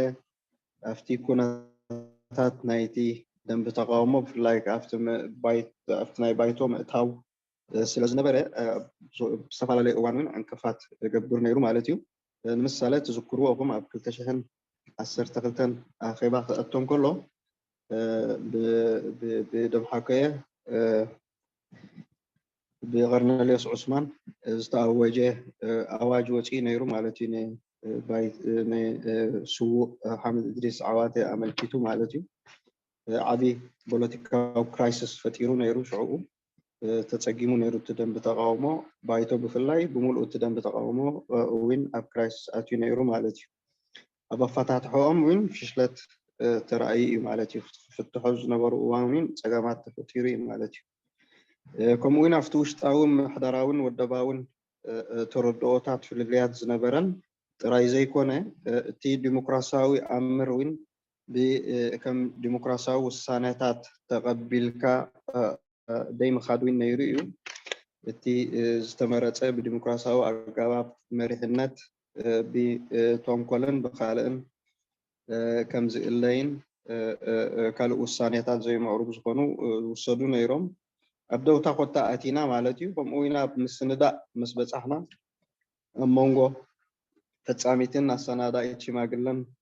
ዝቆመ ፀገማት እውን ነይሩ ማለት እዩ እዚ ገለኹም ትከታተልዎ ኣለኹም ግን ካብ ሓተትካ ንሓፈሻዊ ኣፍልጦ ዝትንትኖ ዘለኹ ግን ኣነ ብናተይ ዕግበት ኩሉ ግዜ እቲ ድኽመታትን እቲ ፀገማትን ካልእ ምክንያት ከይፈጠርካ እቲ ናትካ ፀገም ብመጀመርያ እንተተነቂፉን ተኣሪሙን እቲ ዝበለፀ ዝብል ማለት እዩ እቲ ብደገ ዝመፅእ ካልእ ውዲታት ይኹን ካልእ ፀገማት ወይ እሱ ጥራይ ክብርዕኖ ዝኽእል ዝብል እምነት ኣለኒ ማለት እዩ ካብኡ ተበጊሰ እቲ ናይ ህግደፍ ኣቦትኡ ኮይኑ ዕላምኡ እዩ ስርሑ እዩ ግን እቲ ውሽጣዊ ፀገማት እሱ እዩ ኣብዚ ደውታ እትይዎ ነይሩ ካብቲ ካልኣይ ጉባኤ ግን ዳርጋ ካብ ብዙሕ ነገራት ተናጊፉ ብዙሕ ሽግራት ሓሊፉ ኣብ ድሓን ዝኾነ እሩም ዝኾነ ኣገባብ ከይድ ኣሎ ዝብል እምነት ኣለኒ ማለት እዩ ባይቶ ንስርዓት ህግደፍ ከም ቀዳማይ ፀላኢ ዶ ሰሪዑ ቃለስ ነይሩ እዚ መልክዕ ናይ ውዳበ እዩ ብዝተመርኮሶ እኳ ترز سرعة الزن موضوع سرعة الزن بديمقراطية سرعة نمتكوز قوم أي مالتي صوت رايزة يكون كلهم تم أبتحتيو ونعوز مسرته أكلات السويت ونن قدامين علامة مالتي جنزي لك النزي علامة زي حيزو التي دم بتقاومه بموله في الله يبايتو سرحنا يرودو بالن تقول نزي لأن ناقم قام كله الناس غيريو أبقدام النتات مسرع تتسقيمون يروح الجوين نريو لنا تسقيمون له زبل النت اللي يغني له. أستاذ أمين كنت مسموع؟ إيه مسموع. تترجمها بالعربي؟ هاي يحتاج ترجمة مش كده؟ إيه. باقي شخص واحد بس نعطيه فرصة بعدين حنقفل إن شاء الله. أوكي. طيب بالنسبة للسؤال الأستاذ تصفي وطبعا سؤال كبير ومتشعب يعني فأنا هحاول أجاوب عليه بقدر ما تسمح بإمكانياتي لأنه في حاجة أصلا معروفة يعني وشيء مسلم به تماما إنه الشعبية يعني ليل ونهار تعمل على إضعاف أو اغتيال أي مقاومة ممكن تأتي من الداخل أو من الخارج يعني كل المحاولات تمت من الداخل تم إجهادها بالقوة وعارفين المسير من قاموا بالمحاولات والإجراء الدائم بتتخذه النظام هيقدر في الداخل. بالنسبة للخارج أيضا كان استهداف لأنه أي بروز أي قوة ممكن تساعد المقاومة هي خصم على النظام وعلى بقائه في السلطة فعليه أن احنا كلنا بنعرف إنه في سبيل الحفاظ على سلطته وإضعاف أي مقاومة سواء في الداخل والخارج يعني موفر إمكانيات بشرية كبيرة شديد وإمكانيات مادية ضخمة يعني فده خلينا ناخده كمسلم يعني واضح لكن الجانب الثاني هو الأهم وأنا شايف إنه دائما يعني الإشكاليات ما نشوف لها شماعة خارجية نعترف بإشكالياتنا نفسها يعني فالمجلس مر بظروف صعبة وكانت ناتجة من كثير من الأشياء يعني أولا فهم طبيعة العمل والإشكال اللي صاحب السلوك سواء في التنظيمات أو الأشخاص وتكلمنا قبل كده كثير يعني تغلبة المصلحة التنظيمية على المصلحة العامة والمصلحة الشخصية على المصلحة العامة وغيره فكان في إشكاليات كثيرة فبرضو كان في إشكاليات تنظيمية كبيرة يعني واجهت العمل وفيها كثير من المظاهر السلبية بتتحسب علينا نحن كقوة بتاعت معارضة أو كمجلس أيضا برضو كان في بعض التأثير السلبي ما ممكن نتغاضى عنه يعني من خلال لأننا كنا موجودين في اثيوبيا فكان في بعض التأثير السلبي أيضا موجود في الساحة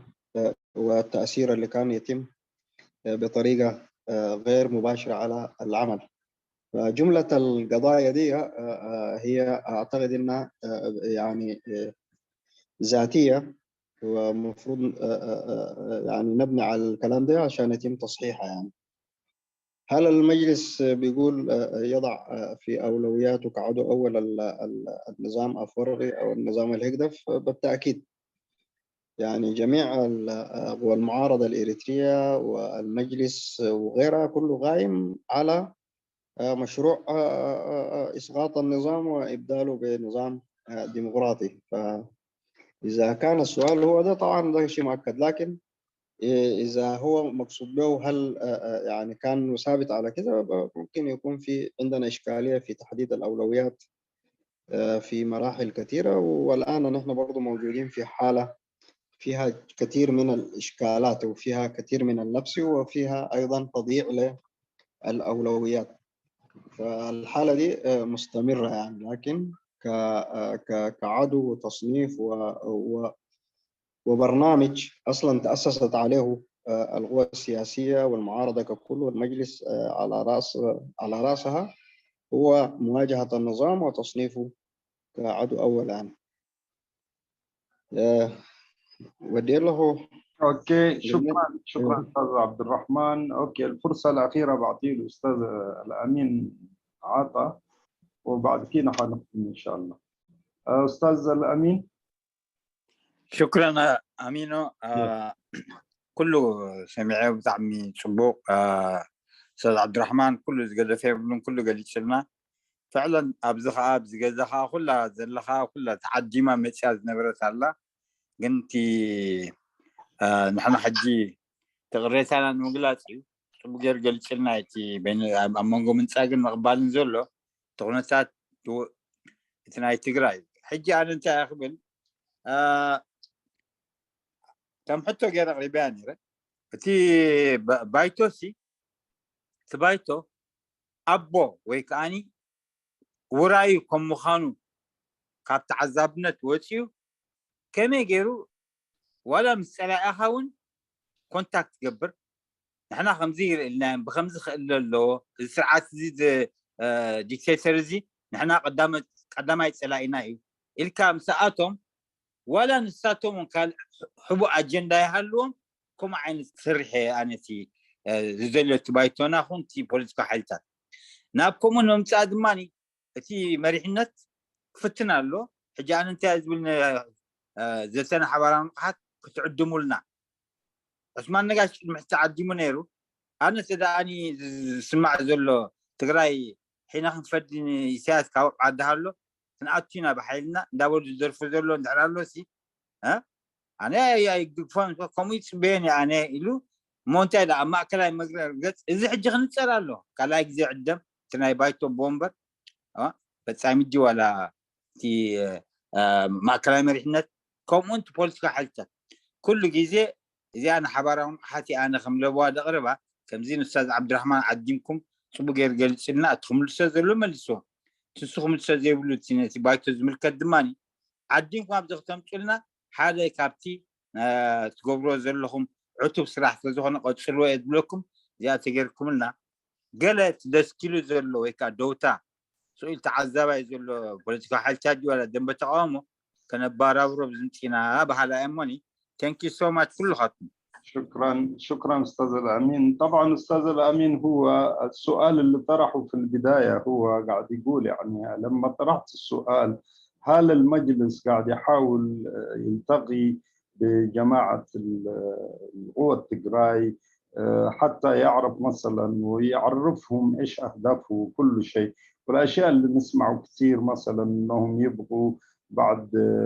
أراد كيلو إذا عدها له والشغلات دي كده إنهم حيغيروا النظام وإنهم مثلا أمور كثيرة بنسمع. فلذلك يعني أنا من رأيي إنه مفروض المجلس يتواصل مع القوى التجراوية ويتكلم معهم وحتى يعرف أفكارهم أو كمان إيش الحلول اللي ممكن يكون.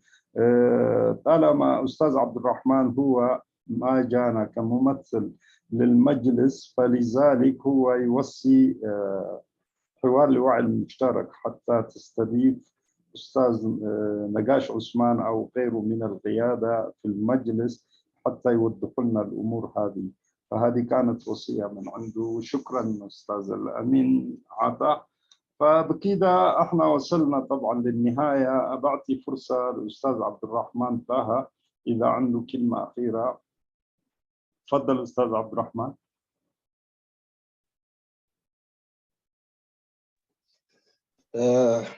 شكرا مجددا. امين عبد الرحمن حنتي حتى قبل دليمو لا تقدر تفهم. تفضل. اوكي يغني لي امين. حنت نقدر قبل دلي هنا ايتراويان وش تاوز اجماتنا بعلنا هنا تعاوز اجم هنا نمقال سلا زي كونس نحق سناون سجم إنا زبل جم بس يحله تايم بالي كساب حجي قفهم وياني اليوم ولا تبقى اليوم كحجزنا نزدليوس نحنا بعلنا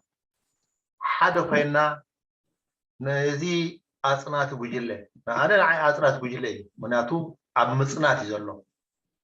تزبي ترى سنيتو 3 مليون كاب نمل كندي كوينو كاب زغفي يلن سدرا بيت لومي على إترا يلان حلف حليهو أب إتراوي سبيتون دقون زقتل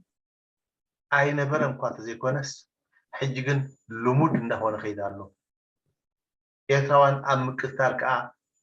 ندافون خدالو نزي أب جمت كيتنا نخيد لنا حبرة كويدالنا حجي كم ودبات كم سيبيكاو بنكسقاسات كم أريد كم مكرات نايكالسي نزي كله أب جمت آيتنا دلنا نزي كله أب جمت أتوجن كاب كبابينا جميركا كسب بعالم درجة بأوروبا بأمريكا حبرة حجرات كحجزنا دليم كمان نحنا جن يلنا نمو نزي فتح دليلو بحلنا نحنا نعبي نحنا نبزح زي كونس بردو كردا قبعنا بالمالتي هذا أبكتعن أبزربان زي كبر حو أمين زي ناي نحبر أو نقعد نحبر ذاته بنتعاون تبوي كن تايو أبرقو كنتات كم زلا إتراجرنا نزارب سلزل ناس نزي كابت خنسجر ندلي كون حوتي قاش از ملس كالي ملسي وشت أوت أجمعتنا أيو كالك أبدي حتالو إساياسن وجل له قدف تقدر كم زراب قوي كمان مناتو تقدر يلن سواء حمشتنا أبلا ما قالش ما قالوا 10 ساعتين تاي حجي كي قفه زي اللي بيجي له كده نمسنا تزعت قيس لزخونه انت جبنا يكون علامو اي نحنا قن انت نقبر ندي تحطو احنا هنقبر زقبانا قن كنملس يقبانا نزي قن زي مملاسنا تحتتي إنا نحنا نبل كابا جميركا كلنا تحتتي إنا نعو كابزقن كنسجل نكالس يعني اللي نتيجة بالكا وشت أوز أجمعتنا كنفتح وبوشت أوز أجمعتنا أيو تقندس أجمع زلوا نتوجت أوز أجمعن بصور مكبارن سلزي بلنا تراي بحجن بقوة من أين خير بحجن قوة من نحتنا بحجن قوة من أين خير بايتو أب أواسا زقومه بحجو سلزي كذا أمبر كلا يكون إساياتن وجلون علامويو نزي زقبل يعني اللي Thank you. أوكي بزي رئيتو نعطيه قلت سنه تتصفي يعني هو اتكلم يعني في الموضوع يعني عام كده احنا يعني ناسين يعني ايش اللي قاعد يحصل فينا وايش الاشكاليات اللي قاعد تحصل في الاريتريين وحتى كطبع الاريتريين يعني ما صار الاريتريين زي الاول للدرجه يعني عمرنا ما كنا نسمع انه مثلا الاريتريين يقتتلوا بينهم وبين بعض وحصل الشيء هذا حاليا بنشوف امور كثيره واحنا طبعا والاشكاليات كلها اللي موقفانا لحد الحين ولا قدرنا ننجز هي مشكلتنا داخلنا وما قدرنا نفهم مشاكلنا ولا عارفين نحلها صح فهذا مفروض احنا ندرسها جيد واحنا بدل ما الكلام انا اؤيد اللي قاعد يحصل هنا في الحوار لوعي المشترك لكن في نفس الوقت طبعا يعني المسألة لازم نأخذها بكل جدية ونشوف إيش الإشكاليات اللي موجودة إيش الإعاقات اللي قاعد تواجهنا والنظام يعني حتى مثلا ما نقدر نقول هو الجبهة الشعبية للعدالة والإيش ما نقدر نقول يمكن في الآخر قد يكون شخص واحد ومعه مجموعة بسيطة اللي قاعد يتلاعبوا بالبلد والوضع في بلدنا وصل لأسوأ مراحله فلذلك لازم ننتبه وندرس الموضوع ونحن نحاول نعمل مع بعض ونتقدم نقول يعني هي كانت مجرد رأي شكرا أستاذ تصفي. أستاذ عبد الرحمن تفضل الكلمة الأخيرة لك. شكرا أستاذ أمين، وشكر مجدد لإدارة مجموعة حوار مشترك وكل الحاضرين ومن الإخوة والأخوات المتداخلين. يعني هي يعني التأسيس لفكرة العمل الجماعي يعني ما مفروض تكون رغبوية بقدر ما تكون مدفوعة بإرادة وطنية صادقة. يعني ثانيا كان الهدف من اللقاء الآن هو إثارة السؤال وتوجيه البوصلة نحو الخيارات الموجودة، باعتبار أنه في إجماع يعني دون تكرار الأسباب الداعية لأهمية العمل الجماعي وغيره، باعتباره متفق. إذن الطرح العملي هو شنو؟ يعني لأنه الطرح ده ما مفترض يكون طرحي نظري فقط وما متبوع بأي رؤية عملية تقدر تجيب على السؤال، لأنها هي في نفسها الأطروحات دي هي قاعد تثير أسئلة واستفهامات. يعني وقت يجيك شخص يتكلم لك عن العمل الوحدوي وأهميته وكذا وبتاع، طيب مسير العمل الغائم وليه ما نبني على ما هو غائم؟ فأعتقد أنه ووصي إدارة وعي حوار الوعي المشترك أنها تستضيف آخرين من لهم باع وخبرة أكبر، وبعض هم كانوا متبنين هذه الأطروحات في اتجاه إكمال الطرح نفسه من ناحية عملية والخيارات الموجودة عشان الأمور تكون واضحة. يعني نحن كلنا أمنا إنه ظروف الشعب الإريتري وواقعنا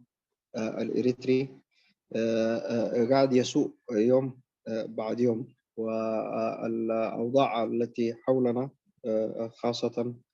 الموضوع المنفجر في أشجار إثيوبيا ألغى بظلال وألغى بانعكاسات سالبة على المعارضة. فأعتقد أنه الآن الحوجة أكبر والمسؤولية أكبر، وفي أي لحظة ممكن يحصل تغيير، في أي لحظة ممكن يحصل تغيير. أنا ما أعرف مصداقية الخبر قبل شنو، لكن قبل كنت بقرأ وجاني من أحد الإخوان بيقولوا إنه كان في محاولة اغتيال لإسياس. فرضية هي بغض النظر الخبر صحيح غير صحيح، ممكن تكونوا أنتم عارفين أكثر مني، لكن هي فرضية، والأوضاع التي حولنا برضو ممكن تجي بمتغيرات جديدة. يعني فنحن هنكون جاهزين بأي كيفية بأي وضع. هو ده السؤال المحوري المطلوب، وقبل كنت أشرت له إنه هل نحن كمعارضة بديل ديمقراطي موثوق يمكن أن يعول عليه الشعب الإريتري وتعول عليه القوى المحبة للسلام ومحبة للشعب الإريتري؟ فده المحك. وأعتقد إنه زي ما ذكر الأخ تصفاي الآن مفروض نمشي للأشياء العملية الأكثر. يعني وفي نفس الوقت من هم داخل المجلس ومكونين للمجلس مفروض يكونوا حريصين أكبر الحرص على تفعيل الأداء وبذل كل ما هو مطلوب داخل المجلس حتى يصبح المجلس جاذب ومؤثر حتى على القوى التي هي لأسباب موضوعية وأخرى غير موضوعية موجودة داخل خارج المجلس. فالمفروض يكون مؤثر وجاذب، وأكثر من كده المفروض يكون هو الرائد والغائد للعملية. شكرا جزيلا مجددا لجميع الحضور، وأتمنى إنه أكون أفدت، ومن جانبي استفدت كثير من الأسئلة المطروحة وتصبح على خير يعني. مار كبرات ترجمة ايوه ترجمها عشان ترجمة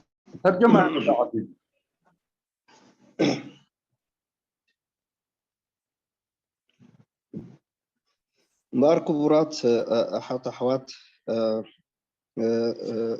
بطعمي دمسكنكم أبزي مشاتزي عقل غيركم مسمعكم أتي كوهاب سنة تو ولا رئيتو بطعمي هاناتن طعامن من بارو مالتيو إذن أيلومي مشت أنا بناتي تردو علماء حزي سنحكو أتي ننوح أوان كخيد سنحي تعويت ناي حاجنات دو ناي حوار مريحنات زبلن كالئن قاله وس مبالا بقو مالتي نمنتاي زي بناي بسنة حساب تراي مقراب وين بوليتيكاو هالك تراي كون أي كلني بخم أي كربان زبل النت سلازلني يوم تايدا هجراو حلنا زدرخو يوم مالتي هجراو حلنا زدرخو انتقينو أب متجبارو أنفت كتحز زغل ذاتي إنه خلف مجاجر زلنا زبل مالتي من تاي كناتاتنا كناتات حزبنا كبابينا نرئيه لنا أزيو أسكا في كناتاتيو زلو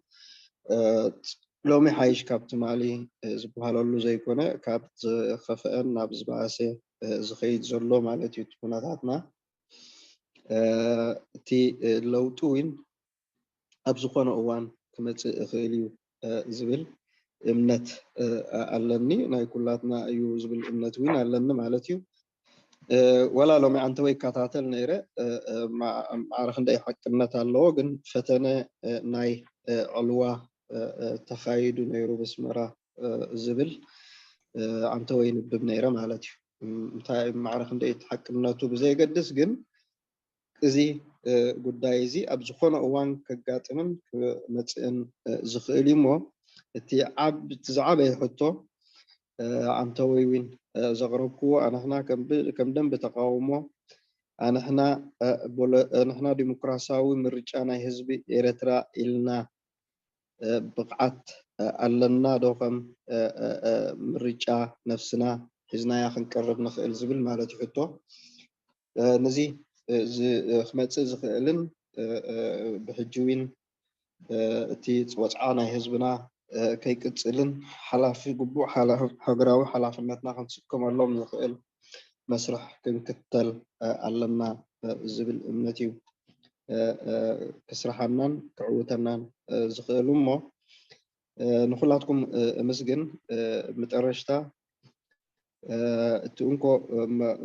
معوتينا تي ناي حبار حادنتنا ترنيفنا عقمتاتنا بحوار وافرنا خنعوت اللهم نخيل سترة أيو تنازغ زبل امنتنا كلاتنا هاكونه أبتكبر زخونو كم رح نازغ حسابات تقربنا لبواي نزي إرترا زنا حبراوي ذاته نزي مدرخ زن أما حضرتون بغت على النت كاباي نلعلي عقمتات زلوم أحوات أبوتات تقادلتن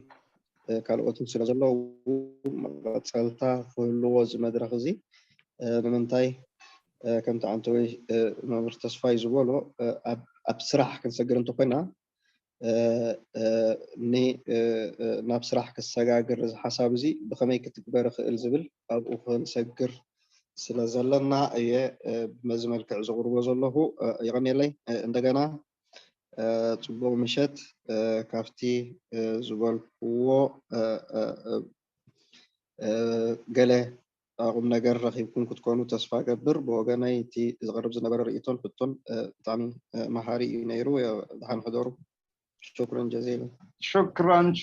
شكرا استاذ عبد الرحمن. نحن بلبنا مسجنك كان بحكي تي خدتنا تي ارستي ابدمت اعتقا مستي ابزي زحلفه سمونات كنجبرز قننا حدا صلال حدا مريحنت انه كلنا التقاوم ذنبه زطرنف اكل كلونا زبل خيد صنحه نعو زياده نمعواقو زاكل استفتره كون زقونه أكل لنا نز أكل زي بزيادة نعو كمين حيلون أبوك نعسللو مثل ويكاني أبوك هلو زق الجدلتاتن جيجاتاتن تون كالو أتسلم تام تساتوكو زي كلو زلو فليتو نبعلو تبايتو نجزع رسو متقرر يكون متقررام كجبر نتون كالو أتون زيادة نتقربو بزيادة ونتي إطراها جراو بايتو كسب ونتي نابوشتنا أتو نعونا بنازل السجيرون نابتي كالو أوت أبدجي ناي إترا هجرا وايتو زلو مساعتاتهم تترني فوق سرحن مساعتاتهم نحبار قعزون قعز قبرو كل أون تاو نجرات بكمة بمتاو نزنا يلوم مشت نحنا كم تثبتنا ون أيقونن مخنياتو نبايتو بقبو جرنا مزنوز بالحسابات يرو نبايتو أبزقوان زي كم بايتو زاكل كساب أسرة والدبار كمون حمش تزخون سبيكان محضرات والكسبات نقلم ترني فوز خيب تكال وي أكال نكلنا نعو قديفنا كال كنفتر بطعمي كبيد وي كأنه يحجز يخوز دلنا القداي سلازخونه إرتراو هاجراو بايتو تقند ترنافين كله اكب زي كون له مخنيات انتاي عقابيتات له بخالو انتاي تعرارن الرمز زلو نجرات له ابايتو نزن مدهساس الكازي تجبر إنيرو ما بحكي نسخون بتي زغربنا لك عدمينا أخبير كان من ساكا يكون نتي زغرب قالنا حستو بتعمي بلبنا مسكنكا thank you very much. نقول لكم كابني جمرنا السمينار كساب الجيم سنازل لكم يكون أبزوم كمونتم بفيسبوك كاتاتلونا لباو مسجانا نطلب لكم كنتي حونا عبد الرحمن تهز نابزمت جيزي ونكالو أوتاجايش حزنا بزيادة نزيار استزي كنا أو غتسيلنا دماغ نسرحلون كنسعرينا مالتي thank you very much. أمين أنا دقيقة عدلت بندم شوي. أتينا لنا تفضل. حتى المعطى تعليق لا تنفتنا أي من يشمونه حنيش تينا كل تسلسل دقيقة. نو حتى ودينا أنا تلايف متطوق بلوكس نايدر دشاق الله.